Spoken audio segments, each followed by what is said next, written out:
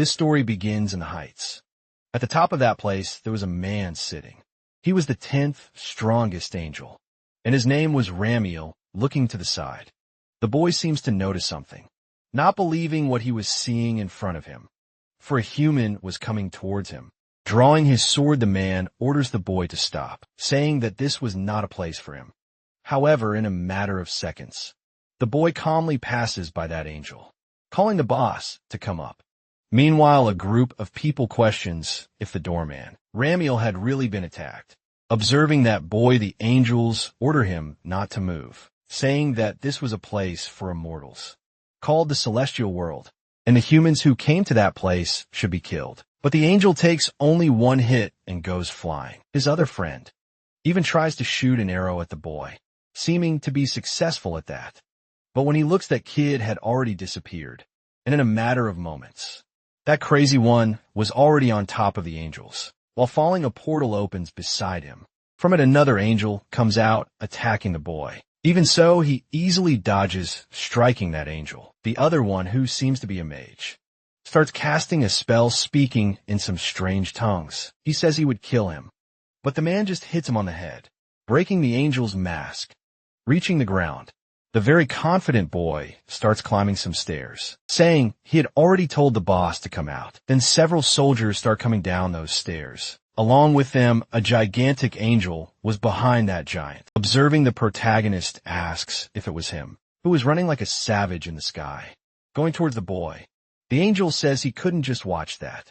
But when he attacks the boy, the giant seems to get confused, because that crazy kid simply grabbed his foot with his hand surprisingly. He starts pulling that giant, and with incredible strength, he throws him at those soldiers.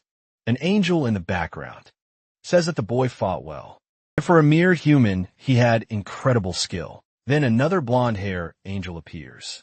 That was the 5th strongest angel, called Rogerio, saying that as he was a human, he could only reach that place, questioning if he could get closer by any chance. Then the protagonist seems to use some ability. As a consequence, a green aura begins to surround his body, observing that the angel is surprised, because in a matter of seconds, that kid was already behind him. Then with just one finger, the boy flicks his forehead, rolling like a basketball. The angel falls to the ground. Knocked out, the angel mentions that the legend was true, affirming that the boy could indeed be called a hybrid, saying that if he wanted to move forward, he would have to go through him. So without any compassion, the boy begins to step over the angel. However, that guy wanted to ask the young man something else, questioning why he was using that incredible power against the sky. Then, with a threatening look, the boy says that it was just the beginning, because he would completely destroy that celestial world. Again, the angel asks why he was doing all that, and the boy says they had taken everything he had as a consequence. That was the right thing to do. Then we return to some random building. Next, the protagonist seems to wake up scared, wondering what he was dreaming about. Before mentioning that lately, he had been having very strange dreams, because it seemed like he was fighting against angels. Shortly after, a kind of electricity starts coming out of the boy's hands, wondering why his whole body was tingling. That sensation was like electricity running through his body. Then his mother appears, questioning if the boy was awake, asking if there was anything wrong with his body, or if he suddenly felt any secondary characteristics in his body. Then the boy says everything was fine. As he gets out of bed, his mother asks him to go take a shower and eat. Reaching the kitchen, he sees his father doing something coming from behind. The boy says, "Good morning." Desperate, his father asks him never to do that again. Then the boy asks why he was acting that way. Then when he looks back, he realizes it was the protagonist, questioning if the boy wanted a toast for breakfast. Shortly after, the protagonist gets ready to go to school. His father says he should have breakfast before going to school, but the boy says he would be late. Then, his father mentions that today was the boy's birthday, and that there would be a party at night. A while later, the boy is on his way to school, wondering why his parents were acting that way. His parents had never said anything unpleasant, but now he was 19 years old and still in high school, so they should be trying to pressure him to study. Therefore, that day he should stop playing and study hard. Looking at the clock, he realizes it was already time. If things continued like that, he could end up being late. So he decided to take a shortcut, starting to run. The young man notices that his body felt lighter. Meanwhile, in the alley, there were two hefty guys walking between them. The protagonist appears running. Passing by the two, he ends up spilling the coffee of one of the hefty guys, who ends up breaking the wall of his weight. Confused, the hefty guy wonders what happened, why he was suddenly thrown far away. Observing the protagonist, the other hefty guy calls out to him, asking if there was anyone else with him, and if it was the boy who hurt his friend. He should apologize, getting close to the hefty guy. The boy apologizes, saying it was not his intention. Surprised, the protagonist asks why he was bleeding, since it was just a small collision. Then a light starts descending from the sky. From within it, an angel appears. Meanwhile, the boy was handing money to that hefty guy, saying if he saw the protagonist there again, he would kill him shortly after. The young man tries to leave that place, and the hefty guy kicks him. Surprised because the boy's body was as hard as a rock. The protagonist, in turn, ends up falling on someone. That girl says she finally found him, and that was the angel from before. And the other hefty guy asks who that girl was, because she seemed to be a cosplayer of an angel. Then that girl says she was his guardian angel, and therefore, she couldn't forgive the person who had hit him, and for what she had seen. Those people were bad, therefore they should be punished. Quickly the girl jumps, landing behind those two hefty guys. In a matter of seconds, she kicks one of them, quickly punches the other one, then gives an uppercut to the other man. Finishing what she had to do, the girl tells them to leave that place, asking if the protagonist was okay. Then the boy asks if she knew him, and the angel says her name was Ja, mentioning that she could say all that just by his name. On his school uniform, observing the boy's statistics, she says they were average. Jay, in turn, asks if they had met in that game canyon, and if they did anything together. Then the girl says she was there to support him, because she was an angel. However, the protagonist says he had stopped playing that game, because he should have another hobby besides playing, mentioning that there were differences between games and reality. Even so, that girl continues to talk, asking if the boy remembered what had happened in the Celestial Kingdom, battle in Valhalla. But Jay says she had to go, because she might end up being late. The girl, in turn, says that the protagonist seemed quite irritated, transforming into a schoolgirl. She affirms that he had the virtues of an angel. Sometime later, a teacher at the protagonist school was introducing that angel from before to his class, introducing herself. The angel says her name was Park, while looking around the room, choosing her seat, observing where the protagonist was. The girl prefers to sit near him. As she was going to her seat, people around admired her beauty. Talking to our boy, the angel is happy enough. Finally found him again, however. The protagonist continued to ignore the poor girl. Looking at the girl, he realizes she was the angel from before, asking if for some reason she was following him. But the girl responds that the boy was one of the people who appear once in a million years, destined to be most powerful hybrid. The protagonist, hearing what the girl had said, is surprised. Sagic, a term used to refer to a hybrid, who surpasses even the power of a god.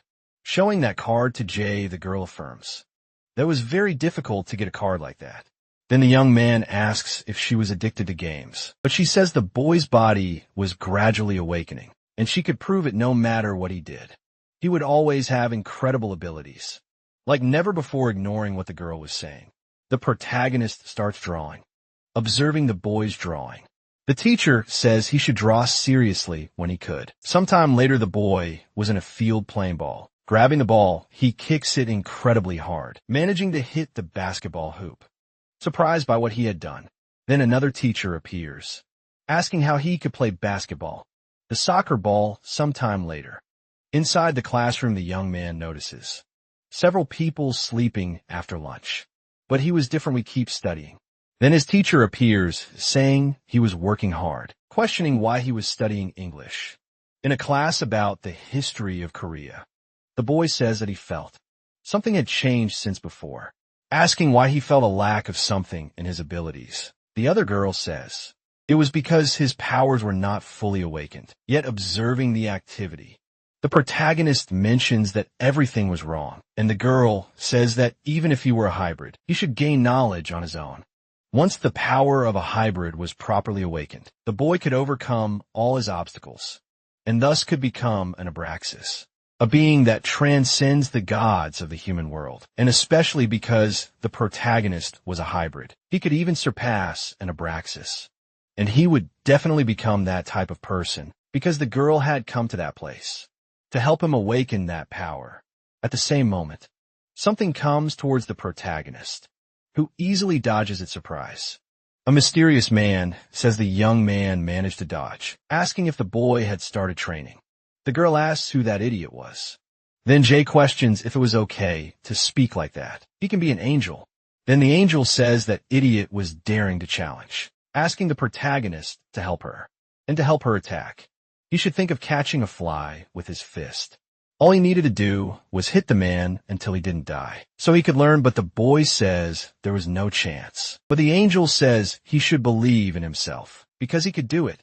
Then that guy advances towards the protagonist quickly. He manages to dodge, giving a push to the man, asking him to stop, but that push was so strong that it threw the guy far away. The other guy asks if he was okay, because he had suddenly flown into his room. Meanwhile, the protagonist, surprised, was looking for where that guy was.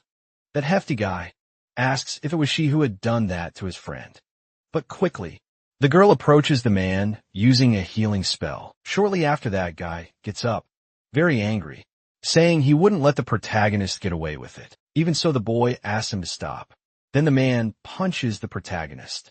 In a matter of seconds, that man is thrown far away again. The angel heals that guy, who once again goes like an idiot towards a young man. The protagonist, with a threatening look, observes the man approaching, saying he had already told him to stop punching the poor man. Quickly, the angel grabs the man, using her healing magic again. Then that guy manages to regain consciousness. Looking at the protagonist, the angel asks if the boy was okay, but the young man asked why his body was tingling. Surprised, the girl can't believe the boy already had red eyes. Meanwhile, the other guy questions how he dared to touch his friend.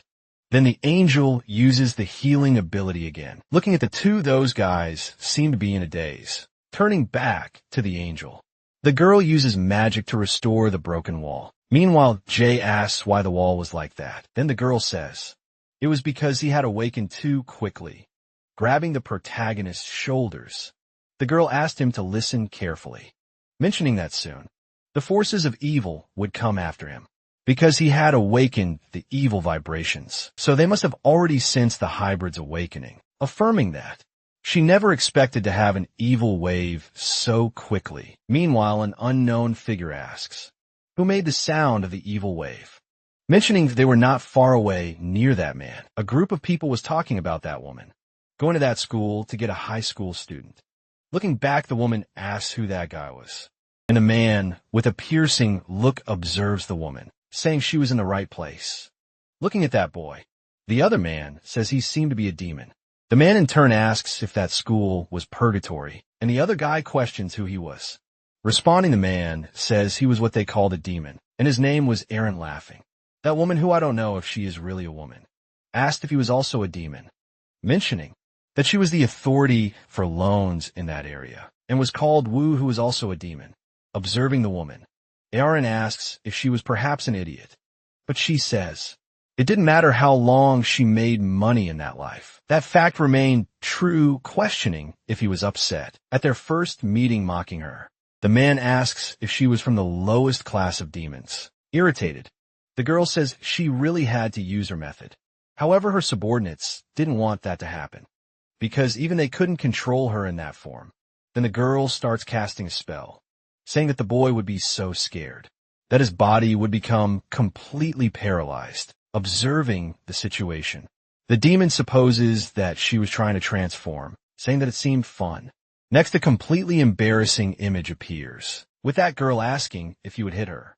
But that was the woman's intention, thinking that anyone who saw her face would want to punch her, and if they touched her even lightly, they would be guilty of assault and have to pay a fee accordingly. Meanwhile, one of her subordinates was acting crazy, wanting to hit her, and the woman thinks she was a demon who sucked people's money through that method, and that no one had ever not hit her.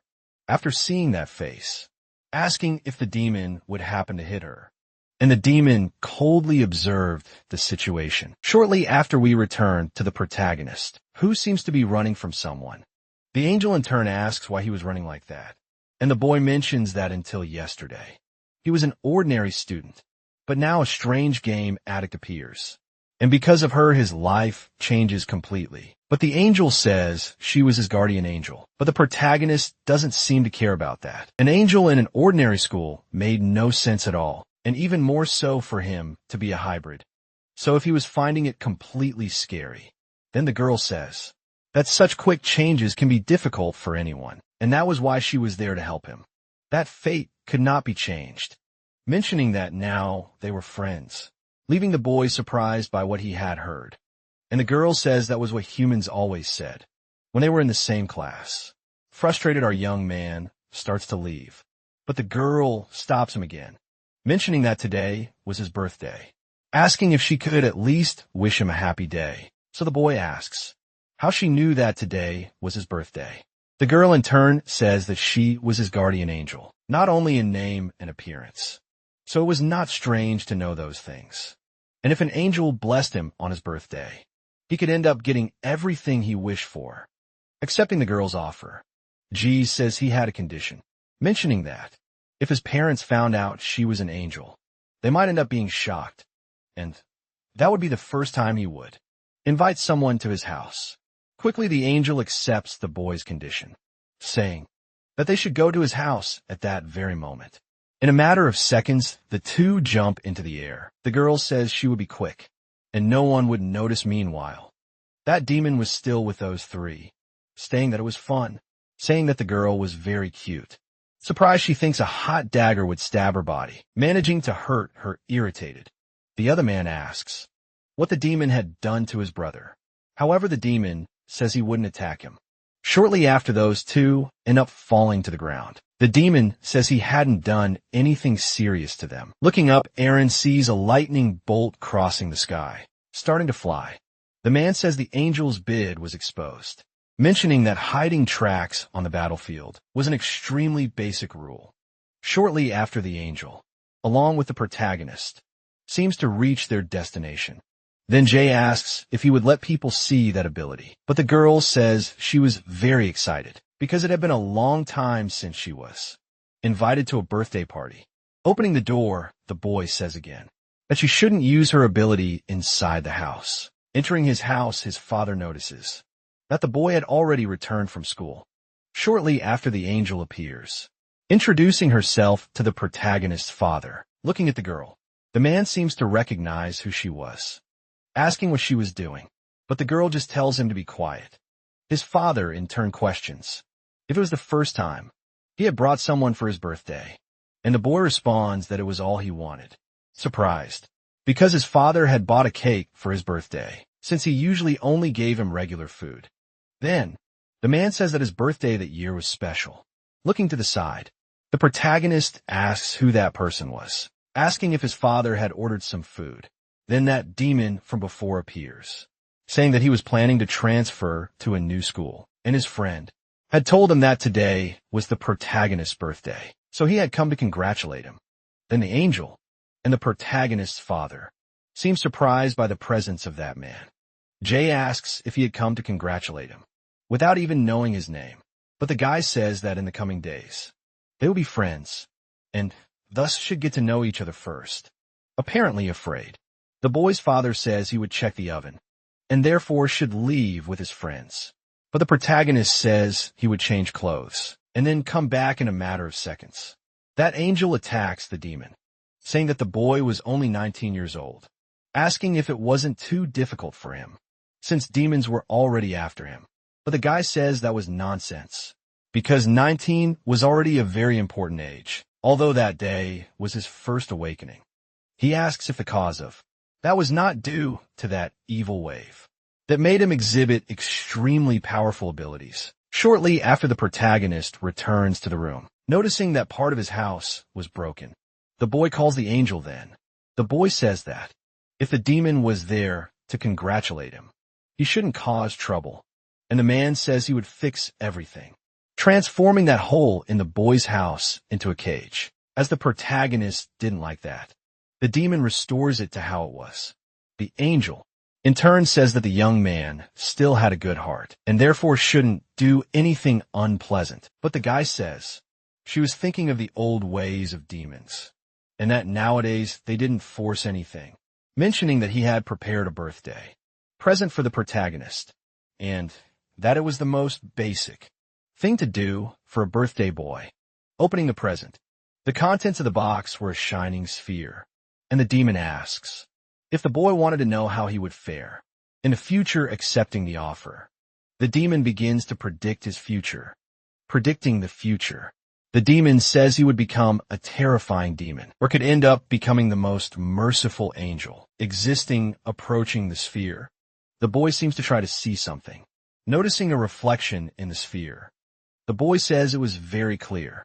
Then the demon seems to use a spell, telling him to look again, because his silhouette was stained with a black evil. Shortly after, the angel punches the demon, asking how he dared to use those kinds of tricks to deceive him. The demon, in turn, mentions that even angels tried to re-inaugurate those who were not yet fully awakened.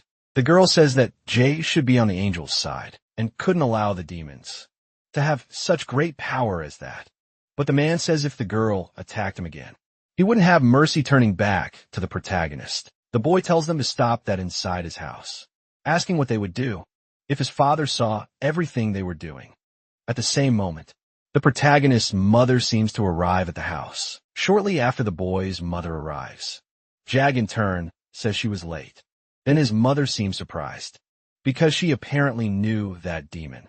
Then the woman welcomes the protagonist's friends, and his father says they should start the boy's party. Sitting at the table, an uninteresting aura surrounds the poor boy. Standing up, the protagonist's father says he would light the candle, asking if his wife had any kind of fire. Hearing what the man had said, that demon uses magic, enveloping his hand in flames. Jay, in turn, asked why a student would carry a lighter around. Meanwhile, the angel thinks she should start playing some birthday music, starting to wish the boy a happy birthday. Talking to his wife, the boy's father mentions that it was already the protagonist's 19th birthday, and that was expected because both angels and demons came for his birthday, saying that their son could never discover their identities. Then the boy calls his parents, thanking them for the birthday, not believing it had been 19 years since he was born, saying that now he would make a wish. And the angel asked what he wanted in his future, thinking that the protagonist had all the qualities of an angel, and that was impressive in a world like that. Shortly after, the young man finishes making his wish, saying he would blow out the candles. With just one blow, the candles go flying.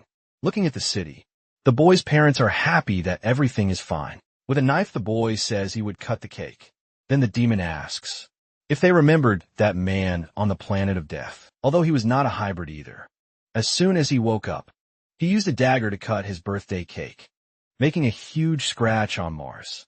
As a result, all lives on that planet were extinguished and forgotten. Meanwhile, the boy had already cut the cake, handing a piece to his father, starting to discuss the situation. They mentioned that there was no sign of an awakening, but the first one always starts on the 19th birthday. In this case, I should ask what the boy's wish was, because it could be to conquer Earth, or even destroy the ecosystem. However, Jay was not that kind of person, because it would be more likely to wish for world peace, or the extinction of evil. His father in turn asks what the boy's wish was, and the boy questions if he really had to say, saying that he had completely understood what was happening, and what he wanted to do was something he had been suppressing until today. Meanwhile, that demon seems to be analyzing some statistics of the protagonist. Continuing to speak, the boy says that part of him wanted to awaken all his abilities, to gain total power, and the other wanted something that had been inside him for a long time. Therefore, he should go down a path he had never thought of before. That weak and foolish boy had already come to an end, and from that day on he would study like never before, getting into a good university, and securing a job at Naver. Hearing what the protagonist had said, everyone around seems completely disappointed. At the same moment, the ground begins to tremble. Then his father, along with the angel, seems happy with the boy's choice. Next, that demon shoves the boy's face into the cake, saying that it was just a joke among friends. But his father says that was the first cake he had made, and therefore the demon would have to pay for it. Jake, in turn, says that the cake was all over his clothes, and he would go to the bathroom to clean up. Thinking about the boy's statistics, the demon supposes that he was not yet at the level where he could avoid his attacks.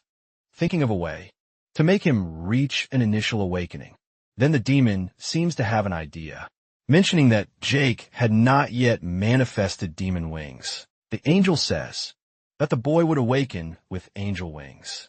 Starting to discuss it, they end up making a bet to see which wings the boy would manifest first. That demon asks where that wave of evil had come from, mentioning that an apex hybrid is someone with 2 wings, and it was entirely up to the protagonist which wings he would use, mentioning that an apex hybrid's initial awakening acquire the power of both good and evil waves. However, the girl says it wouldn't be that way, because the boy would awaken with an absolute wave of good. As the two disagree with each other's opinion, they decide to compete, to encourage the protagonist to choose their sides. On one side, there was an angel leading him in the right direction, and on the other, there was a demon to envelop the boy in darkness. His mother, in turn, says they had said they only needed to take care of the boy until he turned 19, and his father says they could now return to that place, but both say they couldn't do that. Meanwhile, our boy is still cleaning up in the bathroom, thinking that he had known the truth since the moment he arrived home, affirming that something was sprouting on his back. Sometime later, the boy seems to be getting ready to go to school. Looking to the side, he finds a bag with some money, asking who had put that money there, while the girl seems to be looking for her money, saying that it was the tuition she had saved up, and if she lost it, she would have many problems. Observing the situation, the boy thinks he couldn't help but sympathize when he saw someone in trouble. Handing the bag to the woman, the boy says that it should belong to her. With tears on her face, the girl says that it was indeed her bag. Thanking the protagonist, Jake says it was nothing, and he had just done the right thing. And the girl says he was truly an angel. Looking at the bag, she seems to find something strange, asking why there was only 50,001, but our boy was already running, thinking he had already received his reward in advance. Arriving at his school, Jake notices that the gate was already closed. Then the protagonist says he had been in such circumstances before, and if he explained to the teachers, they would probably understand his situation. Meanwhile, the other 2 girls try to convince the teacher to let them in, saying that some problems had occurred while they were on their way to school. Our boy, taking advantage of the situation and the teacher's distraction, ends up jumping over the school wall, passing completely unnoticed by the teacher, thinking he would do whatever it took to avoid losses. For himself, however, the teacher notices him asking what the boy was doing. Then the young man says that there were students eating at the school gate. At that exact moment, irritated, the teacher goes to the school gate, saying they would be punished for that, while the boy slips by unnoticed, wondering if he was a demon. A while later, Jake is already in his classroom, and his teacher announces that they have a new transfer student, mentioning that he was a foreigner and didn't know much about Japanese culture, so they should be careful with him.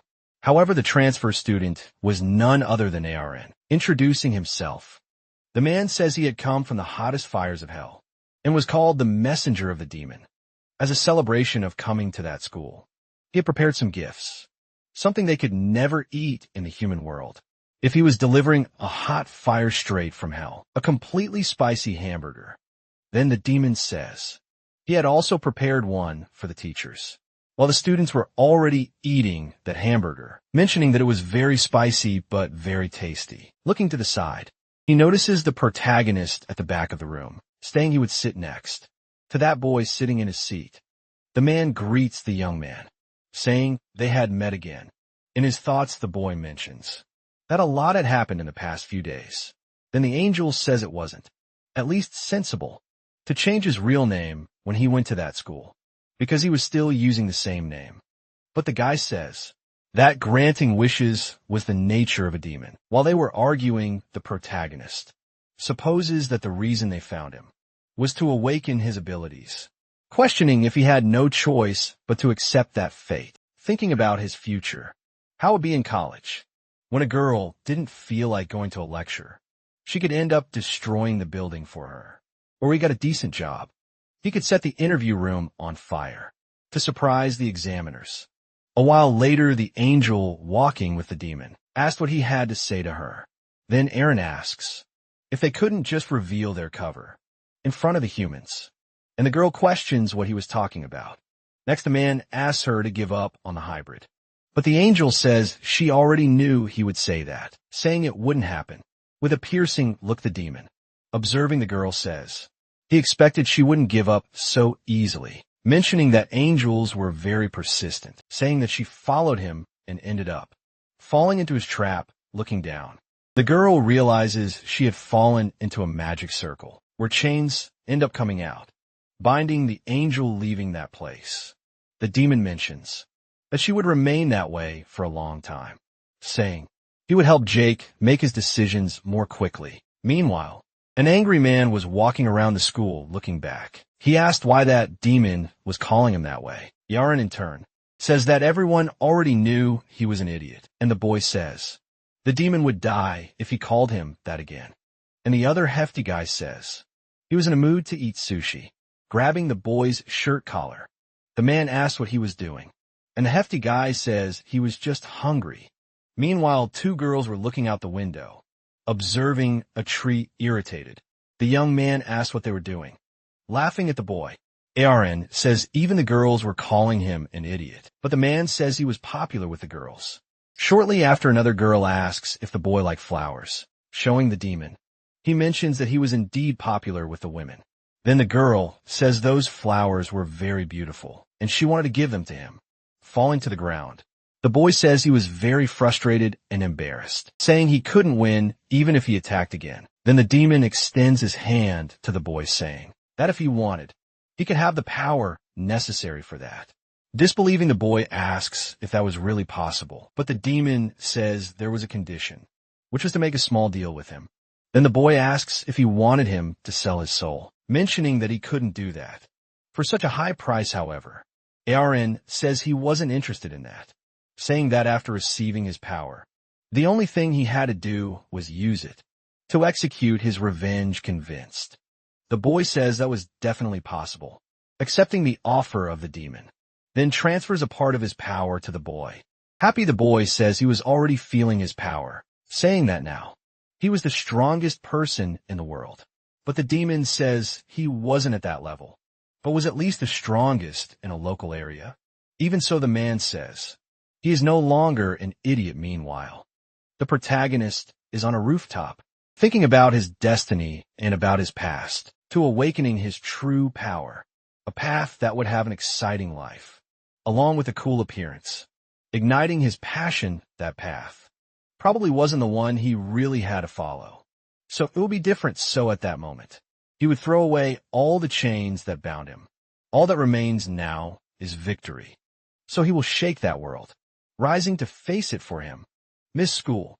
Scores are more important than useless superpowers. And so he would do whatever he could to have an ordinary life, rejecting his destiny and sealing his power. That was the path he had chosen. At the same instant, that boy from before, with a threatening look, observes the protagonist, saying that he had finally found him. Then our boy mentions that he had come to that place to get some fresh air, asking how long the guy had studied. Get those red eyes. At the same moment, that man punches the protagonist, saying he was treating him like an idiot again. On the rooftop, the demon says his strategy to awaken the protagonist's wings was by stimulating him adequately. Meanwhile, that angel, still trapped in the chains, observes that trap from the top of the building, almost being thrown off the building. The protagonist manages to hold on, asking the boy not to do that again, because he didn't want to fight with him. But the man says that if it were in elementary or high school, he would be responsible, but he couldn't do that, because the young man had humiliated him. He would have his revenge in a matter of seconds. The man advances toward the boy, landing a punch on him, but easily Jake dodges. The impact of the punch creates an extremely strong gust of wind, and the protagonist asks them not to do that, thinking he was feeling that itch on his back.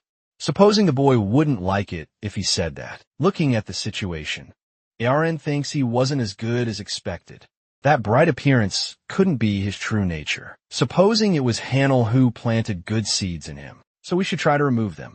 Surprised, the boy says that too much power was entering him, and he couldn't handle it, saying he couldn't control his body. Then horns start to come out of the boy's head. In a matter of seconds, he advances toward the protagonist, punching him. The young man in turn says that it hurt a little, grabbing our boy by the collar of his shirt. The guy punches him again, throwing the boy far away, mentioning that it was really amazing. Shortly after, the angel appears, managing to escape from those chains, mentioning that it was expected because ARN was using dirty tricks. Kicking the demon, she says she would recycle the trash. As a consequence of the kick, that thread breaks. The girl in turn asks if he trapped her to do that, and the demon says the girl had escaped faster than expected. Then the girl questions if he thought he would stop her with just that level of seal, but the boy says you could see her panting. At the same moment, he disappears, appearing behind the girl, saying she wasn't the same when she was tired. The angel says he could fool her once, but the second time wouldn't happen, throwing the demon far away, mentioning that a demon's tricks are easily revealed. On the second attempt, quickly, ARN creates another magic circle, hitting that angel again. The girl in turn says the demon really liked tying people up. Then the boy starts advancing toward her. Meanwhile, our protagonist says he didn't need that kind of energy. Shortly after, an explosion occurs, and the boy says he just wanted to have an ordinary life. The demon in turn tells the girl to watch the boy's power being manifested. Then an aura starts to envelop the boy's body. The other man asks if the boy wanted to have an ordinary life, even possessing that absurd power, saying that if he didn't want it, he should give his power to him. Quickly lands another punch on the young man, but the boy's body was as hard as stone, falling to the ground because of his hand, and with just a mere punch, the protagonist causes a gigantic explosion, where even the people below were hearing that commotion. Returning to the rooftop, that explosion caused a crack in the ground. The other boy is surprised by the protagonist's power, and the boy asks them to stop, because he didn't like using his power that way. Then the demon says his prediction was correct, and as expected, his awakening would increase rapidly as the boy entered battles. Shortly after, the other man says he accepts his defeat. Jigik in turn says that school violence is not good, turning his back on the man. The boy says Jigik is really a novice, asking how he'd dare to turn his back on an opponent in the middle of a battle, landing an attack on the young man's shoulder. However, that attack has no effect. Then the young man asks if he wishes to continue. Then another girl tries to interfere in the situation, returning to the protagonist. The boy says he has already told them to stop that. Then Jake says he should do that for people who reject peace, advancing toward the boy. But that angel asks the boy to stop that.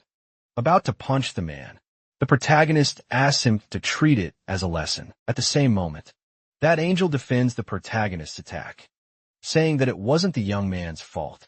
Meanwhile, that demon seems to be counting some sort of percentage, which is at 41%, rapidly increasing. That percentage causes the angel's shield to start breaking, where at the same moment it ends up cracking. Then the girl grabs the other man, using her abilities to escape that attack. Jake in turn says his peaceful life from that day on will change. Observing the protagonist, the girl thinks the boy was too strong, or even her shield couldn't block his attacks. Again, the boy advances toward the other man, landing another punch on the angel's shield. Then the girl says that's enough, using another ability to invoke a cross-shaped shield. Excited, the demon says that was a special ability. Observing again, that percentage is constantly increasing, where that shield ends up breaking apart. With that impact, the other boy goes flying, and the angel uses her abilities to save the boy, saying that idiot was only making his situation worse. Surprised, the boy says she had saved him again. Then the girl asks if he was okay, saying that even her giant shield was broken. If it continued that way, the protagonist, power, could end up being completely contaminated by evil. Meanwhile, Jake thinks he doesn't know what that feeling is. A warm wave rising within his chest that signified an awakening of his power, an ability guided by his destiny, mentioning that he was feeling something on his back. At the same moment, someone with a sword says they were sorry to do that. That was the other girl stabbing a sword in his back, saying it was a way to avoid something worse. Then Jake thinks fighting was never his style, saying he wanted to lose. Then it is revealed that it wasn't a sword, but a mere straw, an ability capable of suppressing any confusion. Then the demon calls the girl a coward, but she says she couldn't stand by and watch that. At the same moment, the boy seems to feel something, and the demon also says he couldn't stand by just watching. The protagonist, in turn, says he is very angry. Aaron tells him to tune into the voice of his heart. Then the two begin to argue to try to convince the boy, supposing that the more he thought about it, the more he wanted to defeat everyone, mentioning that he was very confused. The other boy, observing the protagonist, says he was clearly a barrier he could never overcome. Even so, he was still number one. But when he looks at his hand, he realizes he is still very far from that. Meanwhile, various voices invade our boy's head, thinking that it wasn't a matter of right or wrong, because that power suddenly came to him. So he might end up getting that power. At the same moment, a tremor begins to happen. The demon mentions that the awakening rate is rapidly decreasing, and the angel asks if one of Hybrid's abilities is to reduce the awakening progress. Meanwhile, the boy thinks he should discard the power he couldn't keep. Then the girl says he learned an ability called Legendary Detachment, capable of renouncing his position. Then the protagonist is in front of that man from before, saying he discarded his unnecessary power, but gained a new ability, extending his hand to the young man. He asked if he was okay, saying that instead of fighting, they should study to get into a great university. With tears in his eyes, the boy is surprised that the protagonist really forgave him, apologizing for being that kind of person. And now they would be friends, surprised. The angel says she is relieved it didn't end worse. The other demon says he didn't expect the protagonist to give up his power. The girl thinks she didn't expect so much confusion, but it was remarkable that the boy had positive power, mentioning that he really had the characteristics of an angel. Meanwhile, the protagonist is saying goodbye to the other boy on a bus a while later. The boy returns home, saying that today he was very happy, thanking them for everything they had done for him until now, and that he would strive to live well from now on. His father, in turn, is happy about that, but his mother seems disheartened, saying that it hadn't worked, saying there was no other choice but to act, mentioning that it had been a long time since she had removed that, and didn't want to bring it back again. Calling someone the protagonist, mother seems to pass on some kind of location. An unknown person on the other end of the call listens to everything, accepting the conditions from the boy's mother, saying they would send someone more suitable. In the depths of hell, in the lowest level of the abyss, there was a prisoner. In the furthest room of the infinite hell, one who annihilated anything in his sight. His name was Hell's Destroyer. Then a man orders this demon to rise to the surface, as it was something he had always wanted, returning to the protagonist's father. The man can't believe what's happening. Then the mother mentions that 19 years have passed, and that method isn't working. The man asks what will happen to the boy, but the woman asks if he had fallen in love with him, affirming that it was only a way to complete his mission, so he shouldn't approach it with unnecessary sentimentality and humanity. However, the man asked them to stop discussing it, because Jacob might overhear everything. At that moment, the protagonist enters the room, questioning what they were talking about. Meanwhile, a creature in the middle of the city seems to rise from the ground, and it was the demon from before, saying it had been a long time since he felt the air of the surface. Observing a group of cars, he mentions that he should crush them, causing much chaos. However, a voice tells him that he has a mission to complete, and that if he fulfills that condition, He can cause as much destruction as he wants. Accept me, offer, the demon says. He would start with that boy, who would become an apex hybrid. At that moment, a car stands in front of the demon, asking him to move. But at the same moment, that monster grabs his sword, hitting that car squarely, causing a huge explosion in the city, returning to the protagonist. The boy questions if he is really not their son. Then his mother says he must have misheard, because they were discussing a drama they had seen before. Kneeling, his father says he is indeed correct. His mother, observing the situation, remains silent, completely shaken. Jake asks if he isn't her son either. And again, the woman remains silent.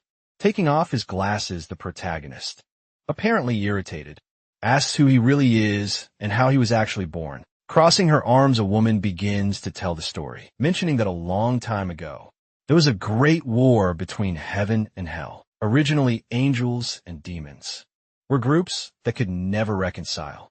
That war had continued for a millennium, eventually losing its purpose and turning into a meaningless fight, with countless deaths with that.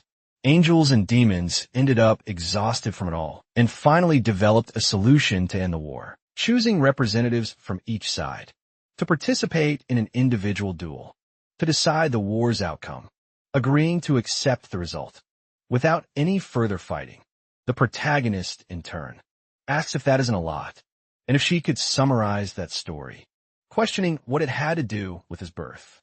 Continuing the story, the woman says that the chosen representatives for the angels were a man named Seraphim, and for the demons, a boy named Baal. That was the renewed duel of Valhalla. His father, starting to speak, says that Seraphim was his friend, questioning how she dared mention the archangel's name. But his son tells him not to interrupt the story. Supposedly, in the past, a demon questions Seraphim if that was the first time they were facing each other. Then the angel says he would purify that filthy mouth with the power of his light. Thus that battle began, putting the pride of both sides on the line.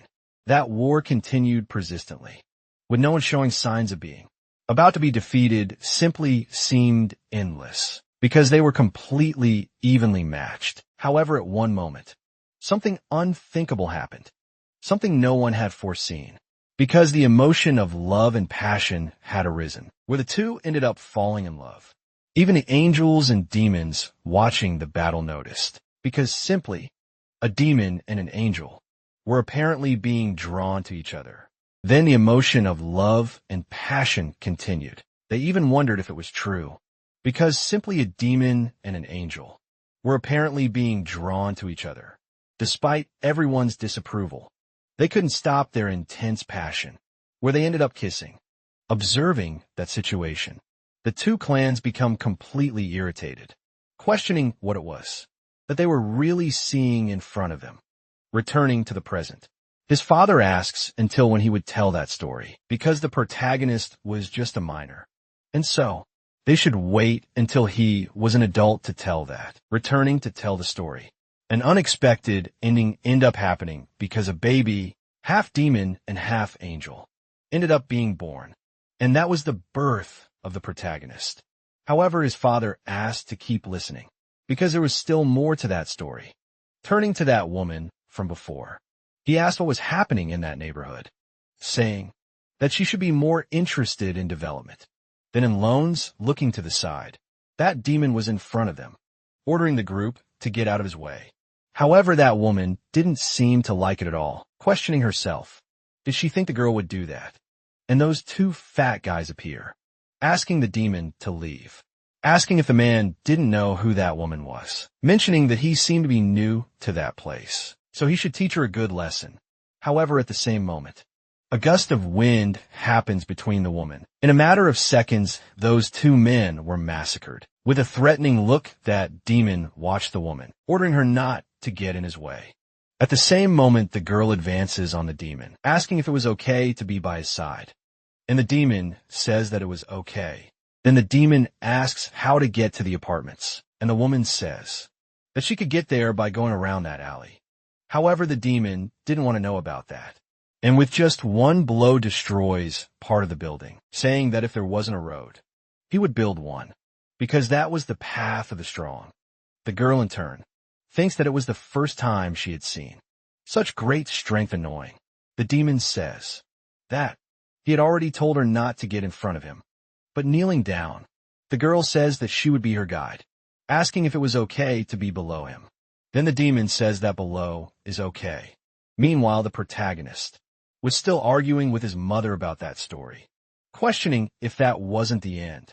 And the woman mentions that the boy was important just by being born, and his father says he would explain everything, mentioning that the news about a child born between Seraphim and Baal spread like wildfire heaven and hell, stirring thoughts about the ultimate legend of Abraxas that was only passed down in ancient prophecies, questioning if the supremely powerful, legendary apex hybrid really existed, or if a 19-year-old human would really have an initial awakening. If so, which side would this extremely strong being be on? That legend of the powerful hybrid was only written in ancient texts, would not guarantee that he would be everything.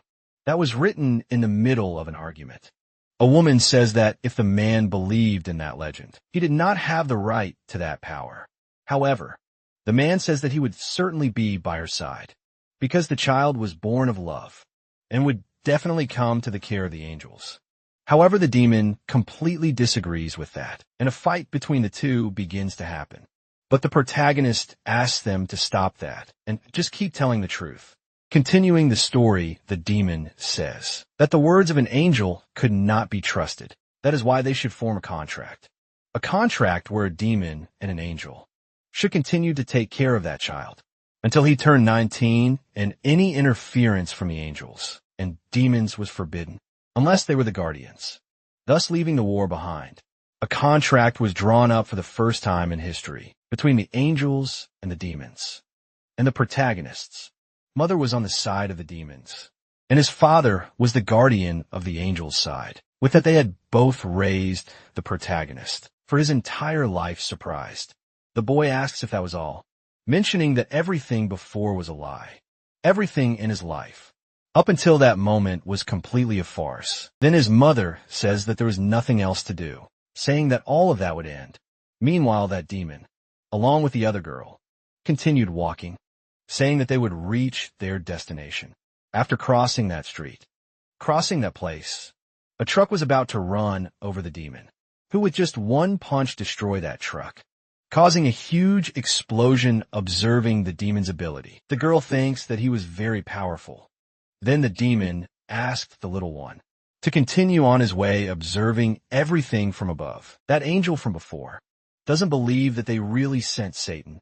The other demon was also there, saying that they asked for reinforcements without even consulting him. However, it was a good strategy, because that couldn't really work. They were launching a psychological attack. The demon was trying to attack the girl, questioning how the angel would protect the protagonist, because the boy was deeply hurt in his heart, and soon his body would be destroyed. The girl thinks the demon is trying to attack the girl, but the demon can't defeat her, because the boy was deeply hurt in his heart, and soon his body would be gravely injured by the evil. Irritated, the protagonist says he has always been treated like an object, his entire life in front of the building. The demon observes that immense aura, saying the boy had done well, and that when the mission was over, and he gained his freedom, he would surely make him his subordinate. And at that moment, he would wreak havoc on the world, jumping towards the building. However, that angel advances towards him, saying that if he wanted to pass, he would have to go through her first, using that shield from before. But with just one blow, the demon easily shatters it completely, questioning how a mere guardian was trying to stop him, throwing the girl to the ground. Completely defeated, she mentions that she can no longer maintain her shield. At the same moment, that demon stands before the protagonist, mentioning that the boy was even smaller than he thought, saying he would create a legend by taking down that apex hybrid with just one blow. Irritated, our boy questions why he was laughing, punching the demon.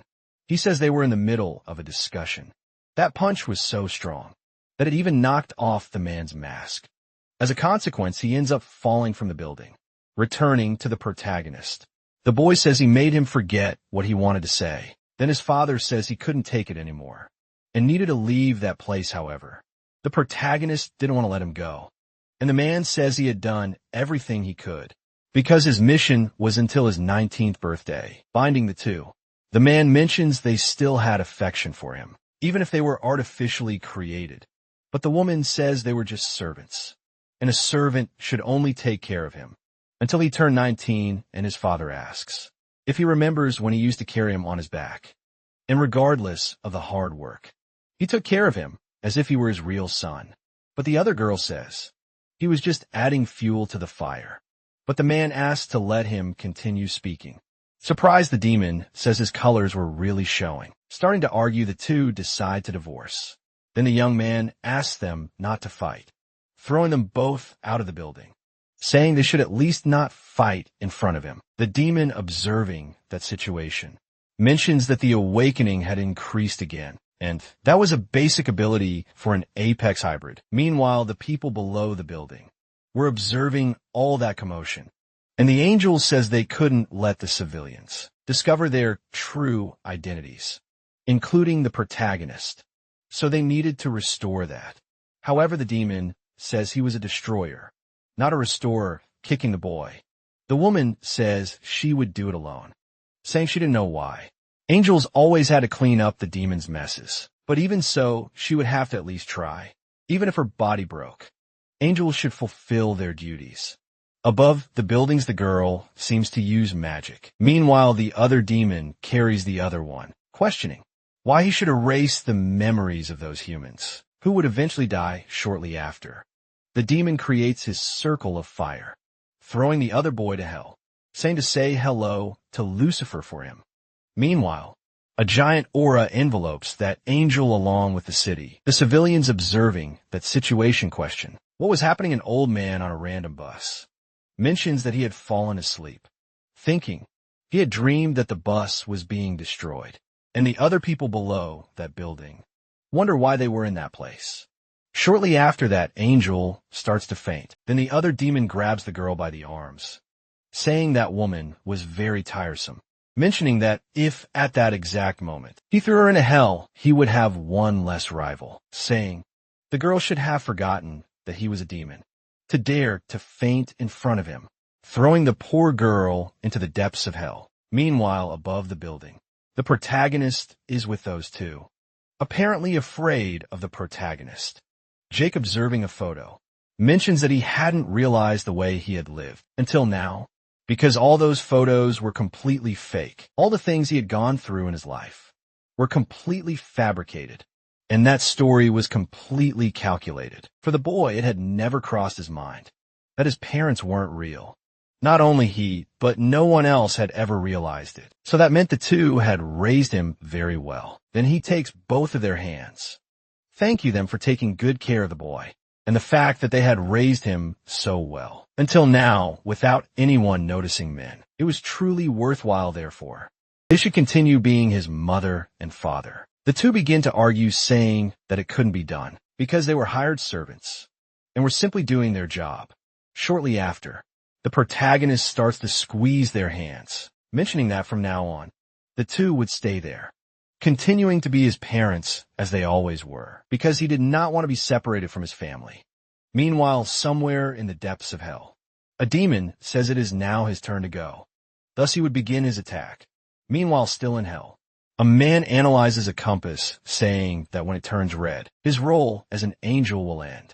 A while later, a demon contacts that man, saying there was a group of 5,000 mobs attacking in hell, so he should return, but the man says is now 10,000 mobs, saying he is different from angels, and will only move if there is some profit. And if he falls into disgrace, he should be in good condition, because once he becomes a demon, even if he falls, there would be no other place to go. Lower, saying he would contact him when he falls again, because as an angel he still had some duties. While walking through hell, the man thinks that every time he goes there, there's always some problem. Besides, the smell of that place is completely unbearable. Shortly after, a group of demons notices the man, questioning why an angel was in that place. Advancing towards the man, they say they must get rid of him.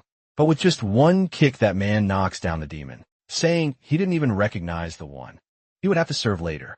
And those small creatures didn't even give him any points. Looking ahead, the man notices that demon from before. And at the same moment, that angel begins to fall, advancing towards the other demon. Surprised, the other man asks what they must have done wrong to fall in that place. Observing the girl, he realizes she was the guardian angel of the Apex hybrid, supposing her mission had already failed. Therefore, she would have high chances of being summoned again. And the flashback of the protagonist. Mother's life appears questioning if that was the waiting room for aspiring actors. Surprised, the two ask if they would have to act differently. Then a voice congratulates them for passing the document review. And now they would have to go to the human world, acting as the parents of that child until he was born. However, the two seem to disagree with that, because it was completely ridiculous. But that voice tells them to listen carefully, because they would have to act until the boy turned 19, and depending on their acting skills, it would even get additional points, putting them ahead of other demons. Motivated, the two say they would do it. Returning to the present, the two were telling that story to the protagonist, saying it was very pleasant to have a meal together, with their family standing up. The man asks if the boy wasn't thirsty, and says he would get some water. The same moment, Jake throws a chair at his father, and the young man says he wasn't thirsty at all, telling his mother that the food was very good, asking her to make it again. Later mentioning that he had cleaned his room before, asking her to scold him, saying that whoever makes a mess should clean it up. Then the woman, not excited at all, says the boy could make a mess as much as he wanted. Staring at his mother, the protagonist is not pleased, saying he wanted to keep a happy family, so they should cooperate. A while later, the protagonist's mother is washing the dishes, saying that the demon's plans had failed, and the boy had even managed to defeat Satan. With just one blow, however, the man asks her not to worry, because he got asked for help directly from heaven. Then the girl questions, what kind of help would be better than that demon from before, but at the same moment, the girl seems to know exactly what the man is planning. With an evil look, that angel seems to be planning something. Then the woman questions why he has that expression. Meanwhile, in the sky, an angel descends with someone in their arms. And that was the angel protecting the protagonist, questioning what was happening and why she was in the sky. However, the other man says, it is natural for an angel to be in heaven, mentioning that it was incredible. She used a significant part of her power on just a mere human observing the boy. The girl asks if he is the archangel of the first order, but the man says he is just his twin brother. But a voice says he is no longer an archangel of the first order, because he is now a fallen angel. However, the man says he hasn't fallen, because his aura is still blue. But that voice says it has heard strange rumors about him, that there was information about him being in hell. But the angel says that was just a secret mission, asking if that person called him just to discuss that, mentioning that he had a hunch before, but didn't expect that mission to have that kind of end. Then that voice says that from that moment on, the angel should return to heaven, being confined in a special prison. Meanwhile, the protagonist was walking towards school, saying he had protected his family, and now just needed to return to having a completely normal life. At the same moment, a light begins to envelop the sky, and the boy says, it might be another student being transferred. Among those clouds, that angel from before begins to descend a staircase. A while later, the man is introducing himself in the protagonist class, saying his name is Eric Sell, and that they could feel free to call him Uzra. Looking at Jake, he says he will sit next to the boy, and the protagonist thinks he was right, and it was indeed a new transfer student. Then Aaron asks who allowed him to sit there, and the man says he doesn't care about a demon who has lost his touch, like him, for he is there only because of the protagonist.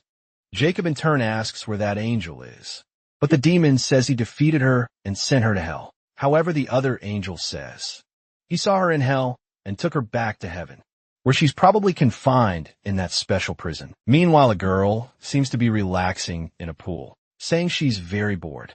And that was the angel from before, saying there's nothing to do in that place, drinking a glass of champagne. The girl wonders what sin someone had committed to be imprisoned in that state for 30 years, and is just grateful she didn't receive such a punishment, questioning how long she would have to stay in that place. Turning to the protagonist class, the teacher says he will start the lesson, and if a phone rings in the middle of the class, it will certainly be confiscated. Irritated Arnold says he didn't expect to find that angel so quickly. At the same moment, the demon seems to have a question, asking how he could go to hell since he was an angel. The man says he goes there occasionally for business purposes. Then Aaron questions if by any chance he wasn't a fallen angel. But the angel says he isn't that yet. Go close to that. He's still a real angel observing the protagonist. The man asks if he is really an apex hybrid, because to him, the boy seems like just an ordinary human. So the demon says he's a normal human, but not as naive as he thought. Then Jake mentions it's rude to say those kinds of things near him, and they are making too much noise. Continuing to speak, Aaron says the protagonist is incredibly powerful and can even control his willpower. Curious, the angel says he should test if that is really true, pulling out a pistol. The man says he will start in a simple way. First, looking to the side, the protagonist asks them to speak a little quieter, and at the same moment, that angel shoots the boy, catching the bullet with his hand. The boy says they are very noisy, saying they are disturbing his studies. Observing what Jake had done, the two are surprised meanwhile. Outside the classroom, the other Hecky boy asks why the boy has been acting strange in recent days, but the boy doesn't know what he's talking about. But the hefty boy says he has been acting like the protagonist's friend, even after he hurt him. Then the boy asks him to stop with that, saying that Jake is a good person, mentioning that the hefty boy has always been trash from the beginning, and the hefty boy says he has basically stooped to the level of a nerd, falling into disgrace, and now he's acting like an idiot. At the same moment, that angel from before appears, asking why he is talking about demons, and starting a fight with the boy. Then, the other boy asks if he did something to harm him by being friends with Jake. Then ARN appears saying the man couldn't interfere in those kinds of disputes because those guys had started that school, building mutual respect and loyalty. However, the hefty boy says that the other boy tormented others since middle school, but now is acting like an idiot. Shortly after, the other angel says that resolving disputes between humans was exactly his specialty, saying that he was an angel who listened to human problems and normally wouldn't get involved, but asks if they would like a forbidden solution, mentioning that maintaining the status of a champion could compromise friendship and that it must have caused many problems. And having been through similar situations, he knew exactly what that was, because being the top dog after being removed must have led to many concerns. Fanakazi thought a lot about it so far. He had been thinking of ways to balance friendship, along with his champion status.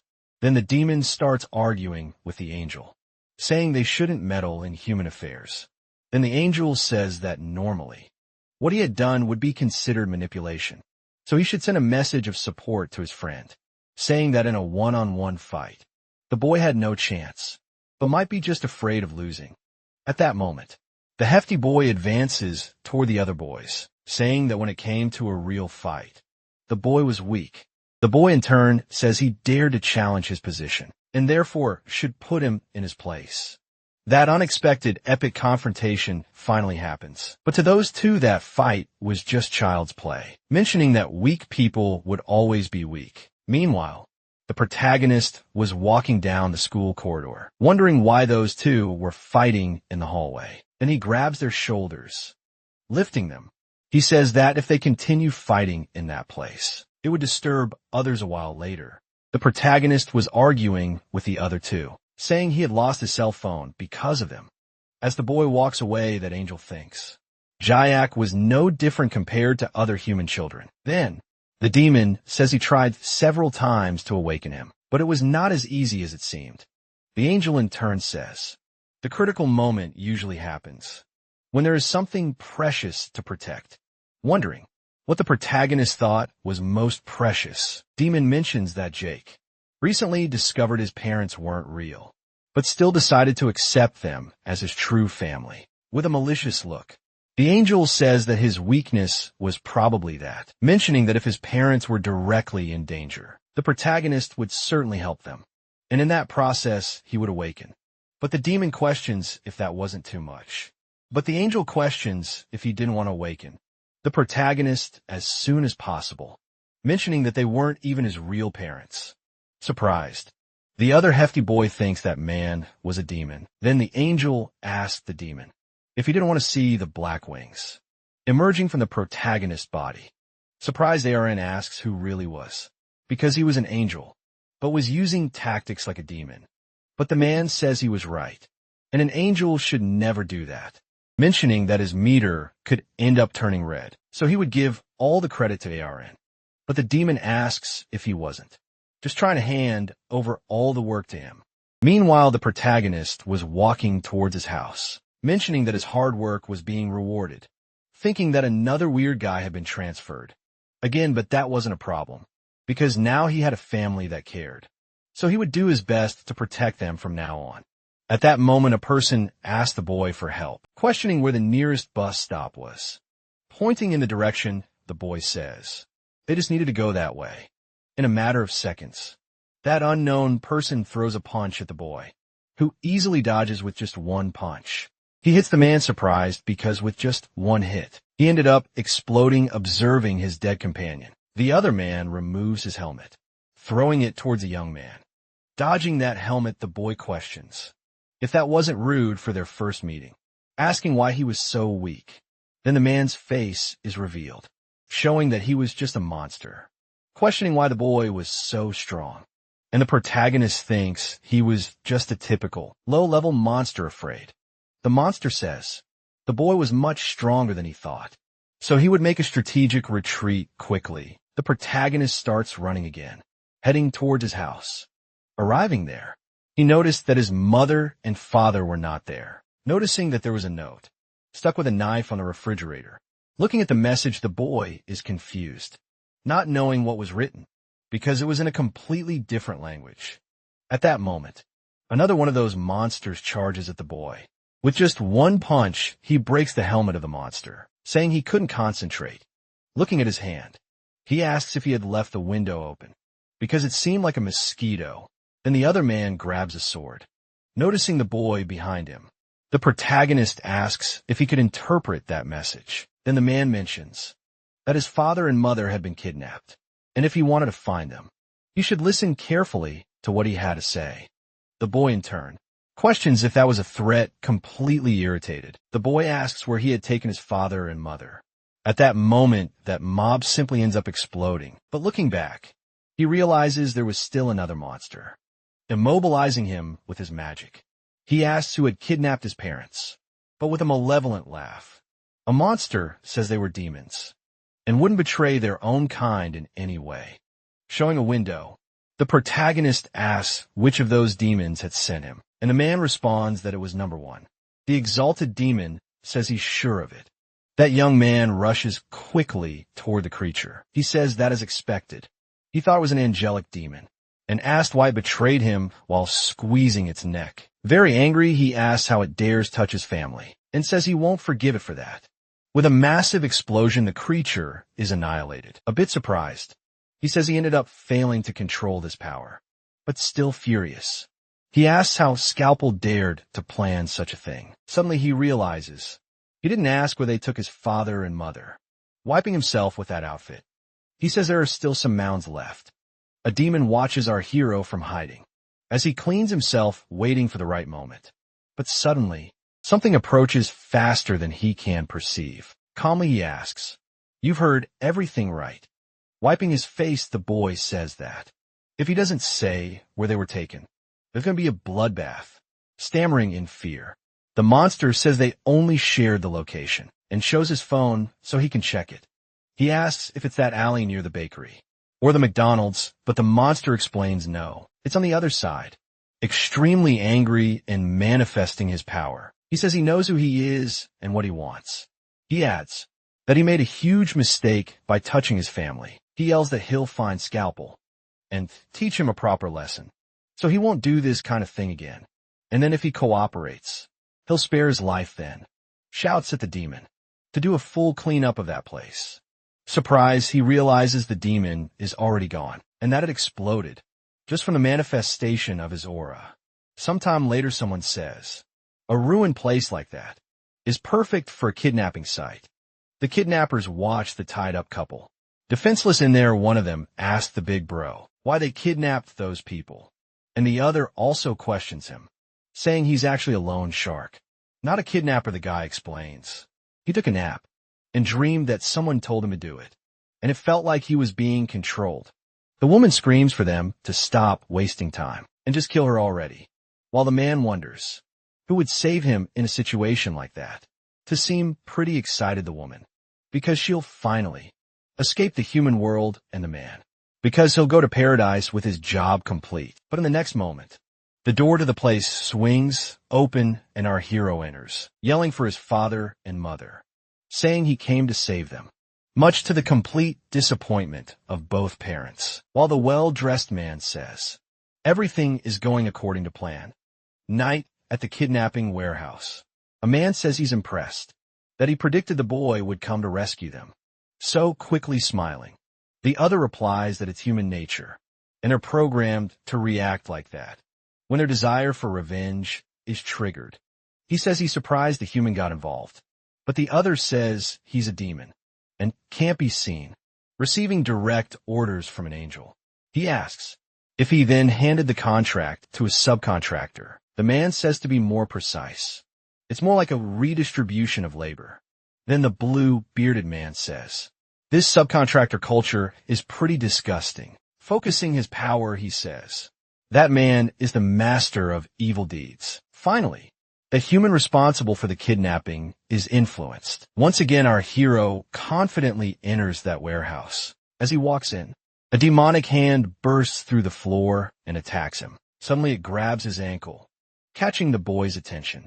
Surprised, he asks, what is this? Several demons start emerging from the ground, and one of them says the human cannot pass. Shocked, he realizes there are also a bunch of low-level mobs. They're leaping toward the boy. The demon attacks him while saying progress obstacle. Quickly, that demon clings to the boy's body, while others charge at him. As the creature holds onto him tighter and tighter, he screams, asking what that thing is, and slapping away the creature on his shoulder. He eliminates it, making a huge mess, but without giving him time to think. The other demon is already practically on top of him, getting really close to biting his face, and with a slap, as if killing a fly, he eliminates another one, saying its breath stinks. The remaining creature watches tensely, realizing the situation isn't looking good for her. Our hero lifts his leg, with that creature still clinging to his foot, and putting in a bit more strength. He throws the creature into the air. As that thing goes flying, he says this is just annoying. The demon starts falling while he arms open, asks why they keep clinging to him. And as it gets closer, another big bug is eliminated. Covered in demon gunk, he thinks this is so annoying. Another bunch emerges from the ground, and our hero says, there are still all these others left. Excited, the man says, it's mods versus a hybrid at his peak, and asks if they aren't way too easy. But the other says he's not so sure. He explains that instead of a monster growling in front of you, a swarm of buzzing mosquitoes is much more irritating when you're trying to sleep. He says their composition is beyond imagination. But even so, for a hybrid like that, this swarm will only make him angrier. And that even thinking they're easy opponents, facing countless mobs like this, should give enough time for his rage to explode. While our hero uses his full arsenal of moves in battle, in the middle of those battle remains, he thinks he's done with them now, and the demon is surprised, questioning if he's really finished with all of them. Already nervously, he thinks the boy is truly amazing, and that he himself is destined to be nothing more than one of those mobs. He wonders why he has to listen to these demon whispers, kidnapping and locking up someone who has nothing to do with him. He tells himself to get out of this, that he thinks this isn't his path, and swears to not get involved in foolish things like this anymore. Using his power, the demon says, just a bit more of demon puppet. As the man's affected again, the demonic energy takes over him once again. Out of nowhere, he starts laughing, saying he'll let all of them get a taste of hell. Our hero's parents remain tied up and screaming. The kidnapper, laughing, says that if things keep going like this, his parents are going to be in real trouble, getting squeezed tighter and tighter. The brothers suggest he not go that far, since the boy looks really angry, and asks why he insists on continuing to provoke him. And if he's an evil person, imagine a dude laughing and saying they'll steal his car. He adds even more stuff and worsens it with a dude, saying they'll kidnap his cat too, creating a scene begging for even harsher punishment. Our hero, in a fury, says he won't forgive him no matter what. His parents scream desperately for him not to come. One of the brothers says he became such a bad villain that beating him to the end won't be enough, while the other says he went too far. The man laughs, saying this is the true proof of a demon, while thinking to himself, asking for help, because he can't come back to his senses due to the demonic influence. Determined, the boy says he will definitely save his parents. The parents, desperate, say, please don't come. You don't want to be saved. Just let us die and block the clock. That demon asks the other if that was his last card, but he replies that the rage will explode and trigger another awakening. He insists it would be more efficient if a monster attacked the parents by strangling them, letting out a little cough sarcastically. The guy asks if he's some kind of genius and how he can even suggest that kind of plan. He says he'd make Satan ashamed and asks where he even gets these demonic ideas. And the other man says, not to say that very enthusiastically. He says that in this last case, he'll summon the ultimate man-eating monster, called Trimos, and the other asks if it's another subcontract. Suddenly from that concrete, a huge worm demon full of teeth emerges. It goes straight toward our hero's parents. The couple gets super excited and says, that thing is their bus home. They explain that if they slide into that tunnel-shaped mouth, they'll end up straight in hell. And the father says he'll have the inconvenience of going through hell before finally getting out, while the mother says it's just a bus stop. But suddenly our furious hero charges at the creature. His parents remain desperate, screaming for him not to come save them. But our hero doesn't seem to hear them and keeps advancing. His parents try to scream, begging him, pleading for him not to go. He makes a huge leap toward the creature, but out of nowhere, he ends up being swallowed by the massive worm, leaving both his father and mother a little surprised. Something strange starts happening with that demon worm. Suddenly it begins to tremble and swell a bit. Those two demons above are watching, and one of them says how disgusting. Suddenly that giant worm lunges at our hero's mother, but it seems like there's something else inside. That mouth full of teeth, holding the demon's mouth from the inside. The boy says the smell of that saliva, holding the creature with its mouth wide open. Our hero says, Dad, Mom, the work shift is over. The two demons controlling the scene are surprised, asking what he just said. Heaven special. Paradise prison. A bald waiter approaches, serving a special salad, describing the ingredients. But the woman says she didn't order anything. Nervously, she asked if she can stop eating. But the waiter says that's not an option, as the sun reflects off his bald head. Blinding the woman, the man insists that she is in a state of intense happiness, so stopping is out of the question. The woman reacts to the glare from his bald head. Wow, that shine! To shielding herself from the sun. She begins to think that if she stays there, she won't protect Jake and will gain a lot of weight. The girl pulls a strand of her own hair. The bald man is turning to leave and continue his duties when the woman shouts, calling him back. She then alerts him that there's a hair in the food. The man asks, incredulous, what he gathers with the other shiny bald waiters, questioning the presence of a hair and trying to find out whose it is. And one of them claims that it's impossible. The girl looks at her obstacle to freedom and says, the barrier. She activates a power in her hand and, asking God for forgiveness, transforms it into an energy blade. She then attacks the barrier, managing to create an opening. She then reveals her angelic wings as she flies away. The woman says she knows escaping is considered a sinful act. It's necessary for a greater good. Meanwhile, back at the kidnapping warehouse, his mother asks what he means by that, while the father asks if he's hearing it right.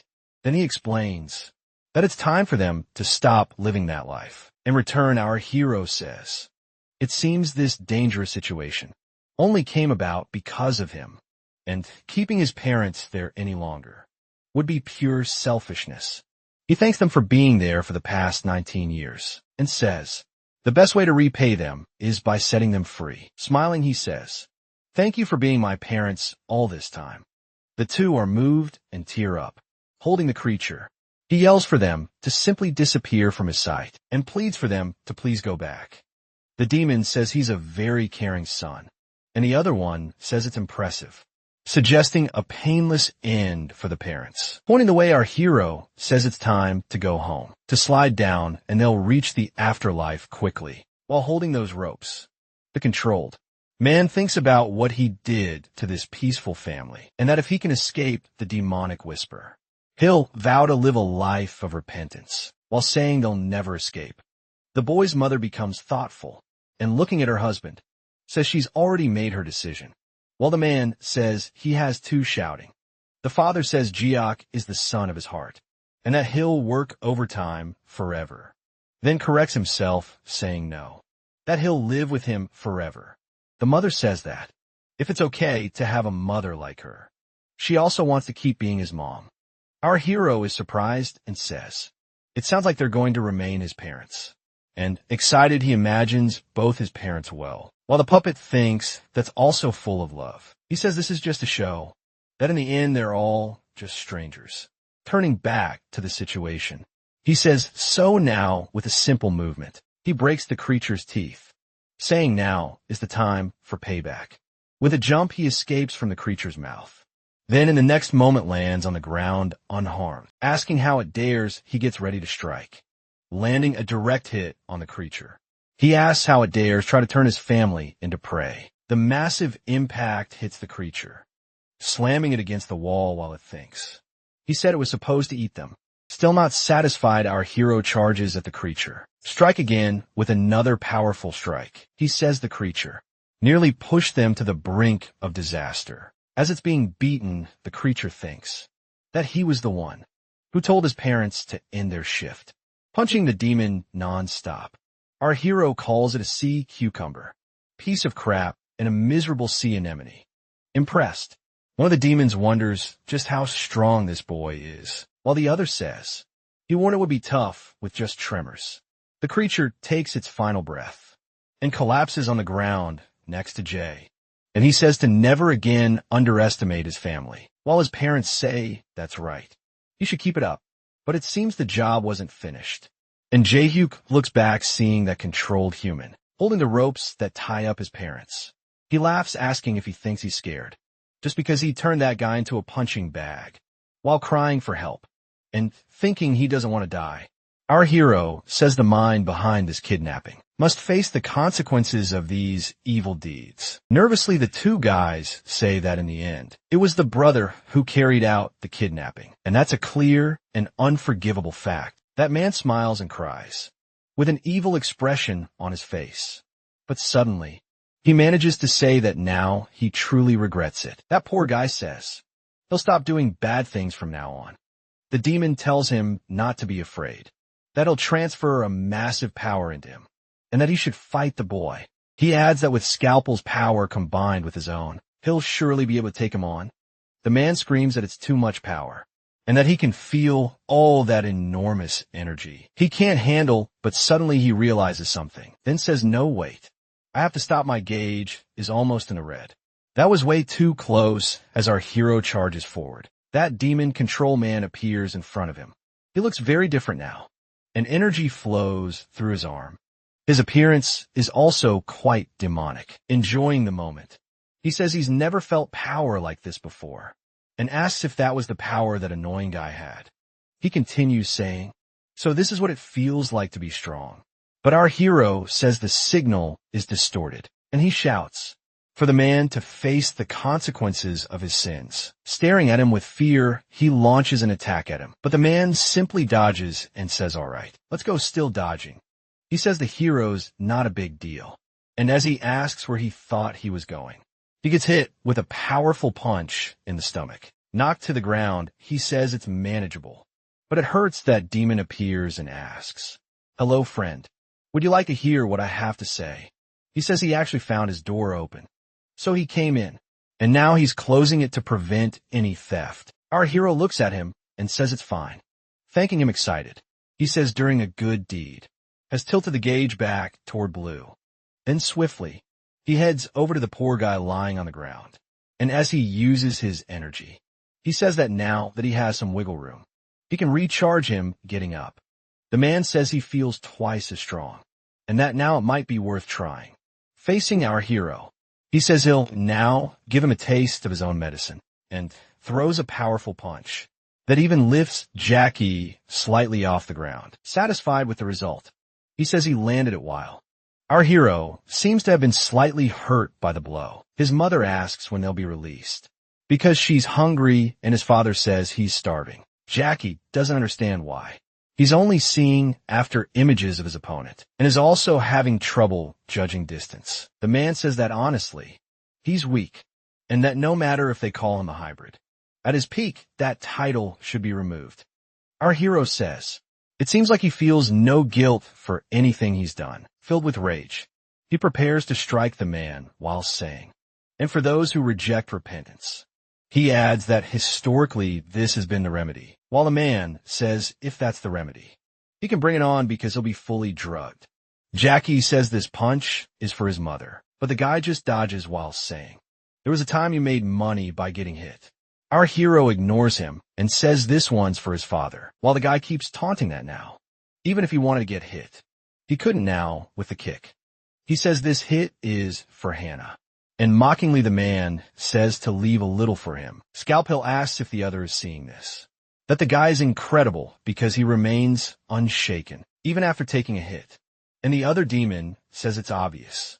He explains that with every failed attack, the surrounding area turns into a vacuum, like a nearby black hole consuming everything. And that if you get within 1 centimeter, your body would be shredded. Besides that it seems, he's ignoring the explosions caused by punches happening behind him. While the guy brags about his great dodging technique, Scalpel asks as Russell what he used. But the demon says it was a minor buff, and that his courage comes only from his ignorance of what's really happening. Our hero wonders why nothing is working, while the guy mocks him, saying he's right there, and asks where he's aiming. Then he says that for pests, historically pesticides are better than medicine. But unexpectedly our hero takes a hit head-on, being thrown far. The man says that this high school boy can't even hit someone standing right in front of him. He adds that he feels a small amount of guilt, about a gram, for having to use his intense power against him. The man thinks it seems like the kid is hiding a stronger power, that this is his chance to run away, since mobs like him usually get crushed. One of the brothers questions if he's possessed, but the other replies that he believes everything he's endured until now was him holding back. For this moment, our hero wonders why he suddenly can't land even a single punch on his opponent.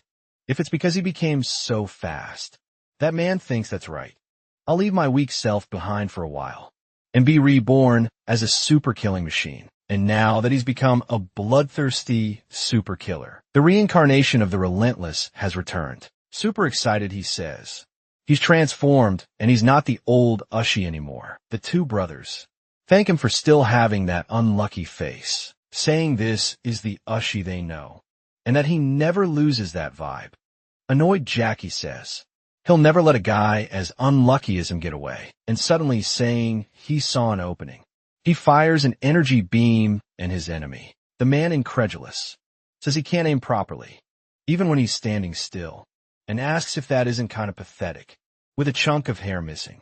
The guy says it feels like something just passed by him. Meanwhile, the couple wonders what's going on, and if there's really any chance.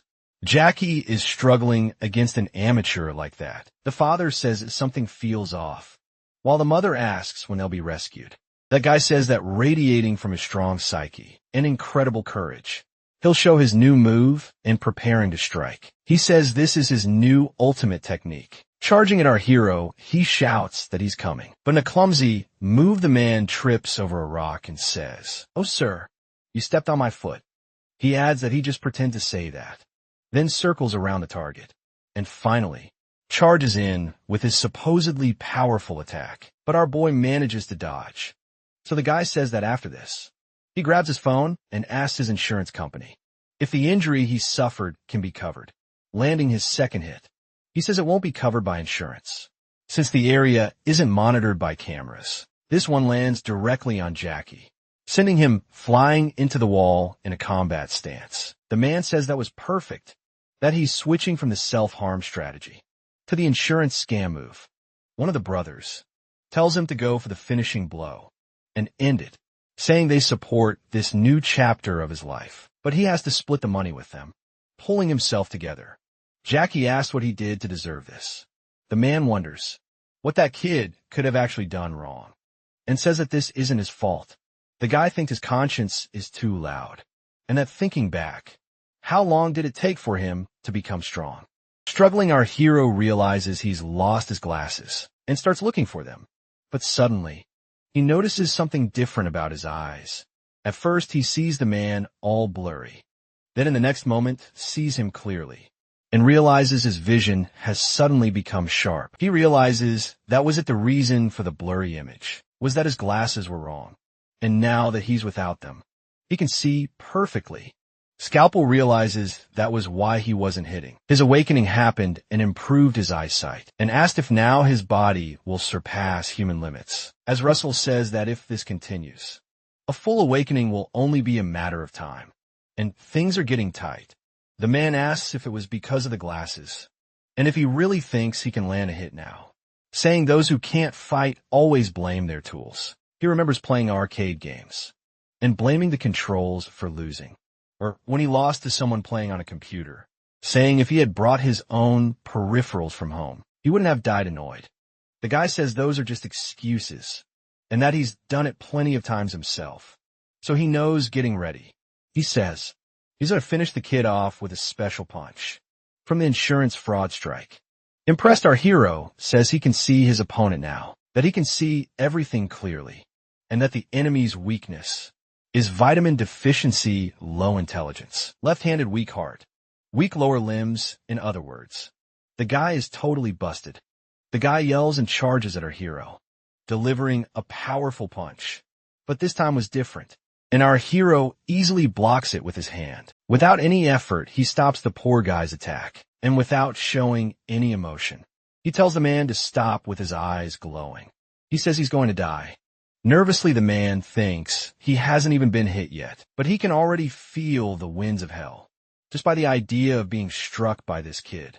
He shouts that now that he's become strong, he can't resist attacking him. It's like gravity, and that now it's a matter of pride and dignity. Returning the attack, Jackie asks the man if he's not even going to ask if he should stop, as he lands a huge slap on the guy's face. As he flies away, the man thinks he was so close then. He's lucky it was just a slap. The brothers seem excited that the guy finally got hit, saying now they can relax, that their brother really needed that. From the impact, the man is launched out of the warehouse, crashing through the roof. The poor guy slams into a building on the street, then starts falling, crashing onto the pavement. He rolls across to the other side of the road, and finally smashes violently against a wall. Out of nowhere, he starts talking on the phone with his mom, saying he ate well, and that he has to hang up because he's in the street, and thinks he fought well. He believes he'll be remembered as the human who fought face to face with these monsters, and that all it takes to win is spirit. One of the demons says it's quite impressive that he finally achieved an awakening. Beyond human limits, our hero notices the demon nearby as the guy raises one hand, and he adds that if he's truly in the process of awakening. As a peak hybrid, he asks the boy if he could easily block an attack of that level. Jackie tenses up but stays alert, ready for the attack, and the demon uses his power. With a smug look, he unleashes a move called Judgment of Light. Suddenly, the night sky splits open with a blinding light, and a powerful beam of energy breaks through the heavens toward the warehouse. Our hero looks up and sees the powerful strike coming at him. It hits exactly where he is, leaving little room for defense. Feeling the pressure of the attack, He says his body is being pushed down infinitely. The demon explains that the precious light of the sacred spirit is the purest of all lights, while Jackie screams for it to stop, saying he can't bear the weight. The man explains that he's half demon, and anyone with demonic blood cannot withstand the weight of sacred spirits.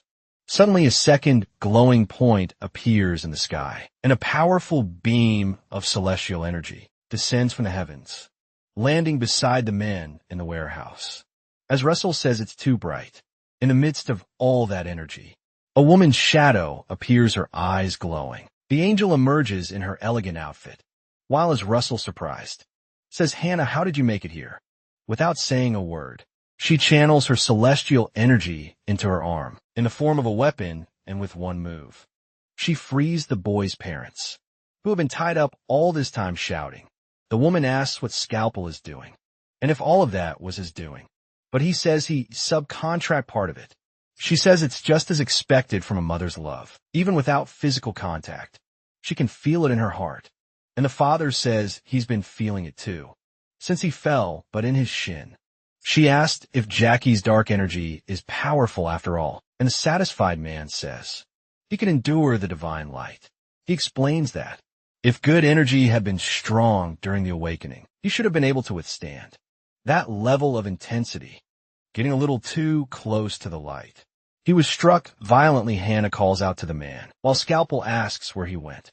Azrael continues to be crushed fiercely by the sacred energy, being pushed deeper and deeper. He tries a last resort and uses his power to dodge the beam. With force, he manages to reach the subway. There at the station, the train seems to be arriving. Ordinary people wait for the doors to open, all beaten up, as Rasul appears, stepping out of the subway, saying that was embarrassing, pulling himself together. He says that if he had taken a little longer, he might have fallen straight into hell. He approaches a regular person, who immediately seems to feel something unpleasant. Feeling a bit better, he says, "That was close, but it seems it's still not over." Looking down at his feet, sinking into a blue energy, he asks what that is now. Flustered and searching his pocket, he says, "Don't tell me." The corruption meter suddenly. He is violently pulled into the ground, one hand raised holding the meter as he fully sinks. Only the device remains in the subway station, bouncing on the floor as he disappears. Falling on its side, it shows. His corruption level was dangerously in the red. People around the subway look undisturbed. That man tells the others, "See if you ride for free, you'll end up in hell sometime later." Back at the warehouse, our hero's still being crushed by the celestial energy, but now it seems he's decided to act. That powerful energy keeps pressing him into the ground. On a seemingly normal street, the pavement begins to crack, and our hero is launched into the air, through the asphalt, confused and suspicious. He wonders if he's outside now and where exactly he is. Looking at the sky, he says it doesn't look like his country, and noticing a massive transmission tower, he asks if this could be Jeju Island. He stops to think, and realizes he was buried in the ground. So this place can only be hell. He concludes that he's fallen into the infernal depths and become a wreck covered in filth. Out of nowhere, someone calls his name, asking Jackie, "Are you really Jackie?" saying it's a coincidence. The voice adds that no one could have expected to find him here. The man says he's heard of him, but that he's not very smart. So he explains, this place is the exact opposite of Earth. While Jackie asks who he is, he explains that he's been looking for him for a long time, that he's a kind of angel and his name is Rue. Our hero says his country is in danger, and he needs to go back. He asks how he can return home, saying that if the tower is here, you should head west. And Rue asks how he figured that out, handing over some tickets. He says it's a huge coincidence, but he just so happens to have passage to Korea. Our hero asks through the manager, but he replies that they can talk along the way, since they're in a hurry, confirming with the boy back at the warehouse. The beam of sacred energy remains strong. People outside admire the miracle, say they recorded it, and wonder if those really were angels. The woman asks where Jackie went, and why is Rachel just left things like this, and who's going to clean up this whole mess. Then she tells him to forget everything he saw, using a memory erasing massage. While he says, he suddenly feels like deleting the photos. She tells everyone to forget everything that happened there and go live their normal lives. The people walk away, saying it was nothing important. Hannah asks where Jackie went, and the man says he doesn't know, because it all happened too fast, and even if he did, he wouldn't tell her. The angel says she'll fly toward the source of that pillar of light, because she needs to eliminate it first. Then she takes flight toward the sky, while Scalpel wonders why everyone keeps leaving him behind. Meanwhile, the woman rises toward the heavens. With her angelic wings, she quickly reaches the top. But to her surprise, she can't believe what she's seeing and says, "This can't be this place. It's the home of First Angelic Order." Meanwhile, as Wrestle falls for a long time, he arrives at a place with a throne surrounded by lava. Surprised, he lands seated on the throne. The demon says it's been a while since he last saw him, and that for a Third Order Archangel, this was quite a disgraceful fall. The angel tells Negojin that the meter turned red due to a malfunction, asking to negotiate. And the demon says he's being pathetic. He says he should have listened. We tried to negotiate peacefully. Now it's too late, especially for someone who lost his angel status and fell into hell. The angel begs, saying please. He's imploring him if he frees him, he'll reward him for it. But the demon says he doesn't care what he's talking about. He explains that only an angel on the brink of corruption has value. One who's already fallen into hell is useless. He says he could do a good deed and turn the meter blue again, and that if he helps, he'll give him more than 5,000 low-ranking angels. But the demon says he's not interested in that, and asks if the angel forgot that he's a demon and has no interest in helping him. Azazel asks, "Oh really, Nego-John?" And the demon tells him to enjoy his own throne. Now that it's come to this, and that their thrones are no different, he explains that the only difference is that he can move, and the angel cannot, laughing. He tells his Russell to just sit there and watch TV for thousands of years. He'll let him watch as much as he wants. He wonders if this is a corrupted desert, and if he's destined to this decay and isolation. Meanwhile, on a commercial airplane, our hero says he doesn't know who the guy is, but that he brought him new clothes the first time they met. So he thanks him, and the man says the French school uniforms look good on him. Jackie says it's his first time on a plane, and that they could have just taken a bus. But the man laughs and says there's no way to get to his house by bus. The man asks if our hero is hungry, and orders 2 bowls of ramen for them, giving specific instructions on how he wants them. Jackie is amazed and asks if that's real ramen, thinking to himself, ramen on a plane eating. He thinks that if you have something, you also need to know how to enjoy it, because you might not realize the extent of what you possess. Rue tells him not to let satisfaction stop him. He says to want more, to crave more.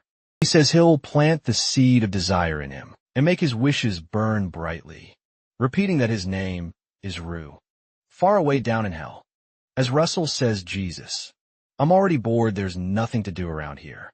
He thinks he can't believe you fell into corruption in such a pathetic way, and that if he stays here too long, there'll be no way to raise his meter again. He concludes there's one way. He needs to check the Human World channel. He switches channels and finds Jackie, thinking that if he helps him, he can quickly fill his meter. But he wonders who that person sitting next to him is. He observes the guy for a bit until finally a man says, Lucifer, and completes it clearly. My name is Lucifer, our hero, surprised by the revelation. Jackie asks if he's famous like a TikToker. Ruth says it's kind of like that, and asks if that's how his name got around. He asks if he doesn't know, saying that Lucifer's magic is undeniable, while the boy says it's okay not to know his name. He explains that he's been waiting for him, and finally found him, the one destined to be the hybrid. And all that matters is that they're here together.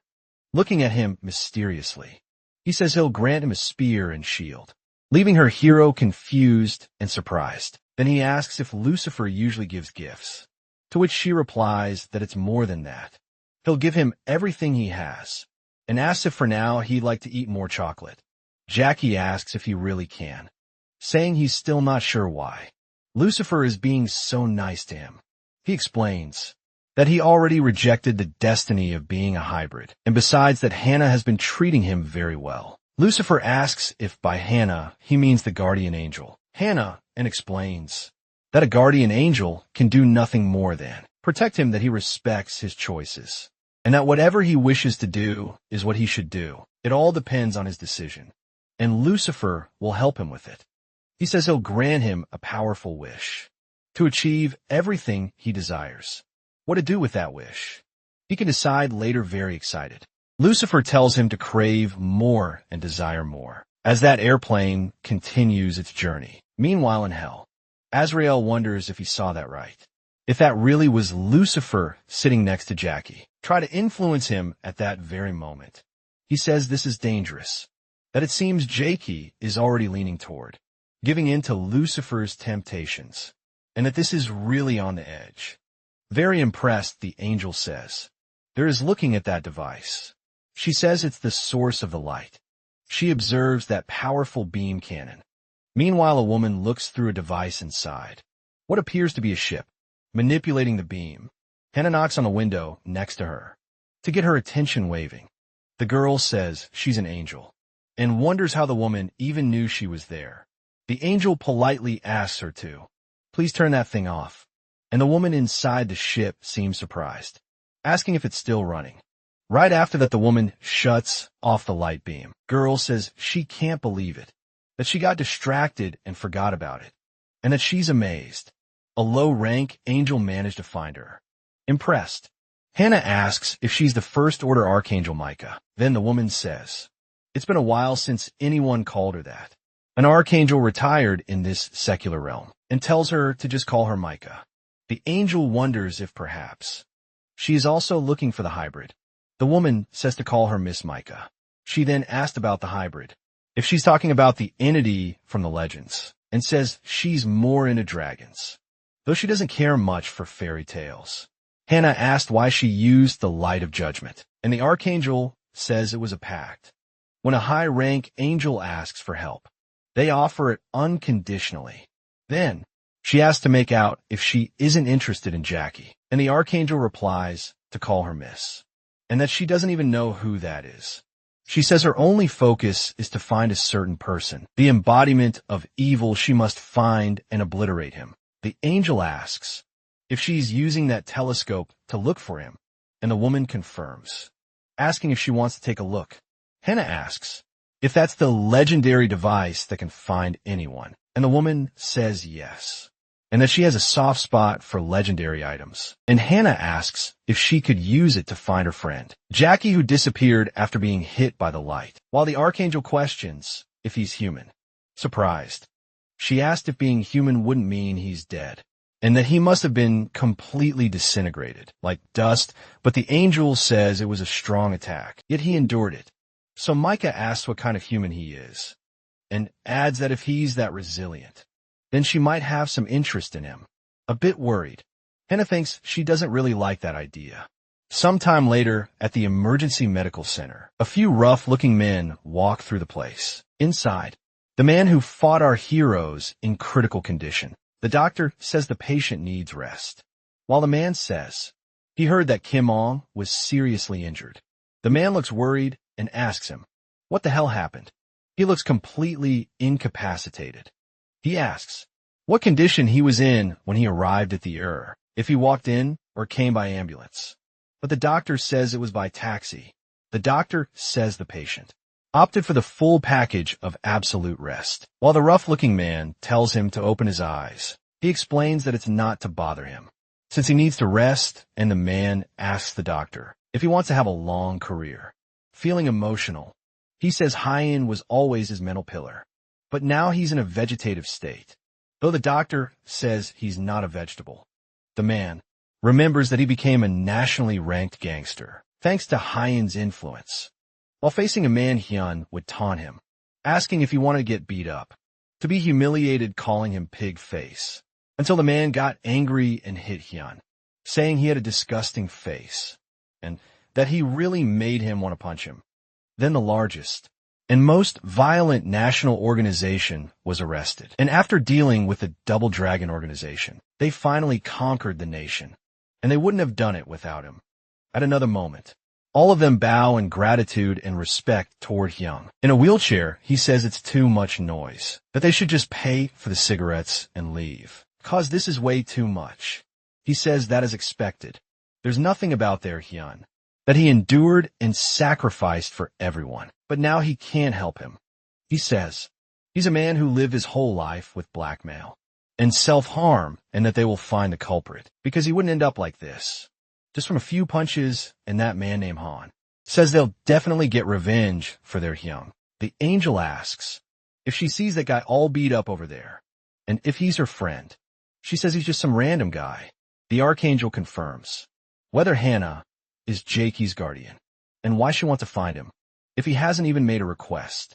But she says that if it's not through her, there won't be any other angel. Pointing to another individual, she asks if he is Jagged Kate, but the angel says he is just a demon. Mika asks if the angel said the boy was struck by a judgment lightning bolt, and that this lightning can even pierce through the earth, and that if he wasn't eliminated, he must have ended up on the other side of the earth, somewhere like, for example, France. She then suggests they move through the sky and take a look at France. Sometime later, Micah says she believes he might be somewhere around there, but she says she must not let her personal feelings cloud her judgment. Guardian angels sometimes get involved with humans. Hannah looks at her. The archangel explains that she must remember her duty and that she is a celestial apostle with the purpose of pursuing justice. Finally, Michael says he is on that airplane and that it was hard to find him because the plane is flying over the sea. Smiling, she says the angel is lucky and managed to find her friend quickly, but she questions why the one she was looking for is sitting next to the boy. She then says, Lucifer, I finally found you, she says. She can't believe the one she was looking for is right there, and that in the name of Archangel Michael. She declares here and now, with a massive manifestation of energy, the woman summons her weapons, and flying toward the airplane, she says she's going to execute Lucifer and obliterate his soul. An angel wing and feathers fly through the sky. Azazel's meter flies through the air, with its little wings landing right in Scalpel's hands, who asks what that is through an audio connection, as Russell identifies himself, while the demon says he thought he went diving, but the man says it was a bit too much, in a place where the voices of heaven can't reach, and luckily he left his meter behind. So he doesn't know how this communication is working. He says to pay attention, that he's on a celestial mission to take Jack A, but he ended up crossing a line and fell in hell. Scalpel says he had planned to send him to hell himself, but that he went on his own and asks how it feels to be in hell. He explains that the problem is JK. Just met Lucifer, while Scalpel says he's his idol and can't believe he met him. Azrael says the next part is important, that he had asked Michael for help, and the demon asks if it's that terrifying person. He continues and says the important part comes now, and that it seems Michael found Lucifer, while the demon asks how that's relevant. A long time ago, he met her. She told him his future was uncertain, and that she saw a bat standing at the boundary between good and evil. She explains that there was an angel who did the same thing he did. That fallen angel has been hiding from her ever since, because on the day she lays eyes on him, he will cease to exist, and in a terrifying tone, she says not to forget that she'll be watching his corruption meter too. He says he's never been so scared in his life, and that the person Michael has been searching for is none other than Lucifer. He says the archangel has always been looking for Lucifer and wonders what will happen when the moment she finds him arrives. That will mark the beginning of an inevitable war, as Michael charges forward, like a furious rocket toward Lucifer. But suddenly the fallen angel notices something, and stretching out his hand, he causes the airplane to shift direction slightly, just enough for the archangel to fly past him. Without hitting him, a woman realizes Lucifer noticed, and calls him a bastard. The fallen angel continues his manipulation. Meanwhile, outside, the archangel strikes at the plane again, which escapes unharmed inside the aircraft. An apology is issued for the unexpected turbulence, which is said to be caused by changes in air currents. Lucifer Lemonson says, he ended up exposing himself for too long. Outside, Michael uses her sword to focus a large amount of celestial energy, but something seems to stop her from firing. At the last moment, Hannah says she should consider the passengers on that plane and whether protecting innocent people isn't an angel's duty. But the archangel doesn't seem to care. She explains that minor casualties can occur during the implementation of justice, and that if they eliminate evil, they can help more innocent people. Hannah becomes tense and says, but Michael says, the angel is being far too soft with humans, and then it's an angel's duty to never be influenced by personal feelings, and this is her personal revenge, so she shouldn't try to stop her. On the audio call, the demon asks, what's wrong with them fighting? And as Wrestle says, Michael's spear's far too powerful, and the moment it touches the ground, there will be a massive explosion. It could be called a mini Armageddon. This will result in a horrible destruction of 35% of all life on Earth. Azazel explains that when the dinosaurs went extinct thousands of years ago was because Lucifer dodged Michael's spear. Scalpel says that, although human extinction isn't good for him, it might be a great opportunity to kill two birds with one spear. The man says that because of the increase in his demonic nature, he ended up forgetting the other guy was also a demon. The demon asked why it's called a mini Armageddon, and the other replies that it only affects 35% of people. So the first asks if there's a way to make it hit 100%. He thinks that if he can recruit all those souls to hell, including the hybrid, he'll earn a first-class promotion. Azrael says that as a former archangel, he's going to leak a bit of celestial information. If Scalpel helps, he'll reveal the exact moment the Armageddon will happen. He explains that when Michael's spear touches the ground, there will be an explosion, and that the corruption meter can show the likelihood of this happening. He tells him to check it and intervene in their fight. He must stop the spear from hitting the ground. At all costs, Scalpel says he'll do it for the info, and that he'll sacrifice the mini Armageddon for a real one determined. Michael holds her spear, crackling with energy, and without a second thought, she crawls it toward the airplane. But once again, the aircraft shifts and dodges the powerful attack from the archangel. The spear misses the target and continues its path toward the ground. Lucifer tells the boy to wait a bit because he has a visitor, while our hero laments not having any more ramen. Outside the plane, Michael searches for her prey, and using her power, she summons a beautiful celestial sword. The archangel opens the plane door. As people tell her, she can't enter the cockpit without permission, and that it's cold out there. Ignoring everything around her, she yells, calling for Lucifer. Meanwhile, the man, smiling, says it's been a long time since they've seen each other, but she looks healthy and well. Suddenly, something slices the boy, and with a precise strike, the archangel says they should skip the pleasantries. They're a waste of time dodging the attack. Lucifer says that's not happening, because this time he even prepared a farewell. He asked if she doesn't know he can exist anywhere as dust. Furious, Michael says he should also know that the moment she found him, it became his last moment. With an agile move, Lucifer jumps out of the plane and watches it from above. He says he thought he was living just fine, without getting caught. Meanwhile, Scalpel flies at high speed toward the battle site. Suddenly, he notices the danger level has spiked to 79% and wonders if he pressed something wrong. Nearby, Michael's spear descends toward the ground at incredible speed. Scalpel keeps watching and sees it rise to 85%, then shouts, "Can't be." That spear continues toward the ground, while Hannah dives at high speed after it. Determined, she flies at top speed. Bit by bit, she gets closer to the spear, as feathers from her wings fill the sky. Suddenly, she reaches it and manages to intercept the projectile. Meanwhile, Scalpel observes the danger level drop into 50%. Now Mika screams for Lucifer, while a flight attendant says the passenger can't leave the plane, and jumping from it, she flies in fury toward the fallen angel inside. Our hero asks for his ramen, But the woman says that due to the issues, meal service has been suspended. That leaves our guy a little upset. In the skies, the Archangel clashes with Lucifer in battle, smiling. He asks if they couldn't just get along in peace. But furious Micah tells him to shut up. He wonders if he must have done something truly awful. Suddenly, Jackie appears beside them and tells them to stop, leaving the two of them shocked and annoyed. He says that because of their fight, his ramen won't be delivered.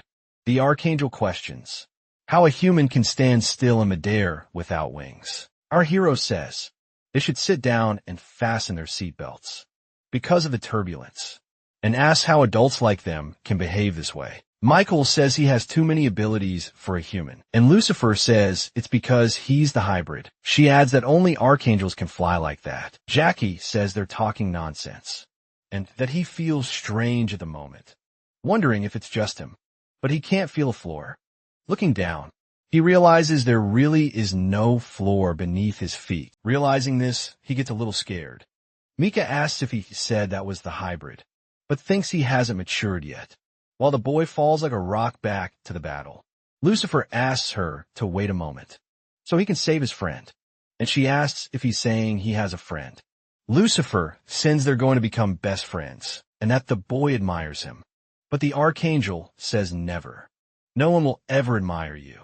Excited, the fallen angel asks if they can make a bet, but the woman, impatient, tells him to shut up because she's going to pierce that deceitful tongue. Meanwhile, our boy keeps falling helplessly. An angel seems to have quickly come to his rescue, and Hannah catches him, telling him to regain his senses. Gradually, he recovers and says, with difficulty, Hannah. Then she flies with him to a safe place up in the sky. Mika spins her sword ready to strike.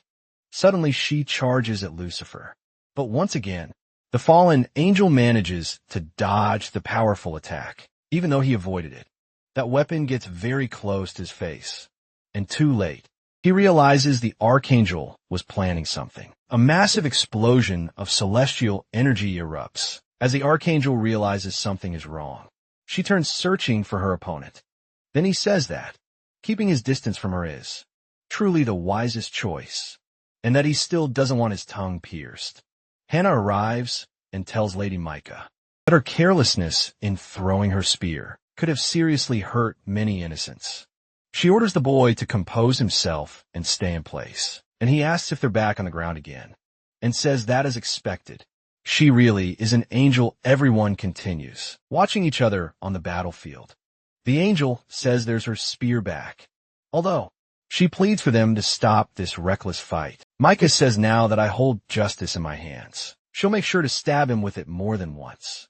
Lucifer says that considering your past, he wants her to go easy on him, and asks if she forgot they were once allies. She tells him to stop, and that before she pierces his tummy.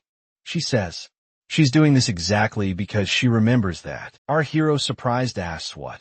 These two were once close, but originally all enmity begins with friendship, and at another time, Micah uses her final attack on a massive creature. Lucifer says it was an impressive strike, and even her blade couldn't pierce a titan's hide. He explains that it's his first time hunting, and there's a lot he doesn't understand, although he wants to one day annihilate all the monsters taking flight.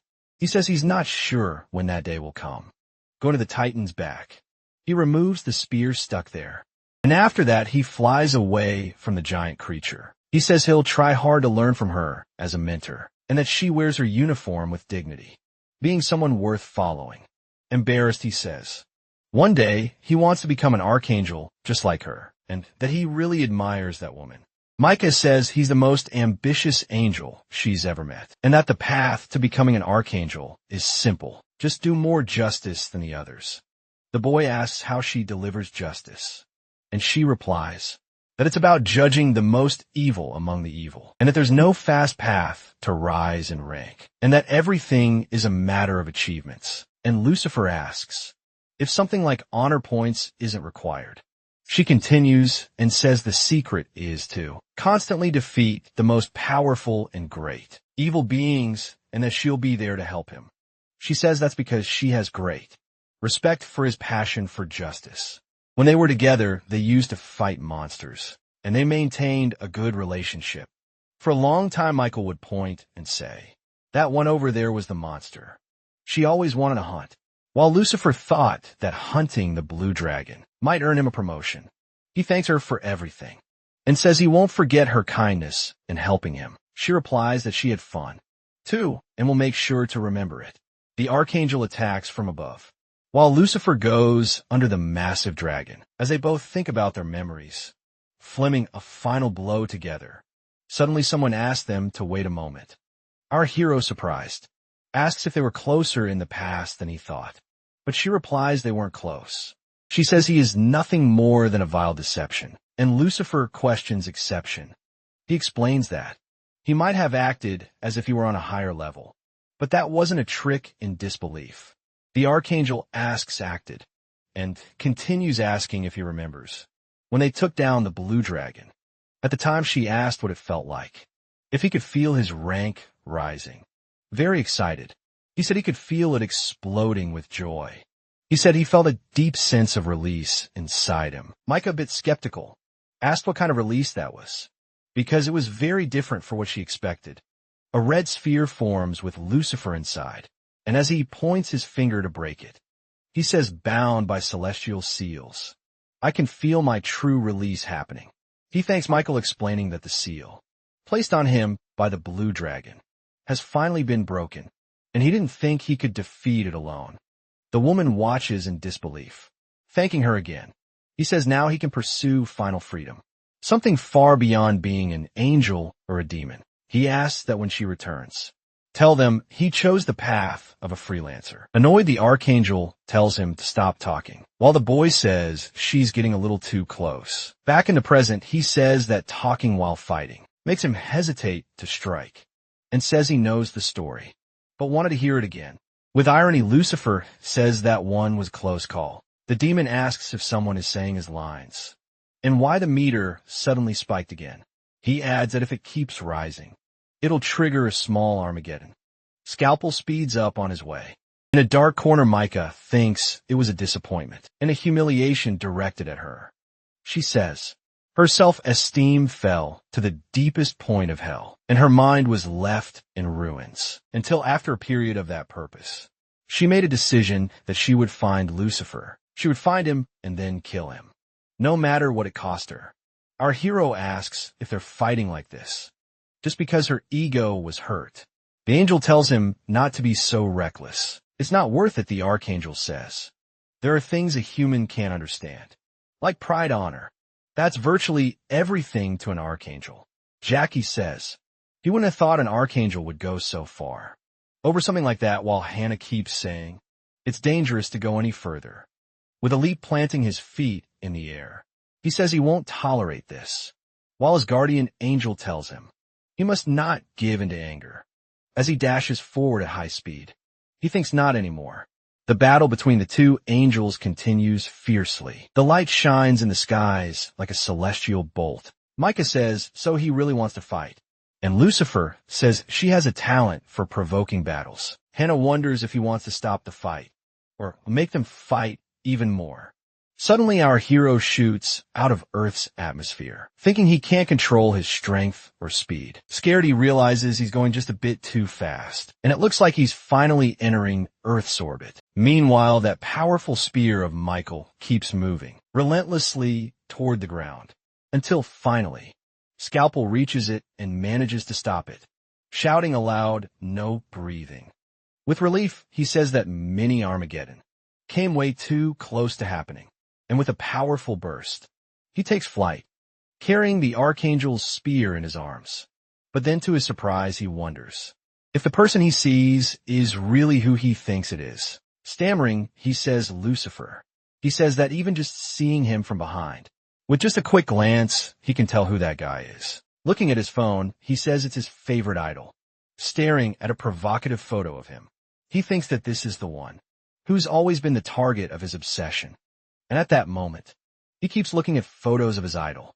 One day, he swore he would become a demon like Lucifer. He made that promise again and again.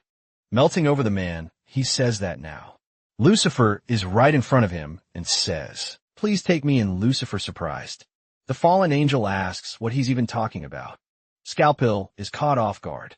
Feeling embarrassed, quickly correcting himself, he says that actually, what he meant is that he brought that thing for him, handing over the Archangel's spear.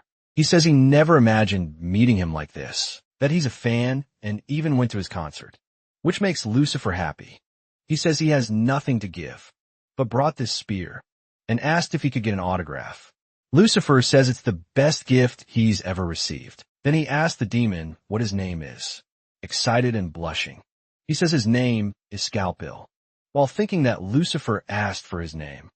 Out there beyond our planet, our hero floats in zero gravity, trying to do something. He starts moving again, and it seems he finally manages to stabilize himself. He thinks that in the vacuum of space, sound can't travel in the next moment.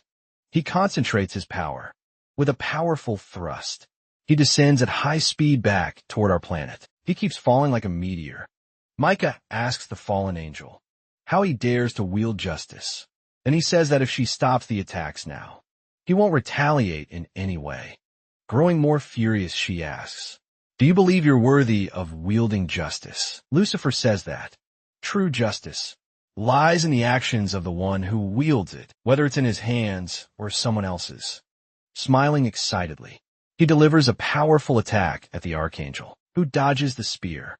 She watches her former companion with determination as the two launch into a never-ending aerial dance of battle, positioning herself. Micah prepares to go on the offensive again. She strikes a powerful blow with her sword, which is blocked effortlessly by Lucifer. The woman says that if he can't handle it properly, it would be better if he dropped it. But he explains that he can improve his proficiency quickly, if necessary. Meanwhile, Micah continues her relentless attacks, and with a powerful spin, she strikes Lucifer again, only to see him rematerialize in another spot, saying that if she prefers, she can drop the weapon instead. Out of patience, Micah says that before anything else, he needs to die at that moment. Our hero begins to approach at mirror-like speed, very excited. He says he has mastered the art of levitating. He arrives shouting for them to stop fighting, while Lucifer smiles and says he will return justice to her, but in his own way, and asks what it feels like to be defeated by her own spear. Micah, exalted, says that justice is not something for people like him to shout about so recklessly.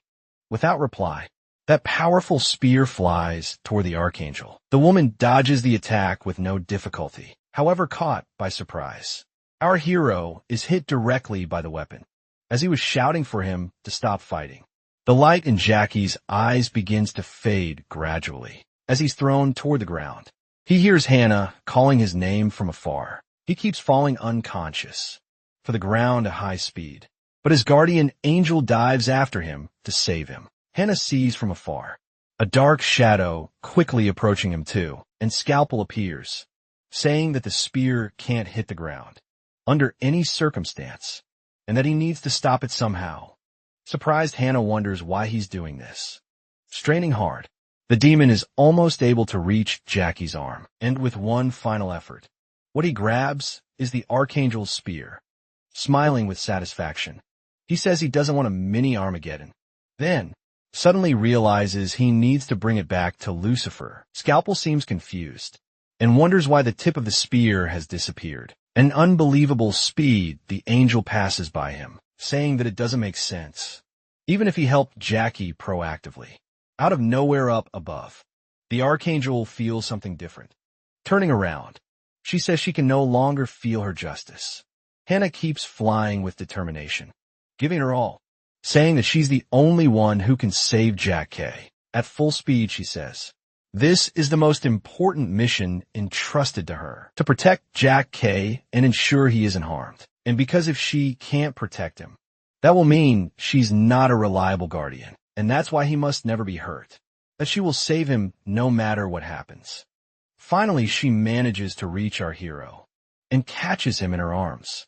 Looking at his stomach, she says, it seems to be the spot where the spear hit him, but she realizes that the wound has been healed, and the spear's tip is nowhere to be seen. From above, Micah says she understands, and that her justice was absorbed into that boy's body from somewhere else, much farther away and extremely hot. as Russell shouts for Scalpel, asking if he can hear him and why he's not responding. He thinks that if this Armageddon-level catastrophe happens because of his negligence, he'll be thrown into the deepest abyss as punishment. But suddenly something catches his attention as he asks, "What is that?" A mass of dark energy surrounding him seems to shatter, falling to the ground. He says his restraints have been undone unexpectedly, questioning why this is happening. He thinks the power of judgment has awakened. Suddenly, a huge column of energy erupts beside him, and a fiery demon asks if he doesn't feel it, and explains that the chains of hell are being undone. Michael's power, the one that condemned them, is weakening, and even though he never gave in, through all the suffering, he never expected to be freed. So suddenly excited, that massive demon says that vengeance breeds vengeance, and continues saying, his revenge on those who judge him will be grand. While Azrael struggles to dodge that giant foot, with a shout the demon calls on all who were judged to rise and prove they were never wrong. A hand appears trying to return to Hell's platform, and calling that guy rude. It says this is what we call a close call. A bunch of bizarre demons begin rising from the depths, while Ezra still feels uneasy. The demon goes on saying that, for those who wielded the sword of judgment, recklessly and without evidence, they should now release their deep vengeance, ignoring everything else. The archangel says they should continue their fight, but Lucifer tells her wait, now that the time limit is up, striking anyway, ignoring what he said. She insists there's no such thing as a time limit. In the middle of judgment, he tries to argue that that's not what he meant. Looking to the side, the fallen angel tells her to look behind her, because it might change her mind. Suspicious, the archangel looks back and stammering. She asks Titan, why is that giant here? The massive creature calls out Michael and Lucifer by name, saying they are his arch enemies and bastards. The boy seriously begins to speak. On this day, humanity remembered the fear of being ruled by them, not understanding anything. Micah asks what he's suddenly talking about, and he explains he can't resist doing a monologue when he sees a giant. Very angry, the Titan calls them damn and gets ready to attack. Dodging, Lucifer says, the Titan's mouth has gotten much filthier since the last time they met. He goes on and tells the Titan to wait, and that even if they're not exactly on the same side, now he asks if it's not true, but they'd still have allies on the side of the same evil faction while being hit by a blast of fire. He says that no mercy is being shown. He wonders if the blue dragon has also been released, and asks what the hell is going on. Maka explains it looks like they revolted, taking advantage of the weakened state of justice. Lucifer asks if everyone judged by justice has been freed, and the archangel says it seems only those. The two of them judge together. A massive demon appears saying, those old shackles made them appreciate even the simplest freedom, and yet this cannot be seen as a blessing. Shouting, he demands they receive compensation for the years they were condemned as absolute evil, and now it's their turn to judge, taking advantage of that tunnel that opened. Azrael also manages to escape hell. He says Ol Gomo once sought to begin Armageddon, but was sealed away by conspiracy. For exposing the prophecies, Scalpel asks, how come someone tried to start Armageddon?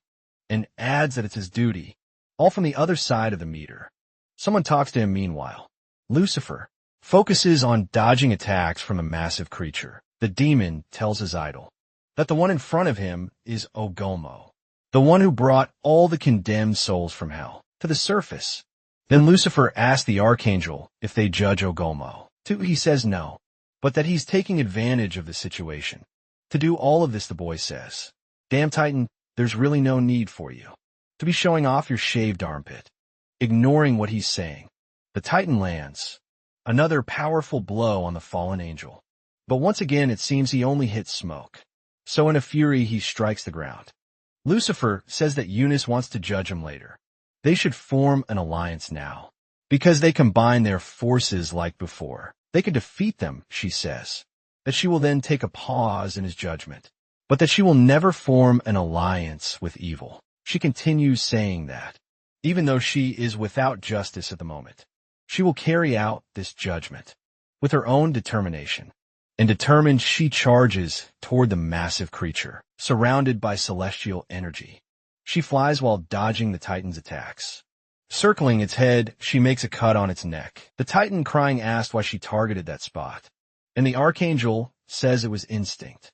And the Titan says that whenever they see a giant, that attack becomes instinct. Meanwhile, Lucifer says if Michael went to face the Titan, that means he has to deal with the blue dragon alone. And this one is difficult. Down on ground level, Hannah holds her hero. While seeing a horde of demons running toward them, she wonders, why the hell's hordes have risen to the surface? She starts yelling for Jackie to wake up. But all our hero does is let out a groan. In almost complete darkness. He asks, what is this? And someone from afar says, my baby. He asks who it is and says, he's not a baby, maybe something less. But he's at least old enough to have a motorcycle license. The voice keeps saying that by a twist of fate, she finally had the chance to meet him. Our hero asks if it couldn't be, and stammering in surprise. He says it can't be that she's his actual. Jackie asks if it could be that she's his mother, but suddenly someone says no. Spicy pork, and our hero seems confused. The voice continues saying, spicy pork with rice. And back in reality, Jackie mumbles, spicy pork with rice out of nowhere. He jumps up shouting, that's it. Spicy pork with rice. Hannah says he woke up and thanks the heavens, saying that the magic word worked. He asked if she knows who he saw in his dream. Then the woman says yes. She knows, but now is not the right time for that, because there's this group of troublemakers. Coming their way, the great demon says, for them to clear any obstacles in their path, that nothing will stand in the way of his mission. Of vengeance, Jackie asks what these terrible, deformed creatures are, and if they should take them down. But the angel tells him not to judge by appearances. She says there's no reason to fight these beings, because all of them were victims of justice. As everyone knows, as she says the word justice, our hero's chest begins to shine brightly. With celestial energy, the boy says, he can feel a burning desire inside him to judge them all. The Titan curses the Archangel and asks what he did wrong, while Michael replies that she holds no personal grudge against him, and adds that an absolute evil will always be an absolute evil. That massive creature says his resentment is overflowing and tells her to let him catch her, so he can rip her in half with a powerful attack. The angel strikes the monster's arm, and he groans, saying he's the one being ripped apart. Micah says that if she must be torn to pieces, she will accept her fate willingly. Dragon says to see how long he can keep dodging, calling him a slippery bastard, and says he'll make him pay for what he did. Lucifer says there's no need to single him out of resentment, and that Michael is there too. So I'm only adding the creature takes a deep breath, preparing his flaming breath and spitting fire. And Fury says it was Lucifer who landed the final blow. Lucifer explains that's how you earn experience points, and tells the dragon not to get the wrong idea. But he really needed the XP, and asks if he can't talk while breathing fire. Meanwhile, on the ground, that large demon advances, telling everyone to take their full revenge. He goes on to say, not until all the anger, built up from false accusations, is properly released. The demon coughs a little and says it's hard to keep up, wondering if he rested too much during the time he was imprisoned. He adds that he's been feeling it for a while now, that there's a rat following him, and out of nowhere, as Russell appears, the man launches an attack, but the creature is not hit. Then the angel wonders if the demon noticed. Kicking the angel away, the creature asks if he thought that kind of trick would work on him. He asks how long he's been following him, and says they have no mutual interest in one another. Composing himself as Russell says that as one can see, he can't exactly be your everyday angel. But even so, he continues that he's still an angel, and that he still has duties as such, and that seeing such a rampant criminal might have brought back his sense of duty and responsibility. Aiming at the demon, he fires his weapon at him. The creature says he sees no reason for them to fight, and no reason to be labeled as a criminal. He says it's the sin of having escaped from hell, and as an angel who witnessed it, as Russell can't just ignore it, even if it has nothing to do with him. Then he asks if he followed him all this time, just because he escaped from there, and says he won't accept being called a criminal, just for being a demon and not an angel, below to his weapon. As Russell asks if that isn't inevitable, he explains that there's a fundamental difference between angels and demons. The good deeds of angels are praised, while the wrongdoings of demons are punished. That's the natural order of things. Enraged and being dragged into the ground, the demon screams that he refuses to go back to prison. Sometime later, closer by, our hero now charges forward, full of power and with a powerful attack. He takes down one of the demons and advances again, taking care of another from a distance. Hannah watches the boy hurling demons into the air. Our hero seems much stronger and easily eliminates the demons. The angel asks him to stop and says, "This is happening because of the shard of the spear embedded in him." Jackie says he wasn't sure of that anymore, and that if he doesn't hit those with evil appearances, he feels an unbearable itch all over his body. Hannah says, "Oh God, that's Michael's curse. Michael's plague has struck you." While our hero, in a trance, says he must eliminate all evil forces. Looking at that fragment, he says he feels a bit better now, while the angel asks if he can endure it. But our hero says he can't. He explains he heard a voice, like an earpiece from inside him, saying he must deliver justice. He says that's exactly where justice was, embedded inside him, and that she'll see what she can do to extract that cursed fragment. Meanwhile, elsewhere, Lucifer is running from the huge blue dragon. Dodging, he tells the dragon to stop, that they should resolve this with a conversation, and asks if, for a celestial class beast to attack a simple demon like him, isn't it overdoing it a bit with the power levels? Says he's disappointed considering the dragon's level and the scale of the attacks. Asks if it's not excessive to use breath. Attacks on a target like him. The dragon says his name, Lucifer, isn't that of a loser and that he's hiding his power, that he's not someone who dodges without striking back. Lucifer replies that it's a long story, but he hasn't fully recovered his former strength. The creature then says it'll skip the story, because it's time to end his life. Suddenly, the dragon notices someone approaching, and sees our hero surrounded by celestial energy, arriving fast, and he lands a massive punch right to the dragon's face. Our hero tells the monster that oppressing the weak isn't fair, and as someone who has embodied justice, you can't just stand by and watch injustice. The dragon asks if an ambush is now considered an act of justice. Jackie says, helping a kind friend can also be considered justice. And then Lucifer thanks him for not forgetting him. Suddenly, with furious eyes, he says, "But you're wrong. You are absolute evil," he says.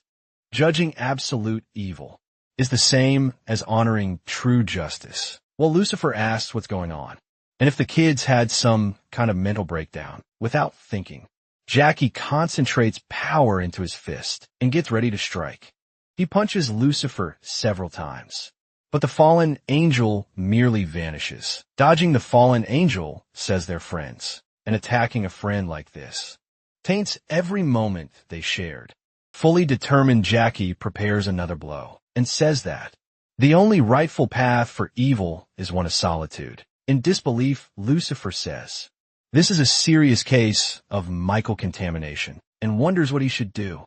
Out of nowhere, Jackie attacks again without saying another word, while Lucifer thinks that even a scratch from this could be fatal.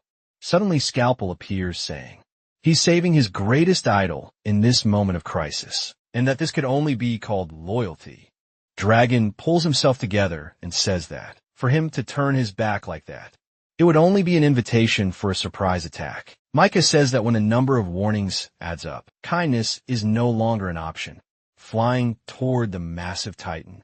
She adds that only immediate judgment awaits him. Then she charges and strikes the creature. After that, she flies down to its feet and attacks again with force. She explains that the reason she didn't cut off his arms before wasn't due to lack of skill, but rather a small favor she granted for being caught twice. Ironically, the Titan says she's merciful as always, and asks if she thinks cutting off his arms will stop him. Micah says she knows the arm will eventually grow back. From the severed part of the arm, we can see something emerging, getting closer, It's clear that the tiny little hand is regenerating. Then the angel says, she also knows how long it will take to regenerate. She delivers a powerful top-down strike on the creature, hitting it squarely on the head with great force. The ground shatters beneath its feet and screaming. It begins to fall back into its prison. Mika wonders now that I've dealt with the Titan. How is the blue dragon doing nearby? The dragon ready to attack. Watches our hero Jackie. Says that it doesn't matter. If the blue tooth in his chest tries to talk to him, it would be irresponsible to just follow whatever the voice says, and that the judgment of good and evil is his to make, not something for others to decide. He wonders what kind of judgment he should make. Hannah shouts desperately for the boy, who didn't even seem to realize what was happening. Mika asks why she's so worried, and if that isn't the hybrid. She realizes that this guy can increase his awakening level instantly, and says that even for a guardian angel, that's too much. She needs to maintain proper balance. In her escort duties, our hero thinks that this is the moment to rediscover himself. The dragon says that, even though not a single hair of his was burned.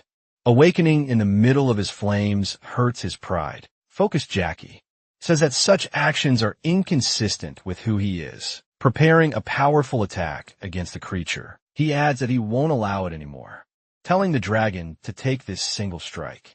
He lands a powerful punch on the blue dragon. The creature is thrown to the ground defeated. While Jackie says he doesn't need that justice with him, he says it's better that those things that were never his return to their rightful owner. Afterward, the archangel says that the power of justice could have changed him, and even so, he chose to remove it despite knowing its great power. She looks at her weapon. She says, he's truly worthy of being called the apex of the hybrid. Michael says that dream memories are being transmitted to her through Bluetooth. And our hero says, see, it is Bluetooth surprise. The woman says he's the son of a seraph, and that she met a seraph once. It seems that when justice entered his body, and the demons left hell, his mother was released at that exact moment. In the past, Michael was dismissed from the archangel ranks by the council, and was asked if she already knew that justice condemns all equally.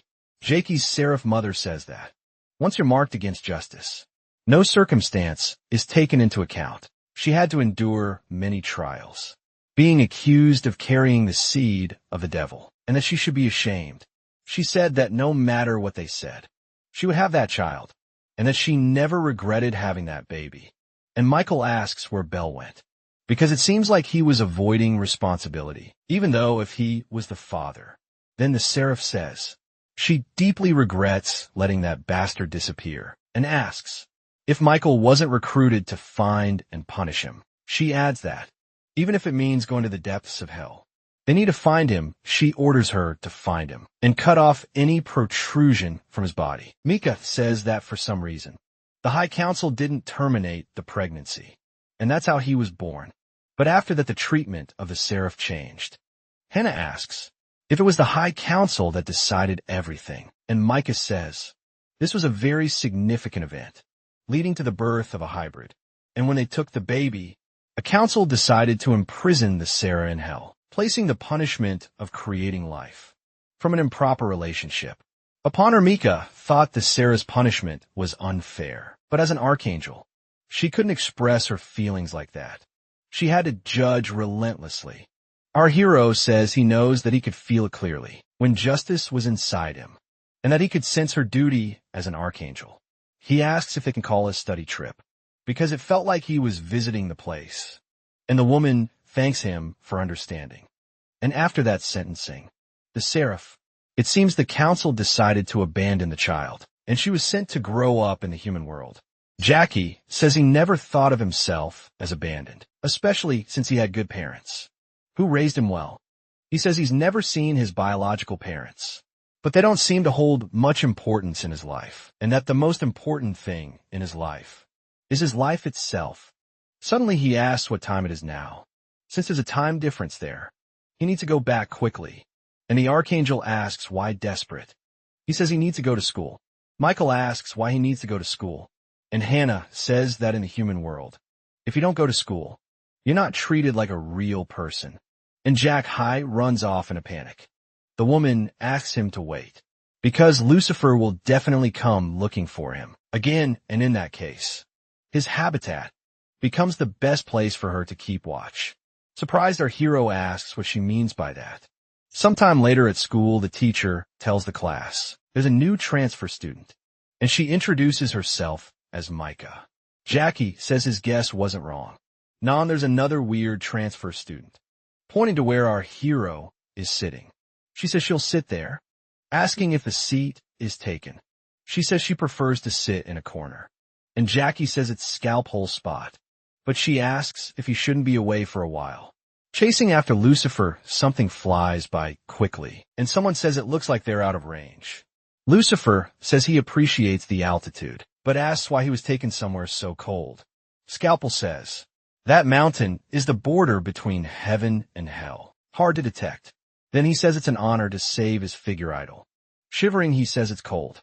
Scalpel says, Lucifer has been his idol since he was a kid, but he admits he has some doubts, and says he'd like to know if he's really the same Lucifer he admired. He says that during the fight, he seemed very cautious, or maybe he lost his strength. In that case, he wouldn't be the same Lucifer. He once was in disbelief. Lucifer asks if he really looks weak, enough for someone to doubt him.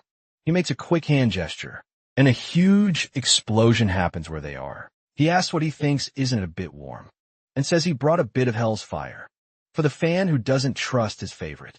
Scalpel says it's really hot, and Lucifer explains that his power is sealed elsewhere, so he can only show that much. He says his power is locked, under a condition, to exchange it with another power of equal value. So he's been thinking about that. Lucifer says if I take a power far greater than my own, why go to reclaim it? Will I receive power of the same proportion? And that's why he needs the hybrid. So he asks the demon to help him. And Scalpel says he really is the trustworthy demon he admires. Lucifer says the demon felt disappointed, but he replies that he's taking it back, saying Lucifer has always been his favorite, and always will be so. They lure the hybrid to the place where they'll obtain the equivalent power. And Lucifer says the one sealing his power is Baal. The teacher greets, the student says yes, he is the teacher, and then he won't take attendance today, because he trusts all of them. Mika asks why he trusts people so easily and says, it's unfair, and Jackie explains, that's what being a teacher is. The old man goes on and says, Scalpel seems to be missing, and asks if maybe he's just late. Suddenly Scalpel answers, saying he's here, and the teacher says, if he keeps pretending to be absent, he'll get marked with a tardy. He says he changed seats because he wanted to be friends with the others too. And the teacher asks if everyone's seated now. Scalpel remembers Lucifer, passing him the ability to turn into dust, so he can use it to help bring Jackie all thrilled. He asks if he's receiving this secret technique personally, and says he's one lucky fan. And Lucifer says it's nothing special. He explains that he can't get close to Jackie because of Michael, and tells Scalpel several like dust and become his substitute. Then the demon says he's a man of opportunities and tells him not to worry because he's definitely going to seize this chance.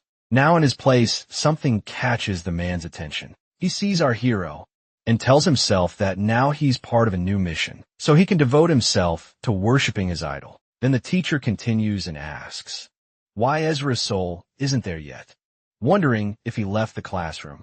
To everyone's surprise, the boy enters saying yes. I'm coming, smiling awkwardly. He apologizes for being a bit late, but says that Azrael has now arrived. He explains that he got the address mixed up, and the teacher says that was a close one for him. So the boy asks if that's his seat, and Michael asks, don't tell me you're. Hannah thinks it's strange, and if he were Israel, he definitely would have said something like that. That was close. The boy asks if those are his friends, and greets everyone, and the girl thinks that the way he talks is also off. Scalpel says the meter is still red, so he's still in hell. Then who exactly is this person here? Meanwhile, the boy waves and asks if that's Scalpel. The demon asks Azrael who deserves more to be in hell, while the boy asks if he's trying to drag him down. With him he asks if the one who was caught and condemned for his crimes should remain.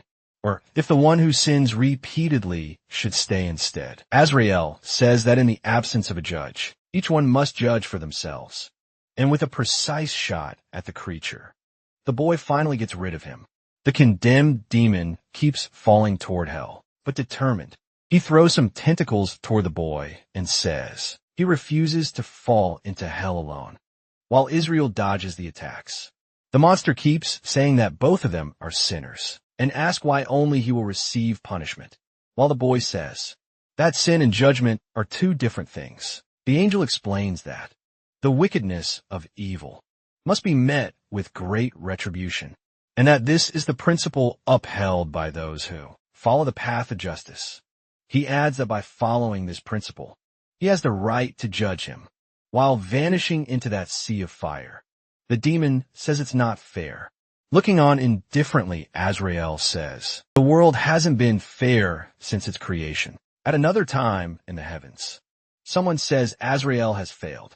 They say even a guardian angel, set with the upper hand, is becoming influenced by human emotions, that he's his brother, and he should be capable of handling him. But another person responds that this is becoming dangerous.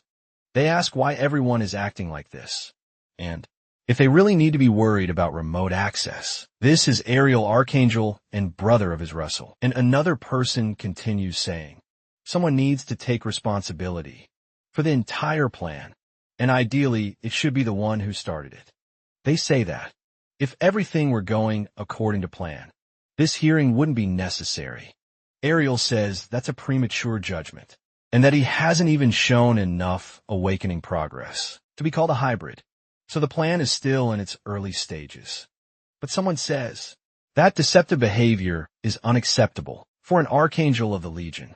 If the hybrid awakens and joins hell, it will be a disaster, the Ariel asks, if that's the responsibility they want him to take on. And the voice commands him to bring him to heaven, and to do so at any cost, the archangel asks if simply bringing him would be enough. Then someone says that if he can get him to heaven, the Archangel Legion will take care of the rest. Smiling, he says he'll make sure the mission is completed, but adds that he doubts no one will notice who he is. And back in the classroom, we now know who is pretending to be is Russell, while Hannah continues thinking the guy is strange. I suppose is Russell. Approaches the girl and asks if something's wrong, and gently adds that it's him as Russell. But the angel is uneasy and suspicious about that. The teacher continues and says that starting tomorrow, he'll conduct an evaluation of the group project, and that it will count toward their academic record, becoming the most crucial factor for their college admission. Our hero is surprised to hear that, and tells the girl that a 50% evaluation is a miracle, and she says, it's a great opportunity for someone who doesn't study. Like a meanwhile, as Russell asks what this performance evaluation is, but Micah says she doesn't know, though it seems to be some kind of test. The teacher says he'll be choosing the groups, and pointing at that group, he says one will be made up of people with weird appearances. As Russell asks if it's a battle group, and the girl says it seems like it is, and that they should switch to combat mode, and that the opponents are probably demons. That he says there's a group that seems to be missing members, and that he's going to form a group with Scalpel as the leader. Excited, Scalpel asks if he's being assigned to form a separate group and not join the others. The teacher answers seriously that yes, he will be the leader, as Russell says that is expected. They're going up against demons. And the girl says they'll be facing very low-level demons, which is kind of lame for archangels. Demon says you should be on that other team. And the annoyed boy asks the teacher who the others are. Because he has a name, then the teacher says, well, Scalpel, Young Tae, and Yuji. That girl seems thoughtful about this choice. Then the teacher says that the topic for the performance evaluation will be, meanwhile, far away, down in hell. A demon calls out for Nego June and asks who's there, who came all the way there, but realizes that voice sounds familiar. A well-dressed person approaches, carrying a huge demon skull, looking quite annoyed. He says he came to negotiate and demands his absolution. Azrael says he captured and brought back Algamo and asks, I believe that's certainly enough for my pardon, right? The demon watches him closely while Azrael blares back. Clearly irritated, then, the demon says, he'll run some numbers on the calculator, and then they'll see. While the boy asks if people still use those, the creature says by God, and that he even has a spare one. While checking the calculator, breathing a sigh of relief, he says that was a close one. And then old Galmo says it's frustrating, but they'll have to let him go, granting him permission, as Wrestle says he's leaving immediately. But the demon protests, saying the indulgence hasn't been officially issued yet. So as Russell says to send it by email, he says, this should be a certificate of penalty exemption, since he's not being pardoned, just exempt from punishment. The demon takes a closer look and says he's right, and that he'll need to revise that. Rising at high speed as Russell wonders how he could ever forget the sin of paradise. He thinks he needs to revise and review first. As he arrives at a temple in paradise, then a voice asks why he returns so quickly and adds that he's also come back empty-handed. Confused as Russell asks, what the hell is going on there? Back in the human world at school, the teacher says that the topic for the student's performance evaluation will be conquering heaven and hell. The two archangels are surprised and ask if these weak humans are planning things like conquering heaven and hell. Then Hammond explains that it's not literal, and Israel asks why he said that. And the girl says it's a metaphor. It means you're your own master. She goes on explaining the essence of good and evil, and what defines that good and evil, and how it affects humans. The teacher says that, based on their personal impressions, he expects a presentation, and that they should use their spirit to reach the true meaning of it. Micah thinks this is a test, right when she just joined them, and that she hates this kind of thing. And Hammond says even if she doesn't need to pass, they still have to give it their best, and that in the end, she's Jackie's guardian, and it's her duty to help him achieve his dreams. The archangel says, it seems she's getting too involved in this, and being a little excessive. She says she knows all about her unauthorized escape from the prison in paradise, and that she did it just so she could protect Jackie. She asks why she's so desperate and demands an explanation, because it's not like she herself is being driven by personal reasons. Surprised, she says, don't tell me this is love. She insists, asking if she's right that this is love, and says that at some point, feelings of love began to grow in her heart, catching her off guard. Our hero turns and asks if she's there, and she wonders if she might actually like a human.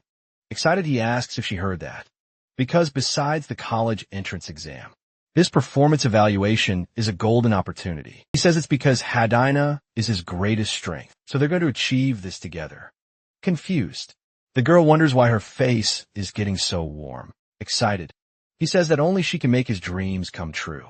Not understanding, she questions what kind of fluttery feeling this is, getting very close to her. He asks her to listen to his sincere words, and she wonders why her heart is beating so fast, and says that she will help him. After all, she is his guardian angel. Blushing deeply, she thinks this emotion is something she hopes she can manage well. That suspicious girl in the background just watches. Someone shouts for everyone to gather, and then Scalpel says that this is something very important, and that it's not just about doing well. In the evaluation, he says that since they're in the same group, he expects total cooperation, and that he'll keep monitoring Jackie's team, since they think alike. The boy asks who that bastard is to give him orders, and says he's not interested in this test, that he just wants to graduate, while the girl says, if only that son of a mother wasn't there. As the boy protests, and she adds that she'll help him, that she's good at monitoring others, and that she can also perform some sabotage. She especially wants to make sure Jakey's team doesn't succeed, and Scalpel says that sounds great to him. She asks if there's a real demon on their team, and says, then they'll do everything like a shadow. Hanel suddenly, something catches her attention, and she looks at the girl, named Hannah Lost in Love, and thinks that, if only she could at least get rid of her. As Russell says, that this is essentially a mission assigned to humans, and asks why by God, archangels like them should be involved in missions made for mere humans. She explains that things in the human world often proceed under rigid procedures, because they don't trust each other, and adds that for that reason. Their beliefs still seem to apply to the human world, of not trusting anyone throwing her spear at the boy. Desperate, he shouts, asking what she's doing, attacking the commander of the archangels. Her spear suddenly stops midair. Surprised, Micah says she was right, and that he really is the archangel commander Ariel. She says the fact that justice doesn't prevail there makes it clear, and the man asks if she really threw that at him, just to confirm it. Micah says it seems a lot is going on in heaven, especially if the commander himself intervened, and he asks why she's there. She explains that she's undercover to capture Lucifer. The commander says Lucifer is not the problem right now, and asks her to help him carry out the High Council's orders. Mika says, the High Council commander, Ariel. Of course, she explains that the mastermind behind the development of the hybrid planned the human world. This all originally came from Ariel. A little later back in heaven, a voice says Archangel Commander Ariel. He continues saying they need to arrange support before he returns to the human world, faking it just a bit as Russell says yes. And it's him while the voice of the council says Ariel. They explain that they don't think it's a good plan for him to go alone to bring the hybrid back. And besides, the High Council has decided to provide him with a powerful army. He looks back and thinks that is the true throne of the Archangel Commander. And that sitting on it is so simple, even though he's never experienced it before, that they say they will send heaven's army. And they'll start by defeating Israel on earth, the throne of the Archangel Commander, a position that seems like being the king of paradise. But in truth, he always wanted that position. And even though they're twins, his brother inherited the direct bloodline and rose to the position of Archangel with no problem. However, there's only one throne, and he did his best to live, as if he didn't care about it. Azrael asks for another match, saying it's fine not to return to heaven right now. He thinks a free life is better than one tied to the throne. But ever since his brother took the throne, he's been tightening the leash on him. He remembers being summoned, and Ariel says that if he's his brother, committing to corruption can't be tolerated by heaven, and asked if he knows that this degrades angels. Azazel says that since he has no throne to protect, he also has no reason to uphold that kind of demeat. The commander then says he'll have to demote him to a third-degree fallen angel and impose stricter restrictions on him. A bunch of missions follow. Capture more demons, conquer the third region of hell, bring the remote control, and scrub his back. Someone says he is ordered to descend to the human world and assist the hybrid and bring him to paradise. He thinks that even though he was ordered to support the hybrid's awakening, now that throne belongs entirely to him, and now he gives orders. This is the perfect opportunity to seize Ariel's power, and he commands the celestial armies to be sent to seal Ariel, or rather Israel.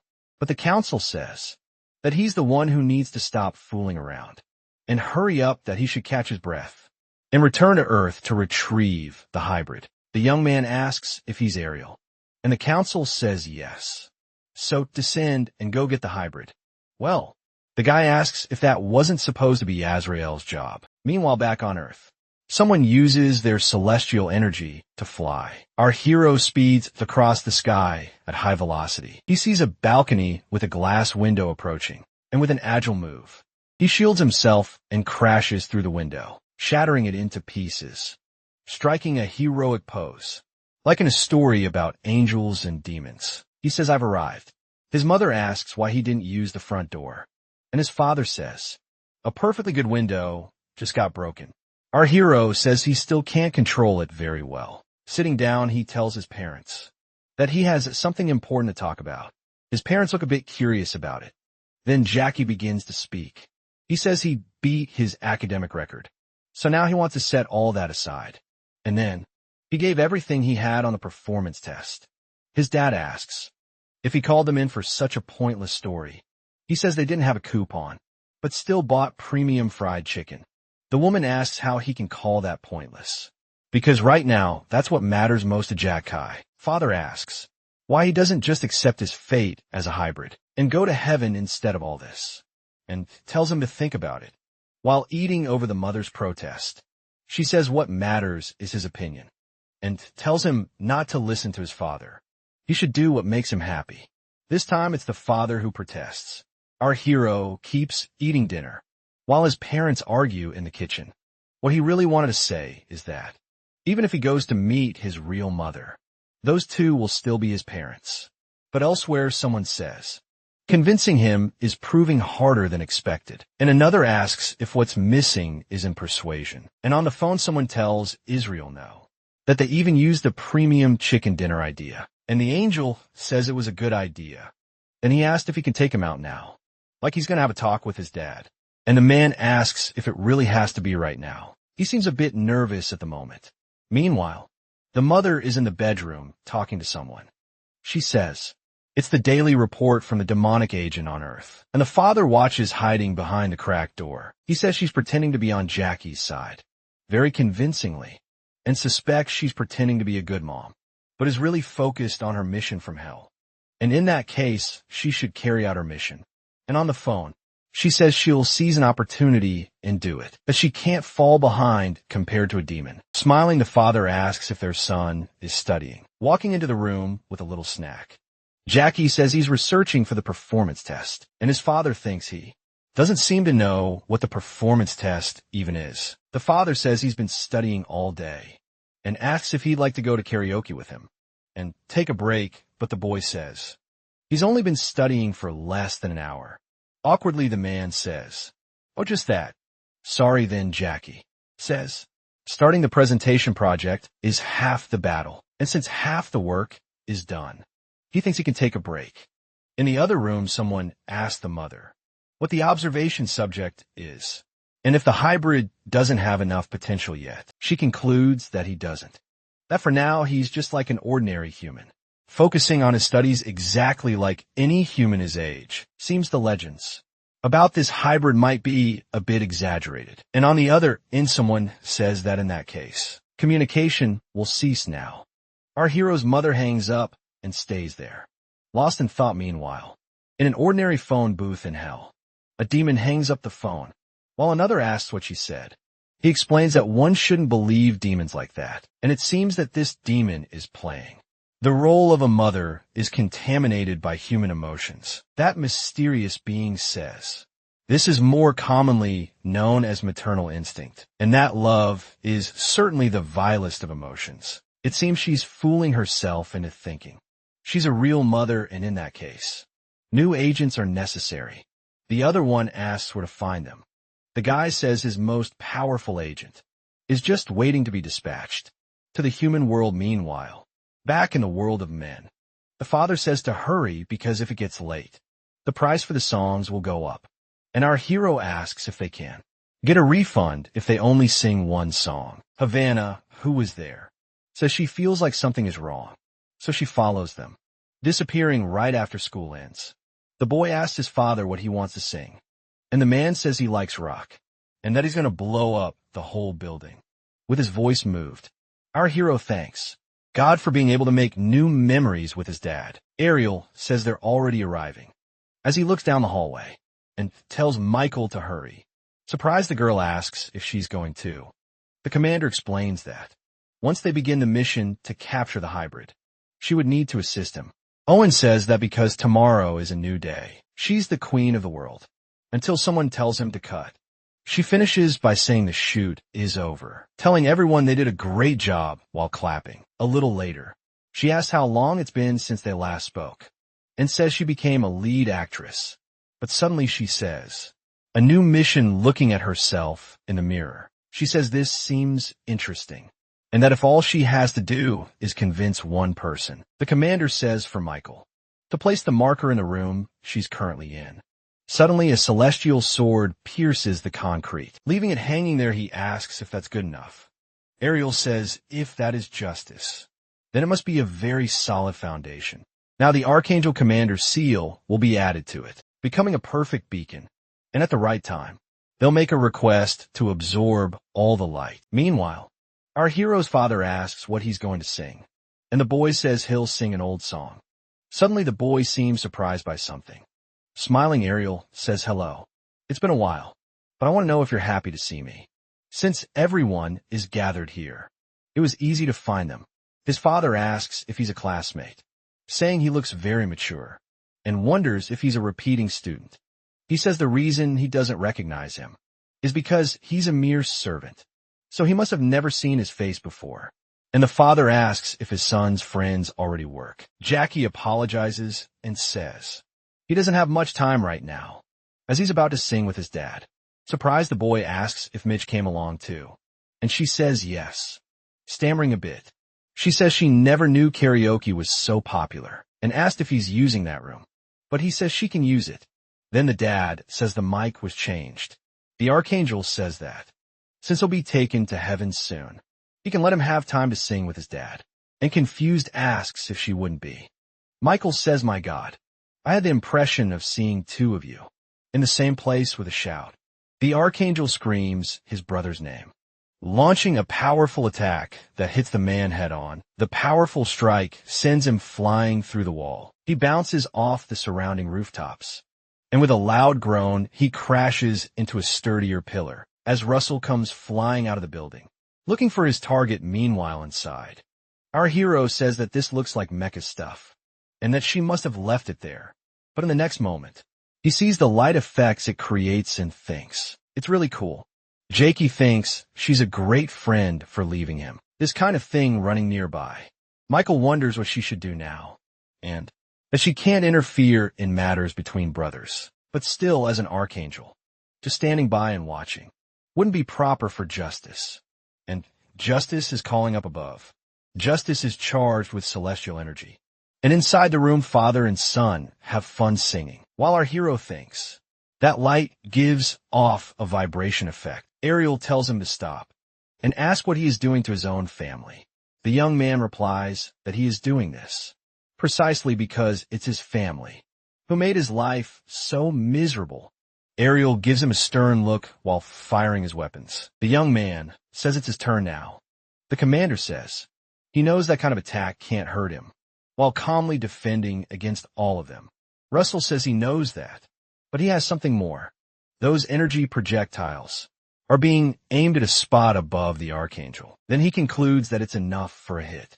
As the commander sees a pile of objects falling on him, a car seems to hit him directly, but Ariel appears beside the vehicle, now looking very serious, and asks his brother if he desires his position. Wielding his weapons, as Russell says, there's a chance he could win, while his brother is restricted to the human realm, and maybe it could change their lives completely.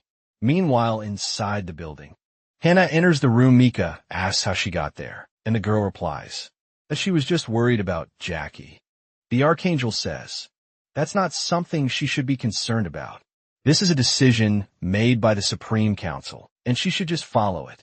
She adds that Jackie will be summoned to the heavens by the absorption of light, and it's natural for lower-ranking angels to follow this greater good.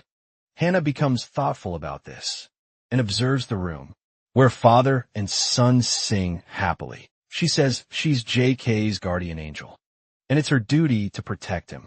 Michael says it's as expected, as she has fallen in love with the boy, says that this feeling is excessive, that she has no control over her emotions. But the girl says there's nothing wrong with her emotions, that she feels something deep, something much purer and simpler.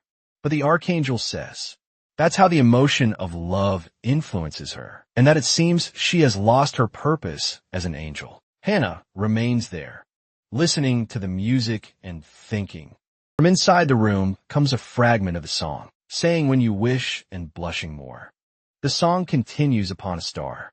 She thinks about that melody, about that sound. Meanwhile, elsewhere, another car is thrown at the archangel commander. Azrael asks if he can take a break while he's trapped there, and adds that what he means is that he could take a long vacation, somewhere that's neither heaven nor hell.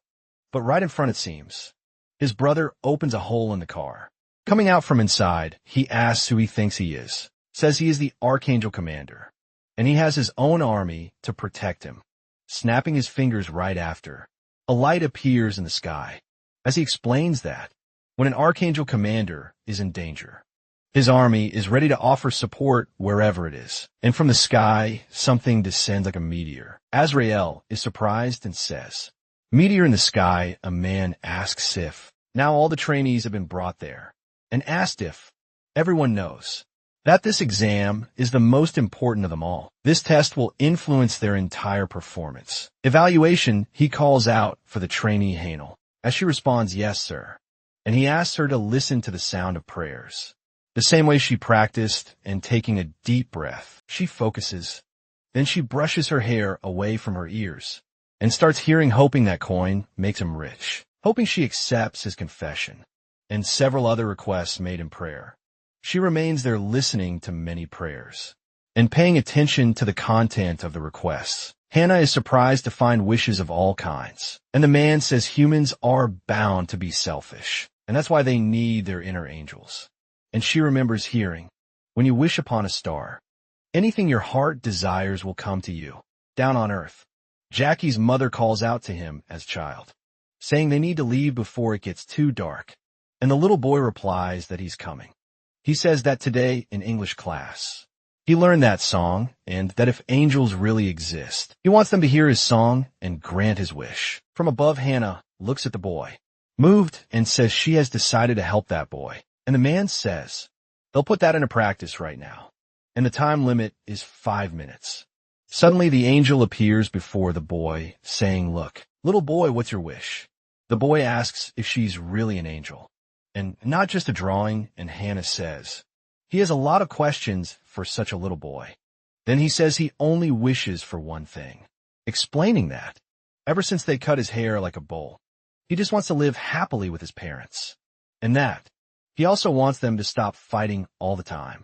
Hannah says he's a kind boy, and that many kids his age usually wish for things, like toys or games.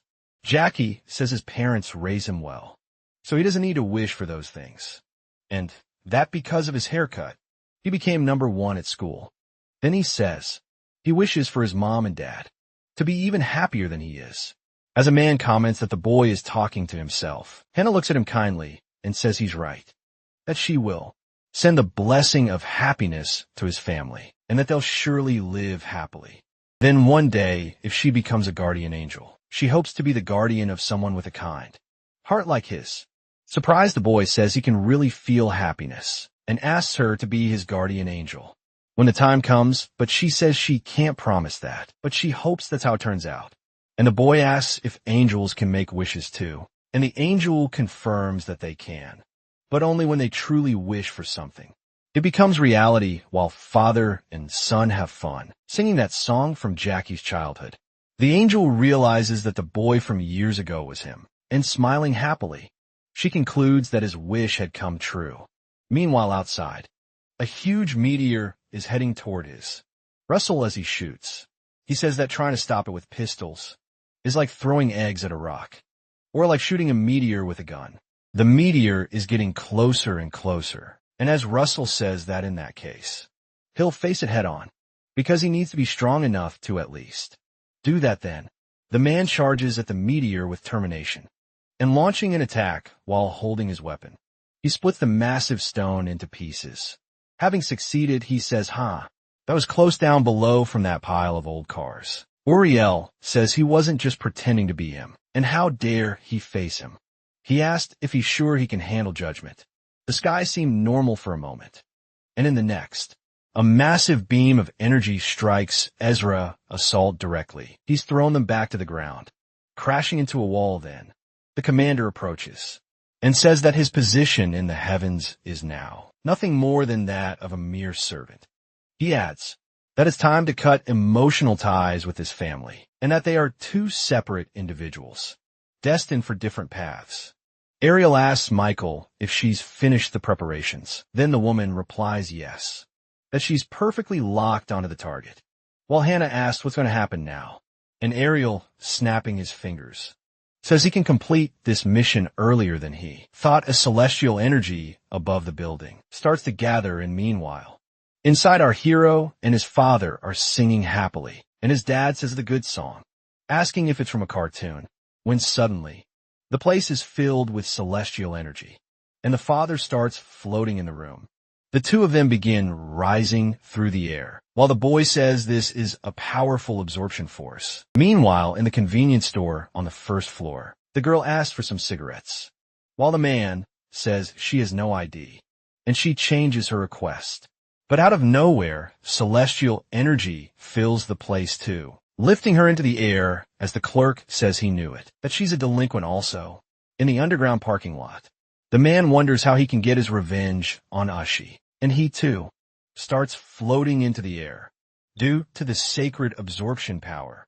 While fearfully asking what's happening, all those people begin ascending through the sacred tunnel toward the heavens, screaming in fear.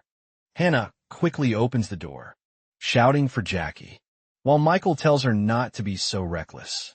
And out of nowhere, she jumps into the celestial energy. Determined, she flies toward the boy, saying she'll protect him. As people spin inside the tunnel, the angel gets closer, calling out to the boy. The girl from school asks Jackie, why is he here, while that furious man thinks that. So that bastard is the one named Jackie. All those people keep rising chaotically through the energy tunnel. Hannah remains determined, chasing after the one she protects, ignoring everyone else. She moves straight toward Jack High. Then the girl from class realizes it's her again and gets a little annoyed, and she looks at the girl with anger. She remembers the day that was supposed to be the big moment, when she would finally approach JK. Thanks to fate, he was a new student who showed up in her class, and he was exactly her type. She watched him secretly and noticed that he was coming, checking his watch determined. She thought that would be the day. She would ask if they could be friends, and also hang out together. But out of nowhere, he turned into a nearby alley and started running, leaving her surprised. And since he took a shortcut through the alley, she decided to go to the exit on the other side. But she arrived a little too late, just to see him running fast out of the alley. Hearing Hannah say she would first become his classmate, and wondering what the hell that girl is, who suddenly appeared out of nowhere, and started following him around at school. Very excited, the girl introduces herself to everyone. He comes close to our hero, saying hello and greets her back. And ever since then, the two have been quite busy with each other, and the girl waited several months to try approaching him again. But that girl who suddenly showed up took the spot next to Jackie for herself. So she started to feel a bit jealous of the situation. Back to the present, the determined girl says she won't let Hannah monopolize Jackie anymore, and with effort she jumps toward the boy too. Finally, the angel reaches her protected one, hugging him from behind. She says they must leave that place, and that she will help him. The boy says he thinks it's impossible, and that the power of that light is too strong. So Hannah says that's exactly why she's going to help him. Straining herself, the angel tries to pull him, as he yells and says he doesn't think this is working. Suddenly someone grabs our hero by the foot, saying move to the side, and grabbing his other foot, adds that she will be the one to help him, the person who will help Jackie. But in the next moment, she is pulled with force along with him, while the boy screams that he told them it was impossible. Screaming, he says not to pull him from top to bottom, and the girl doesn't let go of his feet, saying she will help him. And the angel replies that she will be the one to help. Ariel says it's been a while since he had a field mission, but he thinks he actually did a decent job, and that if it weren't for that brat, he would have done it more carefully. Suddenly something catches his attention from his side, and it's his brother, full of rage. Running toward him, he yells that if he fails, then his brother will fail too, hitting him with an impact toward that tunnel. Holy light, Ariel yells no. He says that if they enter that thing like this, they'll both die, that a massive explosion happens, launching everyone upward. Sometime later, they wake up in a large room that looks like a temple. Everyone looks around, not understanding anything. Our hero looks at his father and asks what happened when out of nowhere a big man grabs him by the head, calling his name, and he asked if he is Jackie, and if it was him who crippled him. But our hero defends himself, saying he never did that. The man says the guy was like an angel, and ever since he did that, the man hasn't been able to control himself anymore. And Hannah questions whether he's ever put an angel at risk. A voice asks if they're the humans who were caught, saying there are many of them, but it was supposed to be only one. That guy says this is really scary, and wonders if he died and went to paradise, but he's not sure. He's the kind of person who go to paradise, Out of nowhere, a second explosion happens, and everyone protects themselves the best they can. That voice says that Ariel acted on his own, and that they would really like him to explain the situation right now, and everyone is shocked, saying there are two Ariels smiling. One of them says he's the real Ariel, which makes the actual one call him a bastard. Hannah asks if those statues are the Supreme Council, and why. They seem like even bigger bastards than she expected. Ariel saying that Guy is not the real one, that he is the true commander of the Archangels Ariel, while Azrael says he is the real one with his great, sacred and noble Archangel blood, the leader of the celestial army Ariel. The voice behind the statues goes silent, thinking or doing whatever it is statues do. Finally, they respond that they have absolutely no idea, because the two look exactly the same. He adds that it doesn't matter, because that's not important to them, and asks if among the humans he brought there, any of them is the so-called hybrid. Anna tells the Supreme Council that there is no hybrid among them, and the two brothers question that, asking what the hell she's talking about. She continues and says that all those people here are just ordinary humans, trying to live their lives the best they can. The voice behind the statue asks who she is. Meanwhile, the school rules says she's pretending again, and that she really doesn't like her. While Hanul says she's a low-ranking angel. That voice says that if she's a low-ranking angel, she has no reason to be there. She thinks an angel should never lie. But just this once, she will do it for Jackie, and adds that she's on a special mission. They ask if she can prove her words and risk her position as an angel. She explains that her investigations, since infiltrating the human world, show that the hybrid hasn't fully awakened yet, and that possibly it's only a myth, and these people are mere humans. The voice says it can't sense the presence of a hybrid among those brought there, and only feels the spirit of regular humans. The brothers shout, "No way. I'm sure he's here, this boy is the hybrid." Then the council says that if the two, who claim to be the commander, witnessed it, it's probably true, and the two brothers celebrate together. But it's also true that there's no sign of awakening in this boy, or rather, there was a sign of awakening in him. Questions whether that guy might not be the real hybrid, and that he must be in the top 0.1% of humans. Ariel says that this is the real hybrid, and Hannah says that this boy is just a regular human. Determined, she says he has no power, that he's a human without even a spark inside him. And Jackie says this is starting to sound too real. She can stop now. The voice questions if they should run a test, and they'll see who is right, who they chose, or who the commander of the Archangel says he is. And suddenly another explosion happens in the place. It concludes that it will be in the arena, where no one will be able to escape.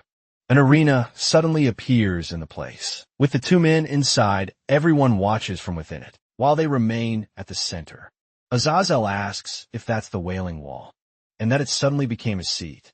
This will be the first great battle since Baal versus the Seraphim. The voice says that if what Ariel said is true, one of the two must be the hybrid, and adds that the last one standing in this inescapable arena will be considered by them as the hybrid. Smiling, the man says there's no reason for him to try and run, that he was looking for this guy anyway, and thanks them for it. Hannah tells the boy that this is a trap, and that he should escape from there. But Azrael says he'll never be able to escape until the fight is over, and that there's no way to help Jackie now, since this is a duel carried out by the Supreme Council. And the angel asks if those stones are the council. Azrael explains that they may look pathetic, but they have enough power to destroy the earth on their own, and that this is a sacred ceremony that no one will interfere with. The statues look normal and even a bit pathetic, but that's what Israel said, smiling.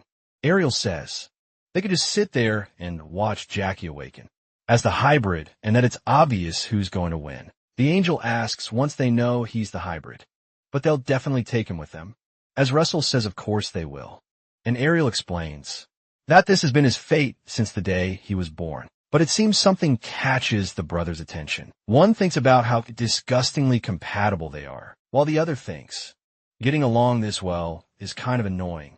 Hannah is very worried, while the other girl comments with disdain that her expression, Makes it look like she's about to save the whole world on her own and that she's pretending to be kind.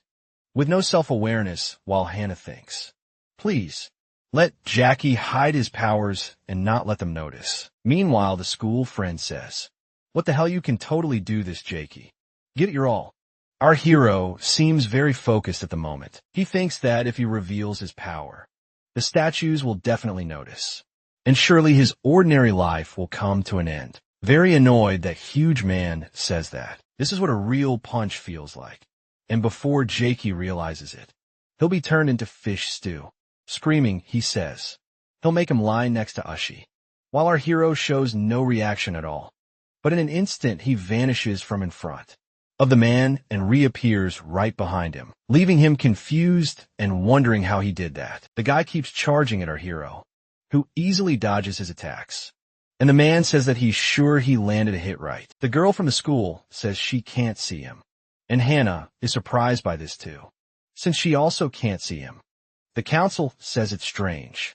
He instantly amplifies his power the moment he uses it. But even so, they can't sense any awakening. Ariel says that the boy must be using his power and then dispersing it and that he's a smart guy, while her brother says he expected that.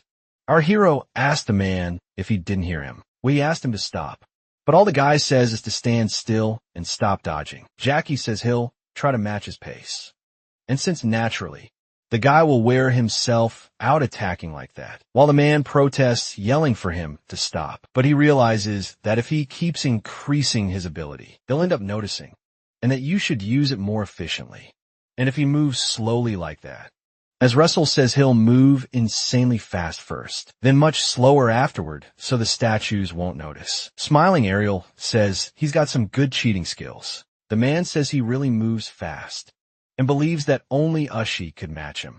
And his respect for Ushi grows even more suddenly. He says the boy left him no choice. He'll have to show his secret technique, one he hasn't used in a long time. He says people might confuse his name for a foreigner's, but his name is Hama, and he can easily reach him with his fist. Our hero looks a bit surprised at the strike. Han says it was a disgrace, and that he was sure. He felt the boy's hairbrush against his fist. Hannah explains that Hama was a unit of measurement, equal to an outstretched arm used by their ancestors, and the girl says her father still uses it. Back to the fight.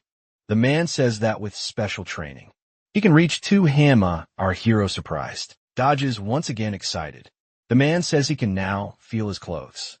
The man gets pumped, attacking and telling him to take these blows, giving them special names.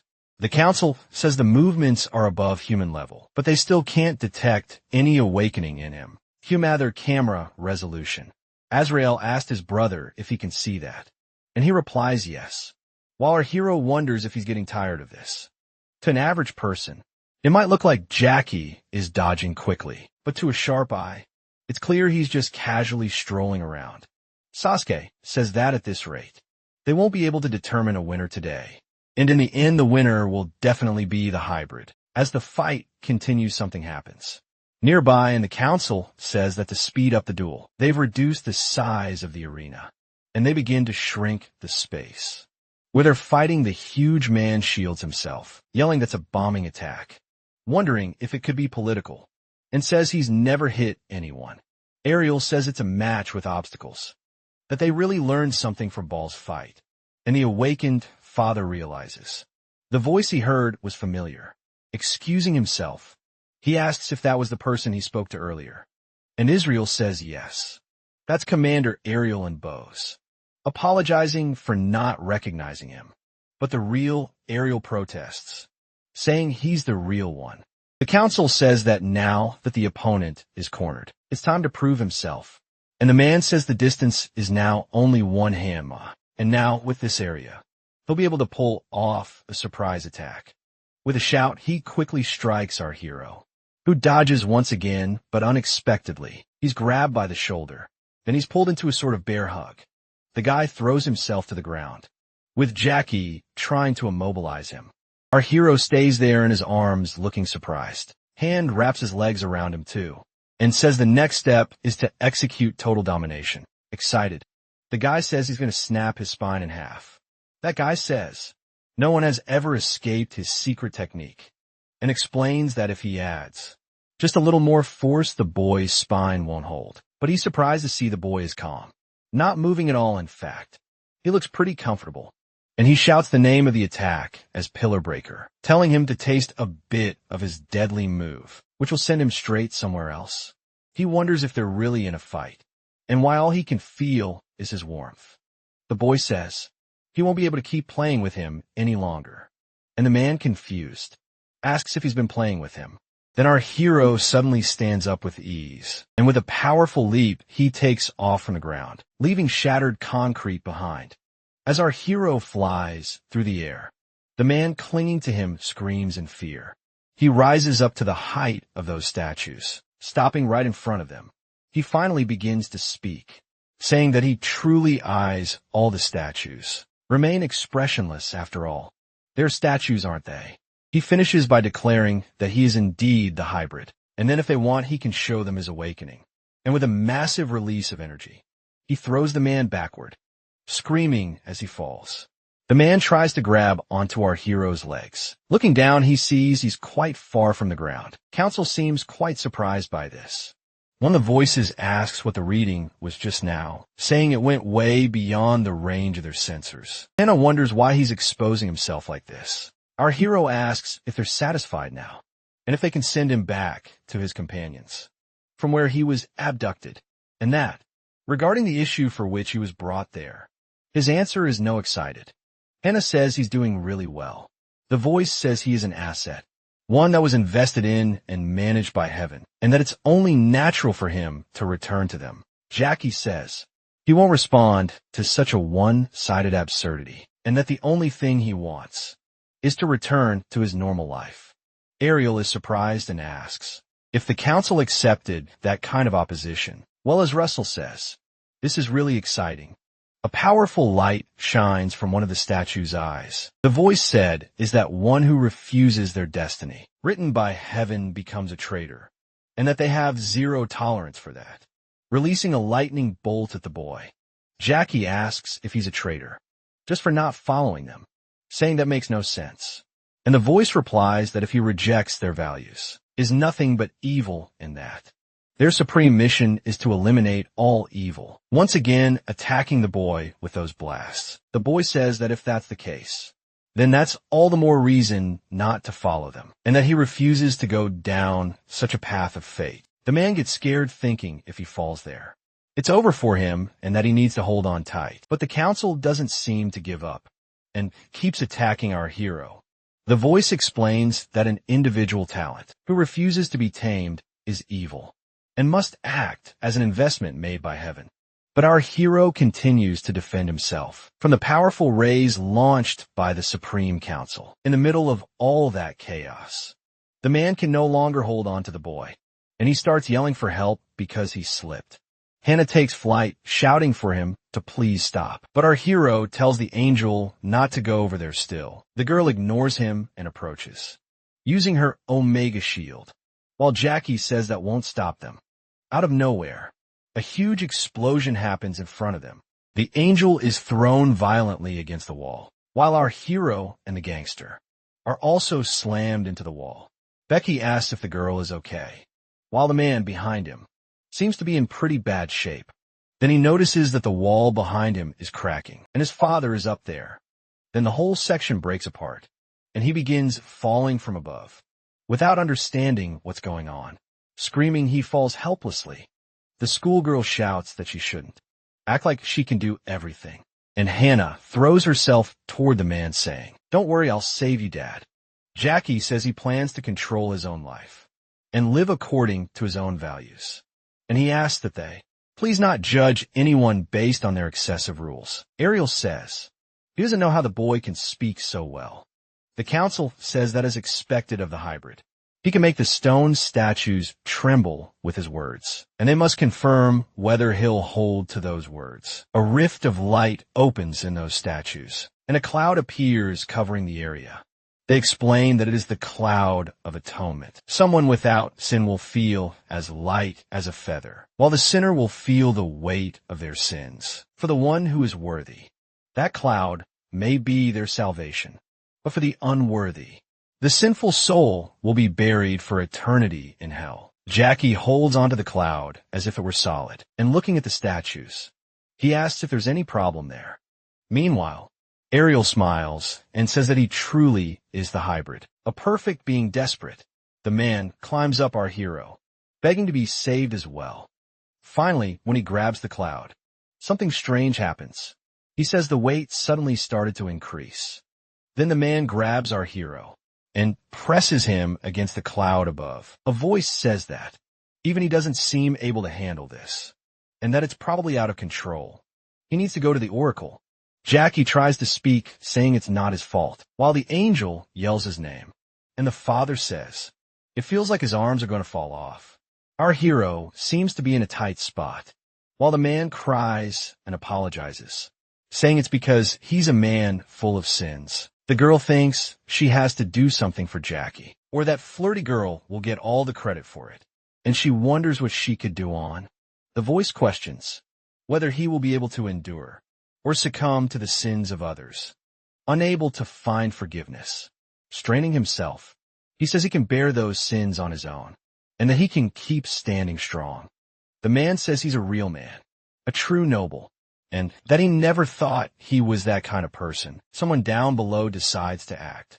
And the girl says that because she's innocent, she can surely reduce that weight, and that the only thing she'd be ashamed of is truly liking him desperate. Our hero yells that's not how it works, telling her not to jump, but without listening. The girl simply goes, and it seems things have really taken a turn for the worst. Now, while the father keeps falling, Hannah does everything she can to help him. She says the burden in her hand is far too heavy, and that she can't help him, while the father asks how she can call him a burden. As a result, says the table was set, but instead of enjoying the meal themselves, they serve it to the enemy, and Ariel gets irritated asking what they're doing. The council says an unfavorable situation has occurred, and they've handed the pawn they had acquired with ease over to hell. As everyone falls at an absurd speed, the girl screams her hero's name, saying she's going to help him. She clings to the cloud in fear. Jackie is being bizarrely shoved downward, thinking how ugly when he finally manages. The end of his trip comes, and with a powerful impact, they hit the ground. The girl's flung far away by the impact. The sinful man goes bouncing off in another direction. Then the god of death appears, a singer trying to toss him in here again, so he can take him. How annoying. Annoyed Death says, the guys from heaven are always so careless, always talking about punishment. The ones who really punish are them. But either way, he welcomes them to hell, though it looks like he's blowing his nose. Without using his hands, he welcomes the new members, that you can enter hell just by falling, like he did, but to become a member. There's a whole ceremony and such. So JK says he doesn't want that. Surprised Death asks what? You're not one of those heaven throws down here. And the boy says no. He's not. The big man apologizes and says he believes this place isn't where he belongs. But Death says he doesn't want him and he can go. She says that place is completely different from heaven, that if you have any condition heaven won't accept, then consider that place to be its complete opposite. Our hero asks if she also wants to stay with him, but Death says instead she wants him to make his own choice.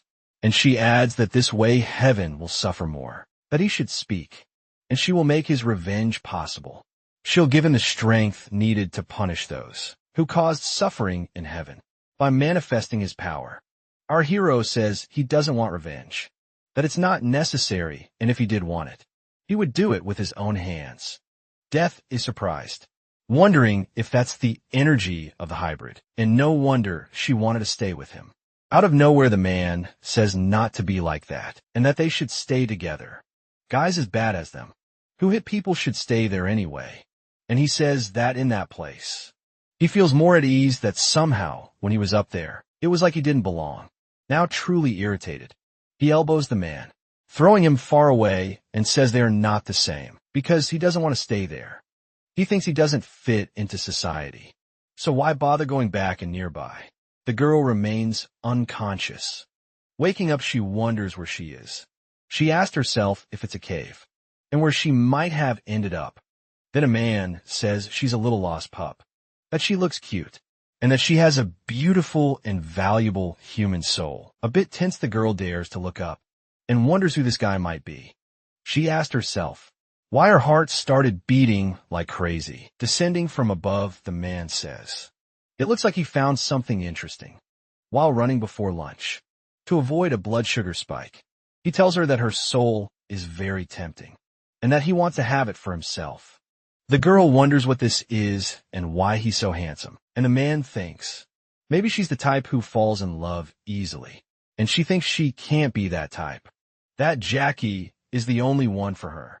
But if anyone heard that, they might think he's her boyfriend, while he's thinking about taking her soul and using it as decoration for his room.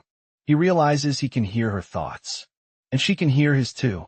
Slapping his hand away, she says he's planning to do exactly what she's thinking anyway, and he says he is Ball Lord of Hell.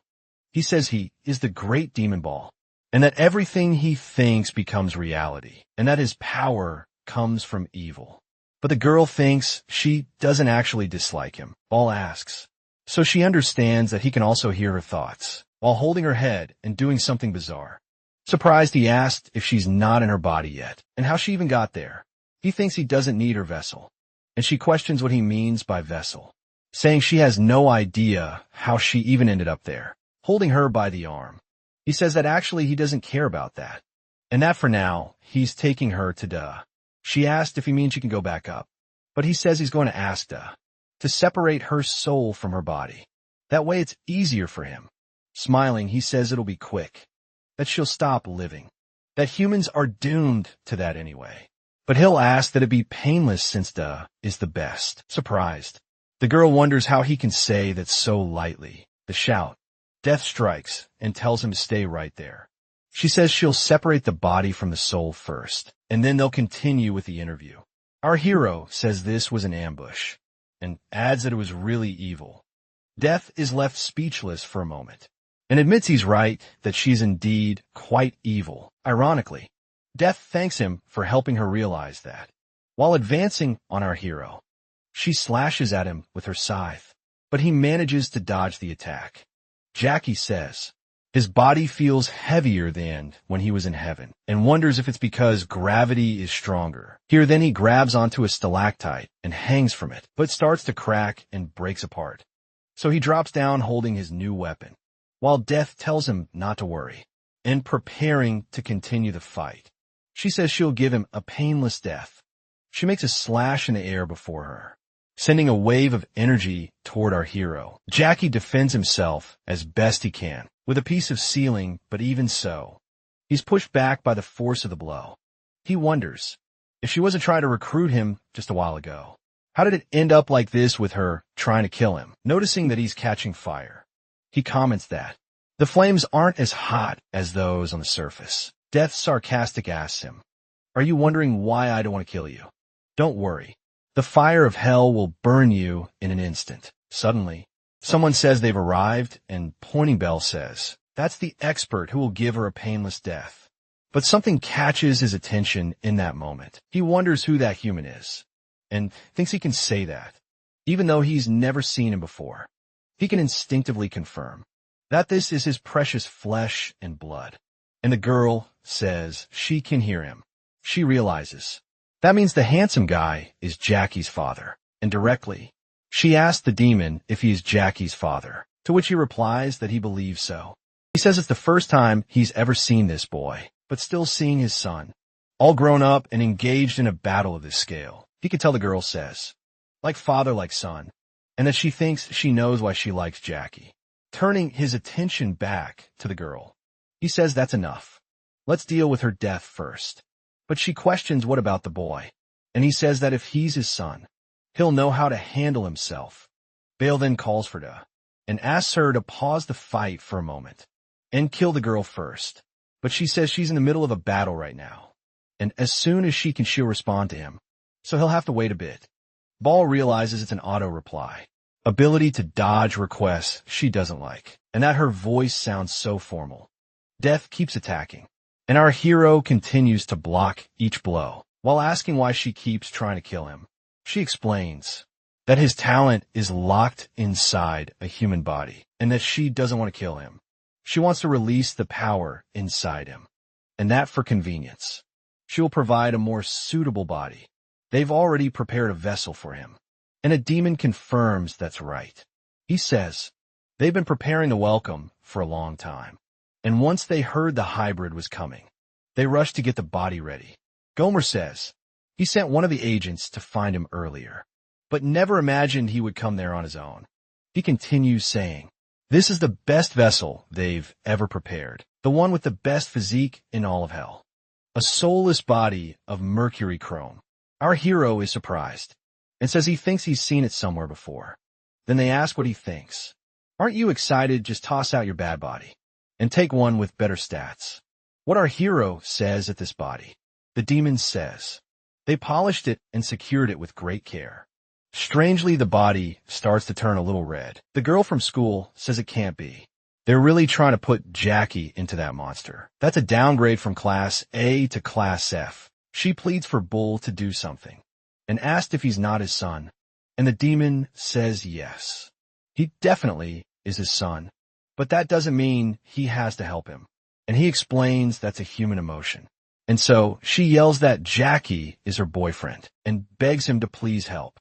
Ball seems intrigued by what she said, but says even if she is his son's girlfriend, that doesn't mean he can't steal her from him.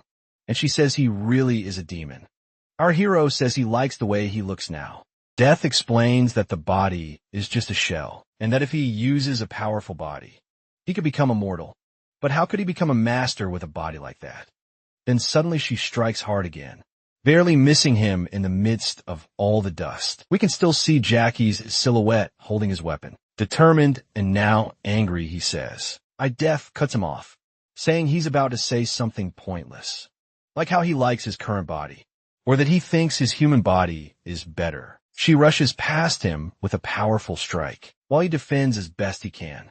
Already on the other side, she asks, so, and finishes asking, what are you going to do? As Jackie sees the stalactite breaking in his hands, he looks at his hands and sees all the shattered pieces, saying that actually, there's no need to say anything else. He finishes by dropping the pieces and unleashing his power. Death says she thinks she was right then, and that it's better this way, saying nothing than giving her an unsatisfying answer. And now she'll show her best attack. Then she launches her most powerful strike. But this time it seems our hero isn't going to dodge. He just watches. His death's stiff approaches him with its blade, but suddenly he notices something. Lucifer is there and wonders why Lucifer is even here, while the man gives a little wave. Someone says, "Oh, Lucifer." Jackie says that's it. Lucifer's secret technique, and that he's seen it before, and he wonders, what if I try to replicate it just a bit? Well, I already did. Death is stunned and doesn't understand a thing. Now from Death's point of view, this is what happens when you're at the perfect distance. She says he's about to see her best attack and saying, take this, she delivers her powerful attack.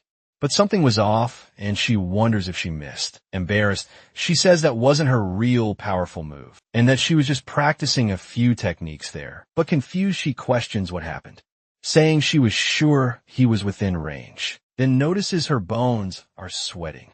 Lucifer says he really took the initiative, stole her ability for himself, and that it was honestly impressive. In the next moment, the man simply turns around and starts walking away, while Jackie thinks about the fact that he was even there. Death said she'll make sure she doesn't miss this time. He thinks that if Michael finds out about this, they'll fight again, but he can't get out of there.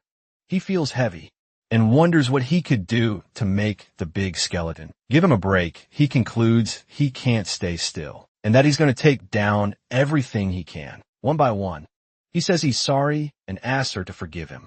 He explains that he's come to the conclusion that if he wants to reach what he needs, he's going to have to use a little violence, and hopes she'll understand, delivering a tremendous punch to Death. He sends her flying into the wall, all beat up. She says that really hurts, that it feels like she's going to die, and that she can feel the pain of broken bones, even though she's just a skeleton.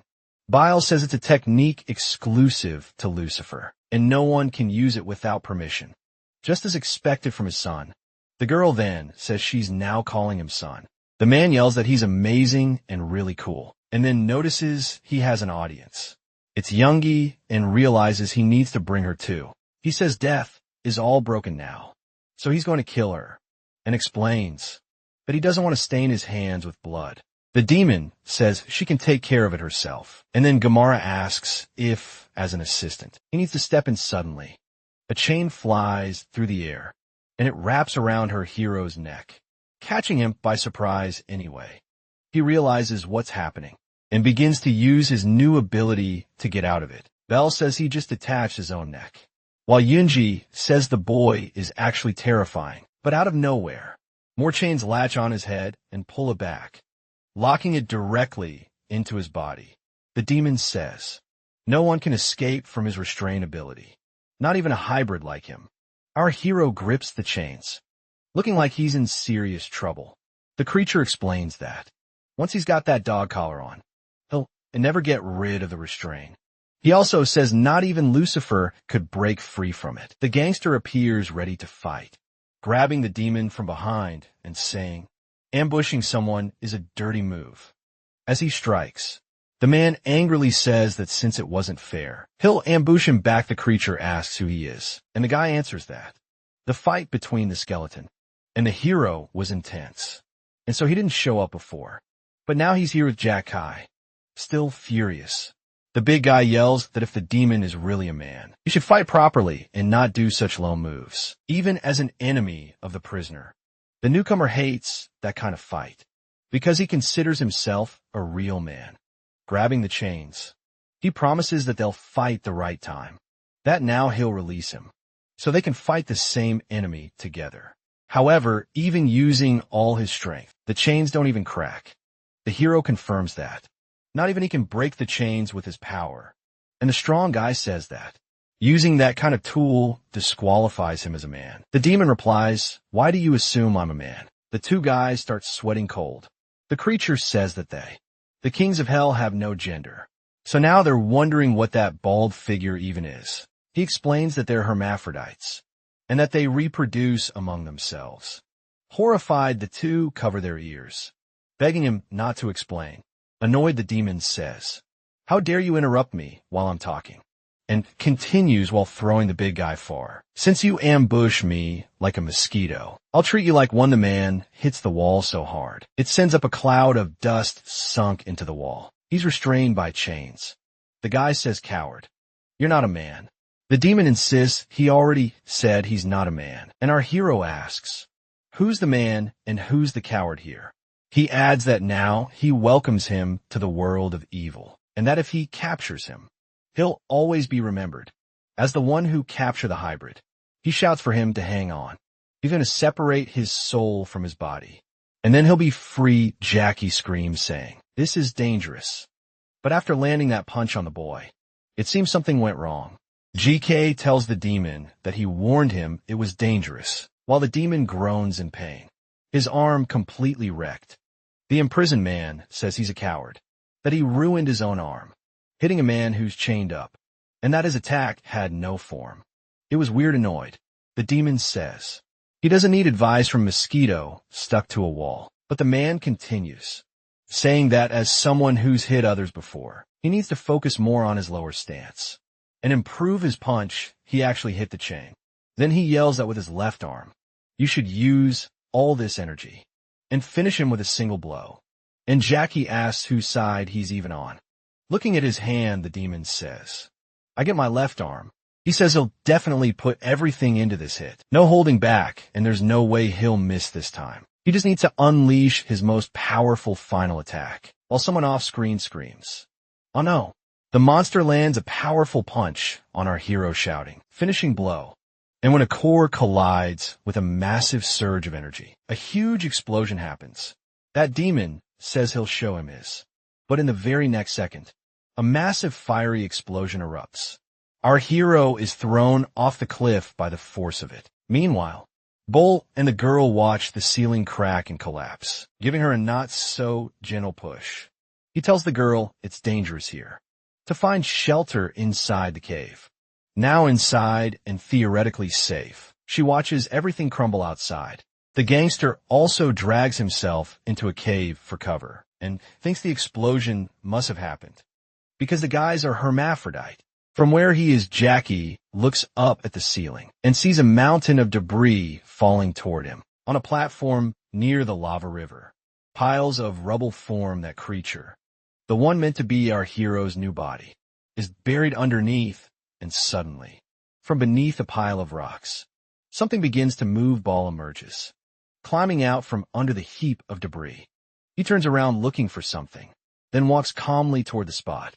Extending his arm, he uses a power to begin moving the stones that were piled up, pulling our hero out from underneath. Then he explains that the boy's strength alone is enough to break free from that, and adds that he's underestimating his own power. Jackie places his hand on that thing around his neck and starts using strength to try and rip it off. A moment later, he crushes the whole thing with his bare hand, saying you, and tells him he's his biological father. Bella says he's disappointed, that he only realized it now, and that he knew the moment he first saw him. He continues saying not to misunderstand. He's not trying to pressure him or anything like that. That even if they share the same blood, from the moment they began existing as individuals, they've been completely different. And he asked if he's coming off too cold. But our hero says no. That he agrees with that. Jackie says that in his eyes, Bull is just another demon from hell, and that he feels nothing for him. The two father and biological son fall silent. Bull stays quiet for a moment, until our hero says he figured. They meet eventually, but didn't expect it to happen this soon. And Ball says it's good to see him growing. He adds that everyone talks about true evil, or their own freedom, but it's all just a pressure image. You decide, and you shouldn't listen to them. He says he wants him to have the kind of freedom, worthy of a hybrid and live a good life. He explains that being the son of the great demon, Ball shouldn't define his life, although as his father he wonders if he shouldn't. At least grant his son one wish. Jackie says he thought Ball was a cold-blooded demon. That was a bit unexpected. And Bale explains he just wants to act like a father one time. Then the boy asks if it's really a wish, and if anything would be possible.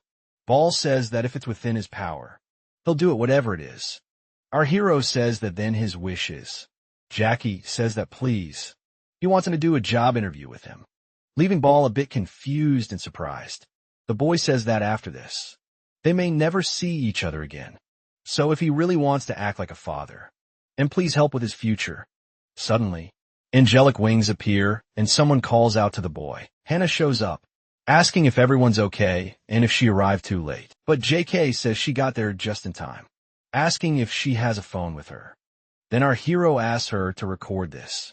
Pointing at his father, he leaves him a bit incredulous. On the other side, slightly above, Hannah also looks a little tense. Finally, the three of them prepare for an interview. Right there in hell, Bell says that good isn't always as good as people think, that they represent something extremist and strict, with rules only wanting to punish others. Feeling a bit awkward, he asked if he's really allowed to say that. Jackie says there's no need to include the slander part. Just saying something about evil is enough. And his father agrees. Then he says that while good tries to coerce everyone into obedience and break their freedom, evil is the complete opposite. Evil will respect any freedom and courage it finds in its path so it can explore one's truths, and they respect that, while good seeks to control and suppress everyone in order to achieve peace. However, Ball starts to look really irritated, and he explains that this peace is simply a lie. Your hypocrisy, but our hero tells him to stop. He explains that he shouldn't deliberately criticize good. He just wants his opinion about evil.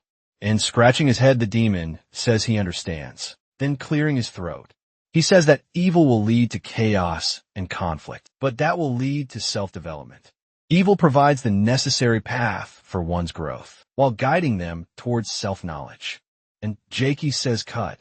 Looking at the phone, he says it was a great job, while Bao says he's not sure if it really came out well. And the angel says the video was well recorded. He asks if the boy is truly satisfied with that, saying he could actually grant him a great wish, like eliminating an enemy or destroying something. But Jackie says he's satisfied with that. The demon looks a bit confused. Ball is surprised at the hybrid, blessed with so much power, is simply seeking that kind of happiness. And if he doesn't need that power, then you should give it to him. The demon asks if there's really nothing else he can do for him. Our hero looks seriously at his father. It gets up from where he was looking very serious. He explains that he grew up full of happiness, unrelated to Bal's existence. And so he just wants him to live the way he does. The Lord of Hell falls silent, fuffle and smiling. He says he'll give him a gift from God as a bonus. Suddenly they start floating, and with a sweep of his arm, Baal says he will send him and his friends back to the human world shock. Our hero thinks he can actually do that easily, even with all the gravity of hell. And he understands that's the power of hell. He asks if that power wouldn't be enough for him to escape hell. Baal explains that he's there because he likes the place, not because he can't leave, and smiling. Our hero says he lives that way because he likes it too. Then his father, returning the sentiment, says he understands that very well. Finally, with a wave of his hand, he says goodbye. My son. He says that over there is his son's guardian angel, and that if it were the old him, he would have killed her the moment he saw her. But since she seems close to his son, he'll send her along with him, and hopes she'll always be by his side and protect him. The angel says she certainly is Jackie's guardian, looking a little shy, but she thinks she's by his side because she likes him. And in the next moment, she simply vanishes, while Bull stays there questioning what she just said. Quite annoyed, YMG says that shameless girl just confessed right there that she likes Jackie, and Bao says he liked her, but he'll send her back because she's a friend of his son. And with a wave of his hand, he makes the girl disappear too. Turning to the gangster, he says he really liked his physique and that he would look perfect decorating his chambers. Man starts crying and begs to be spared, saying he's been to heaven and hell in a single day and now understands he'll be good for the rest of his life. Then he sends it back too, hoping he'll stay close to his son, and that if he ever meets a child who deserves it, he'll send their soul there. Sighing, he wonders if his life might be getting a little boring. A bunch of demons arrive, asking the commander what happened there, saying they saw the mess and sent troops. But Bill says it was nothing. He explains that and Gamora fought and broke their vessels, and that they do that from time to time anyway. They're on a small pile of stones near the lava river, are also the remains of the vessel that was meant to be used for Jack Kai. Suddenly his eye glows, and the demon says he's lying to protect his son. Then from that dangerous place, he shouts for her, asking where she went. Finally she answers, saying she's there, but she was in a rush and could only restore one hand. Then he suggests that for now, they fuse together, and at least until they recover their vessels. They can stay that way, Death said. She really hopes they won't stay like that for too long. And the demon asks if she wouldn't like to stay like that. And Death says no back in the human world. Everyone is back safe and sound, while our hero tells Hannah that he needs her help. Again, because he needs to return to paradise. The angel says that if it's for him, she'll do anything. And suddenly the two start flying upward at high speed. Excited, she says it seems like his levitation skill has improved a lot. And the guy says he learned it in hell, but still needs more practice. Hannah gazes at him, amazed, finally arriving in heaven. He says here it is. He asks for forgiveness and wonders if they could give him an interview. And the statues realize it's the hybrid who came back, asking what he wants to talk about. So suddenly, Jackie says that to make up for what they did, wants to hear from them, what they think about their own beliefs. But they say that's nonsense, and tell them to just submit. Then he asks if it's okay for him to hit them, which he explains that the real bodies are elsewhere. These are just Bluetooth devices getting closer. He then apologizes for breaking that statue. He asks if it's made of tofu, and the other one, offended, says it's made of the strongest stone in paradise, first rock that ever existed. Then he asks if the other statue will be a bit more cooperative. Then that statue seems to get a little nervous and tense. A remnant of the council screams, calling him an insolent bastard. How dare he, a mere human, question and threaten the Supreme Council. Then it shouts, calling forth celestial light, and finishes the name by attacking with a beam, called Ultra Game Ray, it says, to show him the suffering of extreme heat. using a massive and powerful beam of energy. The council says he will burn to ashes with this light. That huge blast of energy comes at our hero, who sarcastically says, "He forgot to put on sunscreen today." Then Hannah says she has some sunscreen with her and asks if he wants some, and Jackie says yes. The ray hits her hero straight in the face, but he doesn't seem affected, and the council asks what he's doing and why he's not burning. While the girl applies sunscreen on him, he asks if he can punch that thing, and she says yes. He can do whatever he wants. She watches him from there thinking, what is this and that? She's feeling like some kind of Pokemon trainer, completely ignoring that thing's attack. Our hero flies straight at it, and the council statue gets more and more tense. He prepares a powerful punch. The council statue cries in despair as our hero smashes the structure that was attacking him with the beam. The statue begs for forgiveness and says, "It's just soft tofu." He says he just wanted to punch it, and the council screams to spare him, saying it won't fool him, so Jakey asks if he's serious. The boy keeps singing, ignoring the protests, and asks if it doesn't sound like a big hit for the demons. And the boy thinks he must be the demon. Annoyed, Youngie asks if they're best friends now, saying that ever since they ended up in the same group and got good grades, it gotten too close. Azazel says it was a close call, and that it's a relief they got a good grade. And my God asks if he's finally arrived. He explains that Jackie humiliated the Supreme Council, and unexpectedly, they even summoned the whale and wall. But there was an intense battle. Mecca says that with that humiliation, the council won't leave him alone, and heaven is probably a mess right now. Hannah says she didn't expect to see him there, and asks if he's Israel or Ariel. The boy says she dropped the formalities, and she replies that they're friends now. He says he's always liked an exciting life, and the girl says she gets it easy. Russell, and that he and his brother had a temporary ceasefire. Mecca asks our hero if he saw Lucifer around, but he stutters a bit and doesn't answer directly, summoning her weapon and eager to fight. The Archangel says that from the way he's acting, she knows he met him. She says the fact he saw Lucifer in hell is a bad sign, because if he's there, he must be planning something. Suddenly, the teacher calls the two of them. He congratulates them for getting a perfect score, saying it's great and all, but if they cause any more conflict, he says he'll cancel their perfect grade. That Micah drew her weapon during class, and that's forbidden, so she should store it in her locker. Meanwhile in hell, Paul is sitting gazing at that sea of lava. He seems contemplative, deep in thought. There shouldn't be anything worth fishing for in a lava valley, right? Then Baal says that sometimes there are things like him that are worth catching. And Lucifer says that's because he took the bait. He asks what Lucifer could possibly want. Escaping hell and then coming back on his own. And Lucifer asks if he isn't the one who holds his power. Lord asks if he hasn't already told him that it was a fair trade, and that if he returns an equal power to him, then he'll return his power. Then the young man asks how that meeting with his son went. Baal says he already told him not to mess with his family. So why is he talking about his son? But Lucifer says it's not out of nowhere, that he must have seen the hybrid's power for himself, and it was he who brought that power to him. And they don't get know how big that power will become. The Lord suddenly seems a bit irritated with Lucifer. He then grabs a weapon angrily. He strikes for the fallen angel and says, using my son as a hostage and trying to use him, throwing that weapon at Lucifer. He finishes using him to threaten me. Smiling, he says, this isn't a threat because he'll have his son, and then he himself will have his power back.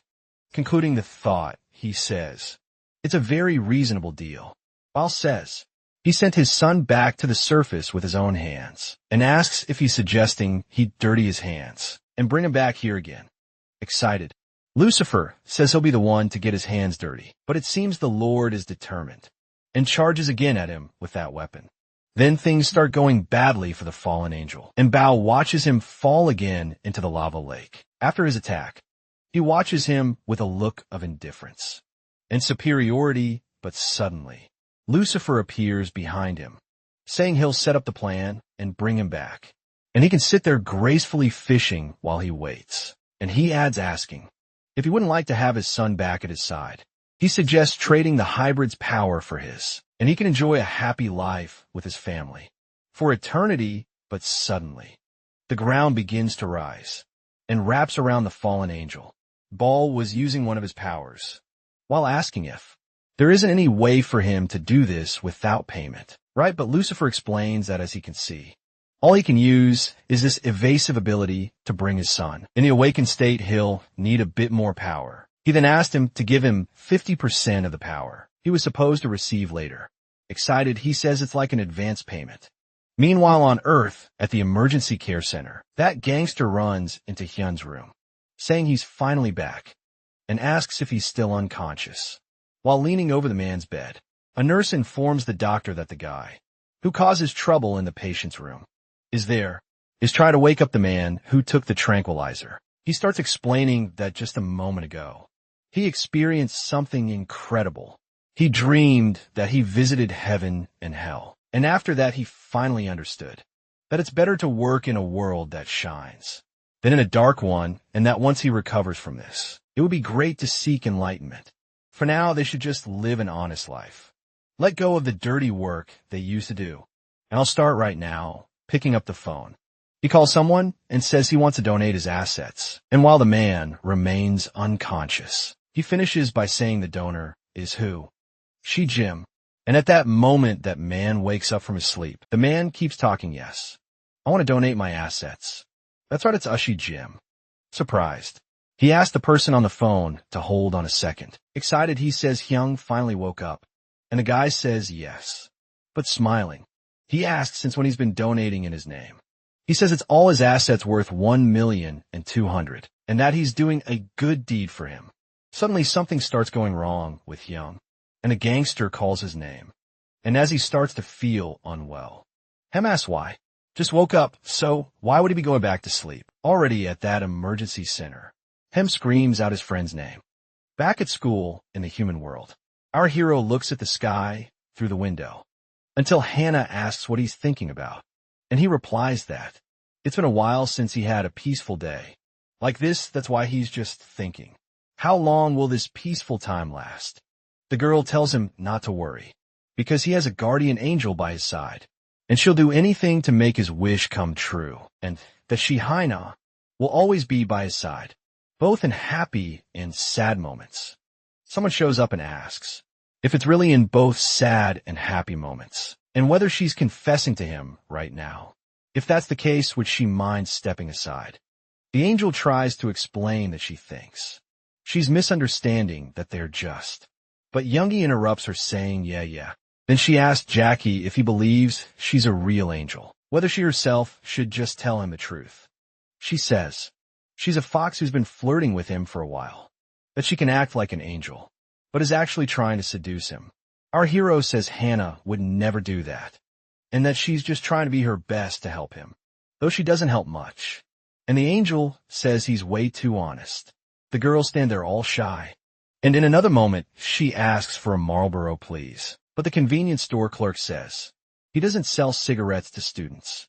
Meanwhile, at the convenience store, Hannah opens her little mouth for something.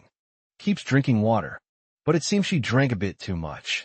Frustrated, she thinks this is really upsetting, and that maybe she should just give up in. Unable to take it, she starts crying. She thinks that honestly, the two of them seem good together. But it's also true that she needs to break them apart. While thinking about this, she cries, becoming a little shy, thinking she was the one who met Jackie first, and that the other girl just came and stole him from her. Suddenly something says it can feel human sadness coming from somewhere, and Scalpel appears, saying it was just her. She asked the guy if her sadness seems amusing to him. He says, of course, pigs. After all, he's a demon in fluctuations of negative emotions, like jealousy or anger. He says he likes downcast people, and that she's reeking of negative energy right now. She asks if he's really a demon, and he says yes. She says if that's the case, she wants to sell a few grams of her soul, and asks if in exchange he could grant her a wish. Excited, Scalpel says that as expected. Humans are interesting, but that souls aren't fun for him. He prefers more twisted collections, and asks if she has any pictures of dead animals. Fungi says she probably has a few, so he asks why she has that kind of image. and she explains she's always liked unique things. He says that if she had been born a few years earlier, she would certainly have had talent to be a witch. But she says the only thing she's interested in is Jakey's love. Scalpel says then the contract is sealed, and he can make her show Hannah the full extent of her hatred. But before that, he's going to merge a small portion of his power with her. The girl begins receiving the power and says it's terrible as the power spreads through her body. She continues to suffer. The demon says that this is his pride, and it will also be her weapon. As a beautiful demonic sword appears at last, she seems a little excited by the object. Meanwhile, back at the school in the human world, our hero and the angel are walking around while Yunji, jealous, tells them to stop acting like a couple. Our hero notices the girl nearby, and she says she can't just sit and endure this anymore. Faster than anyone and different from most people, she strikes her hero with a piercing and instant attack to the heart. Hannah doesn't seem to react. Then the girl says that to start, he only has two options. You must say yes or no to going on a date with her, but either way, regardless of his choice, the outcome will remain the same. Out of nowhere, a hand appears, grabbing the girl by the face, and throws her far away like she's nothing. She asks, OMG, since when did she have the confidence to make such a confession? And how dare she try to pierce his heart? Right beside her then, she asks Jackie if he's okay, apologizing for not being able to protect him. But he says it's fine.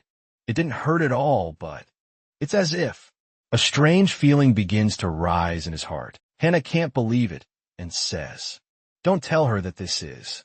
But the other girl interrupts and says, there's something that can't be protected by her.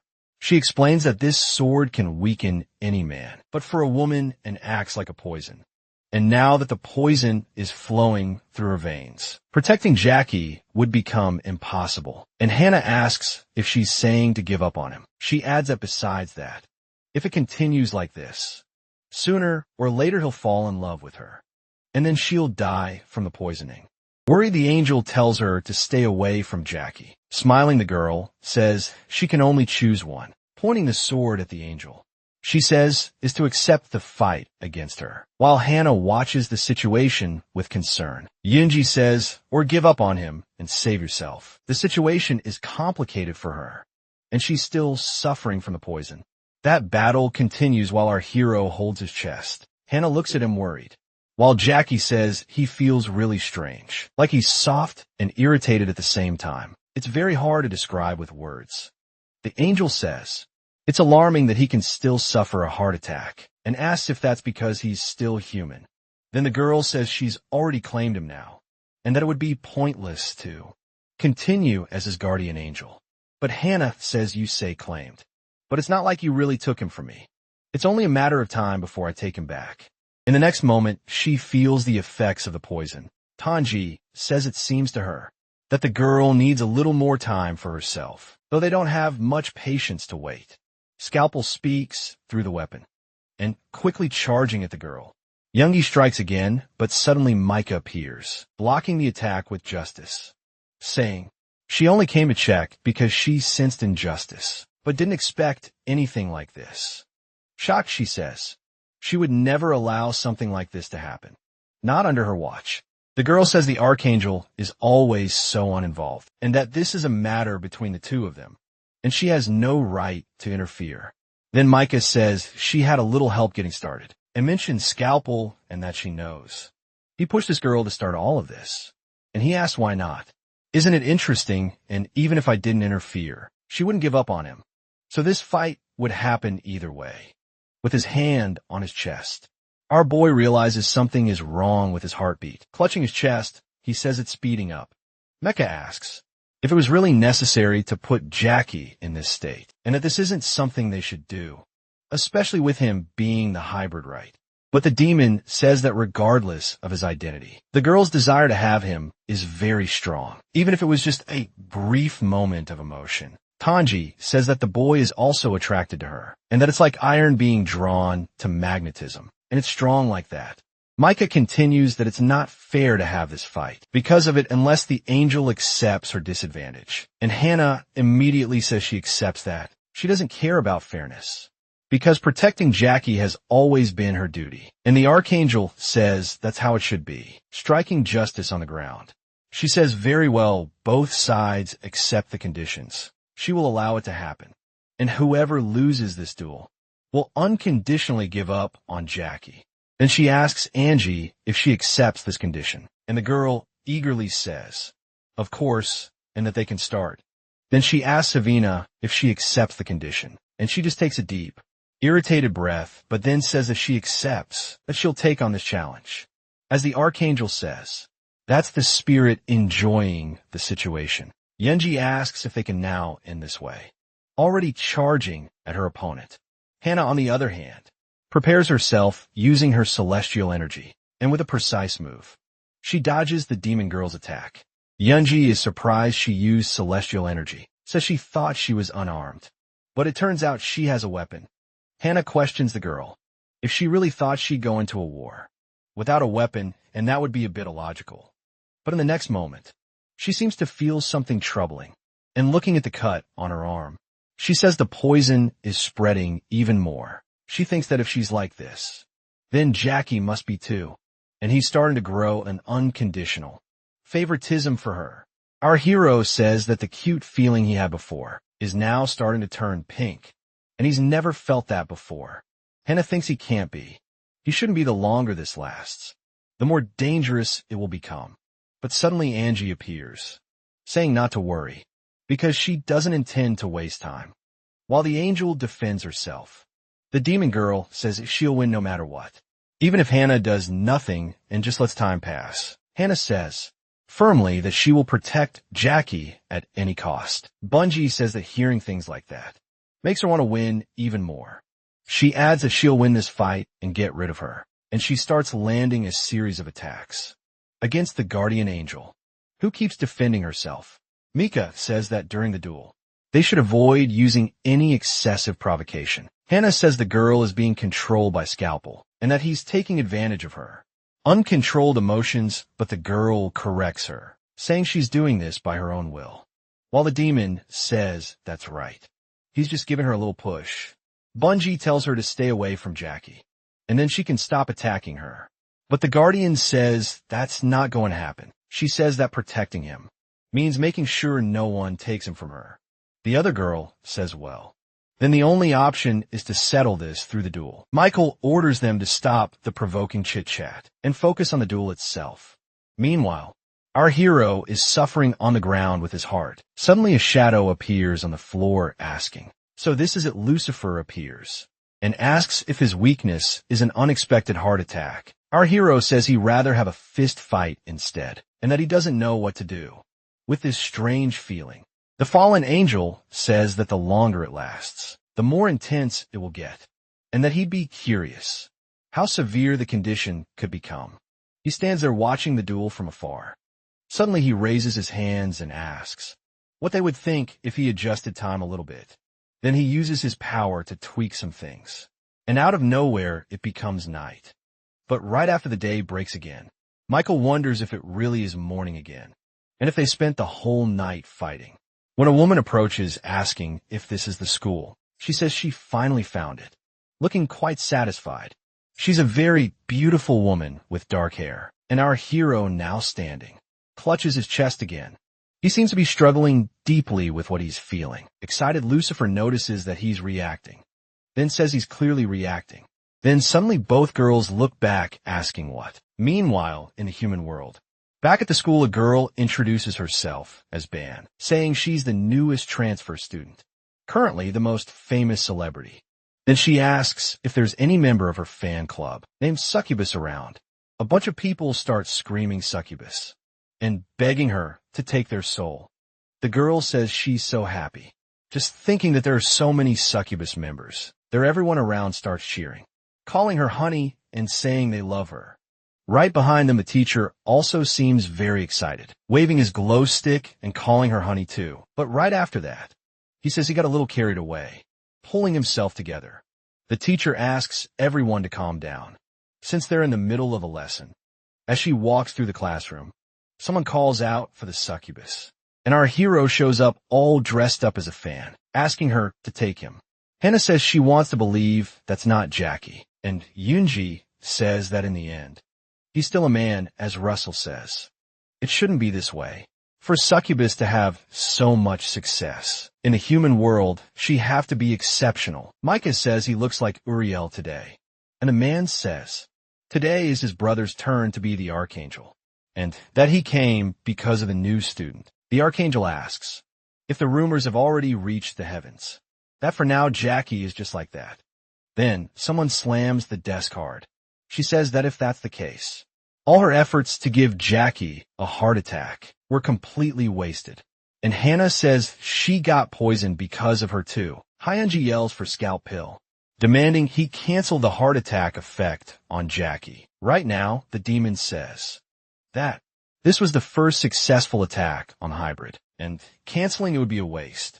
But that he understands, and in the next moment, a demonic energy leaves our hero, who feels a little confused.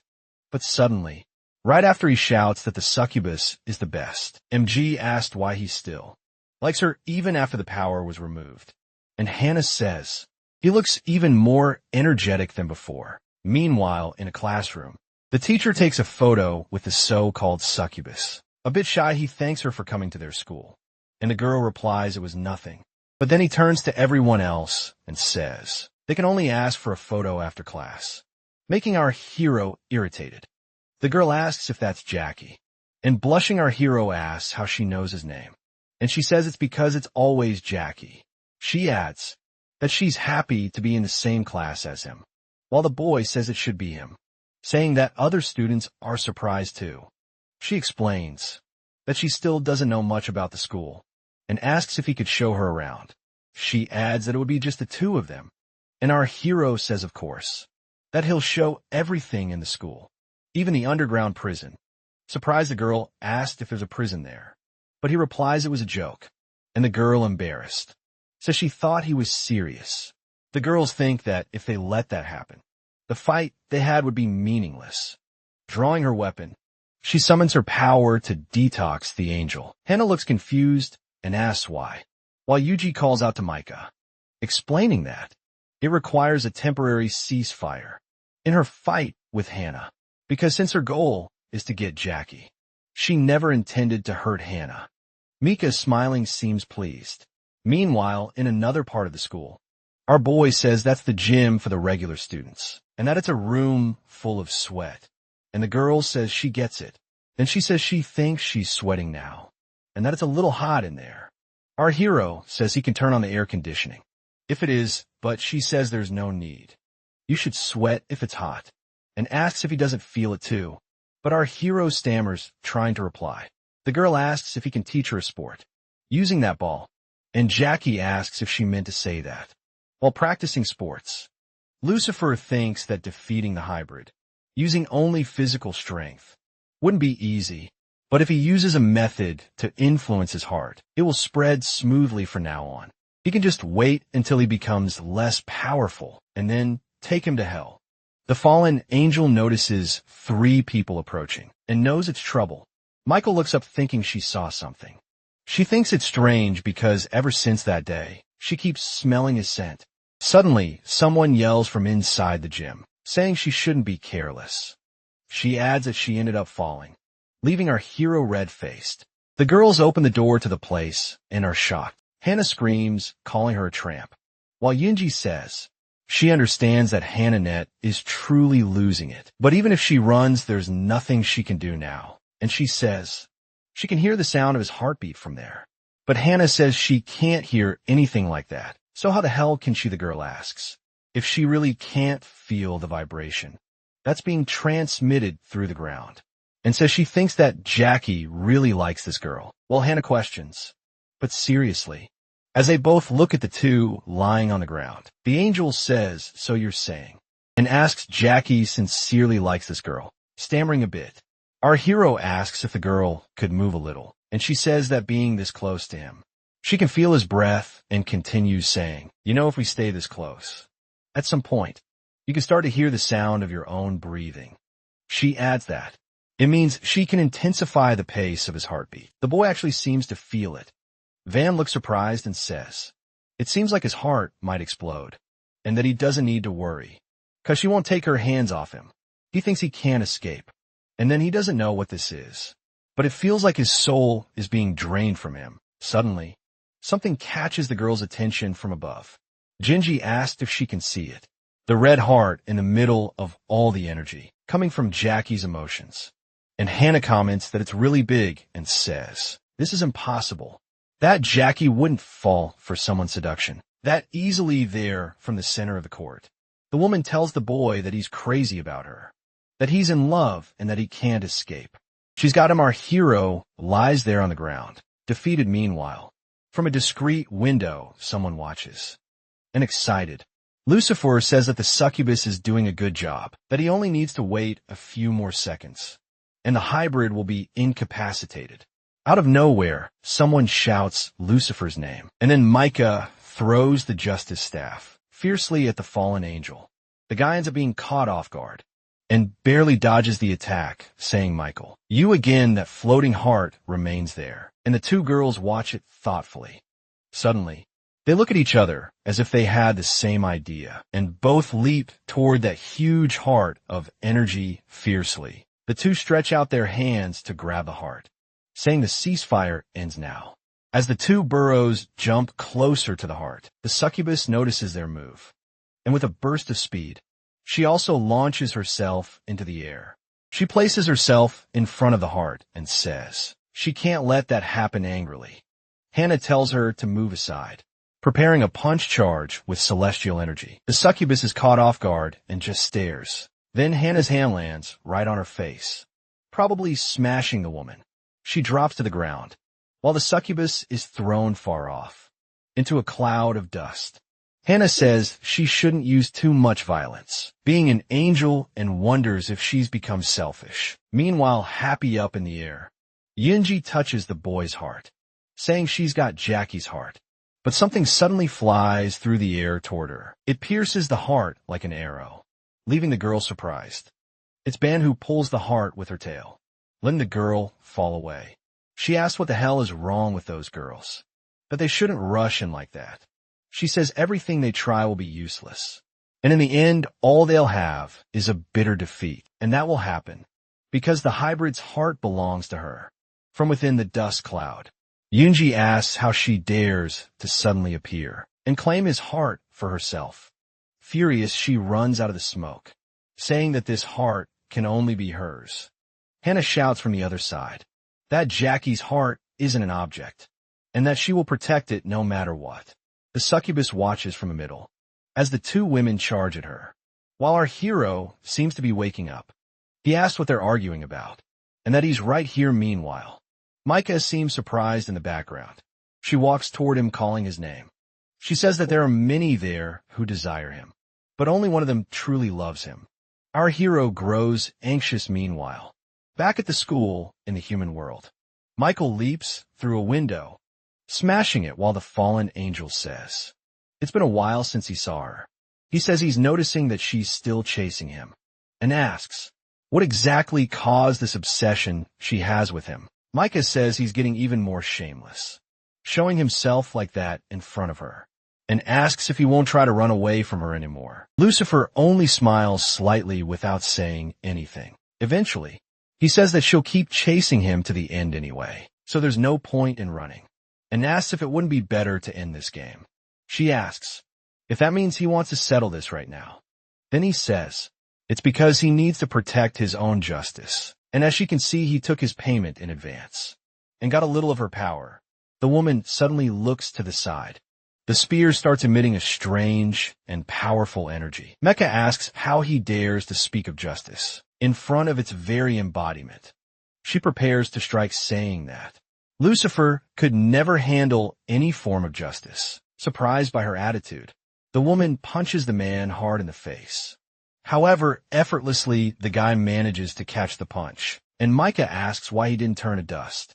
With a delirious smile, Lucifer says it's because he wants to show her the true justice of evil, pulling her in and punching her in the stomach.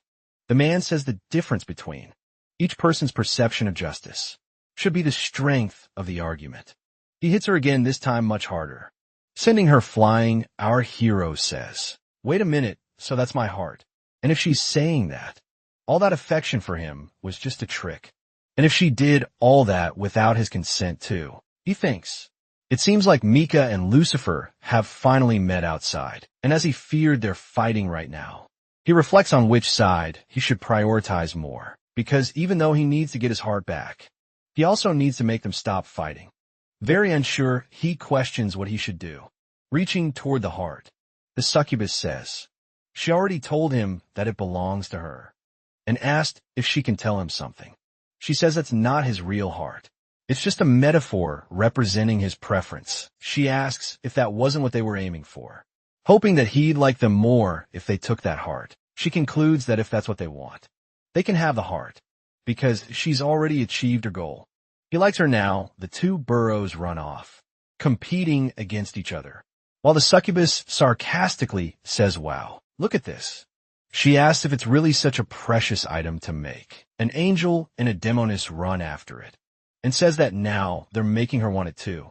Suddenly she stabs her tail back into the heart. Dodging the girl, she lifts the heart and apologizes, saying she changed her mind and will keep it for herself. Furious, the two girls ask if the succubus is messing with them. The demoness summons her sword again and attacks the succubus, who skillfully defends herself with her tail, saying she understands she borrowed power from Scylla, but it won't work. But Youngie adds that she has her own, too, and leaping forward with a kick to the girl's face. She says she has her own power.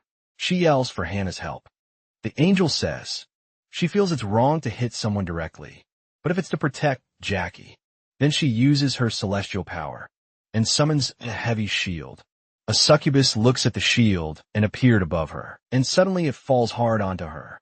As she tries to hold this weight, using her tail again, she begins to crack the angel's shield, and right after that, she shatters it into pieces. The girl says it was a flashy attack, but in the end, it wasn't as heavy as she thought it would be.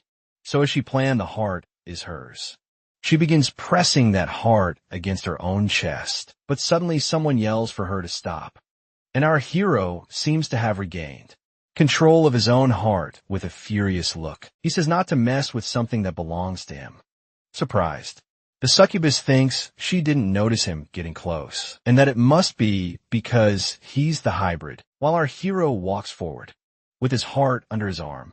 Yunji watches amazed and surprised as he passes. She keeps her eyes on that heart he's carrying, and saying that now is not the time to back down. She lunges at our hero and grabs his heart, saying someone had to take it. Frustrated, he says that was supposed to be his heart clinging to him. Youngie says he'll be hers from now on, and if she can't have him, then she'll steal him away. Jack High still tries to argue, asking her to wait just a second, but it seems the girl is already gone.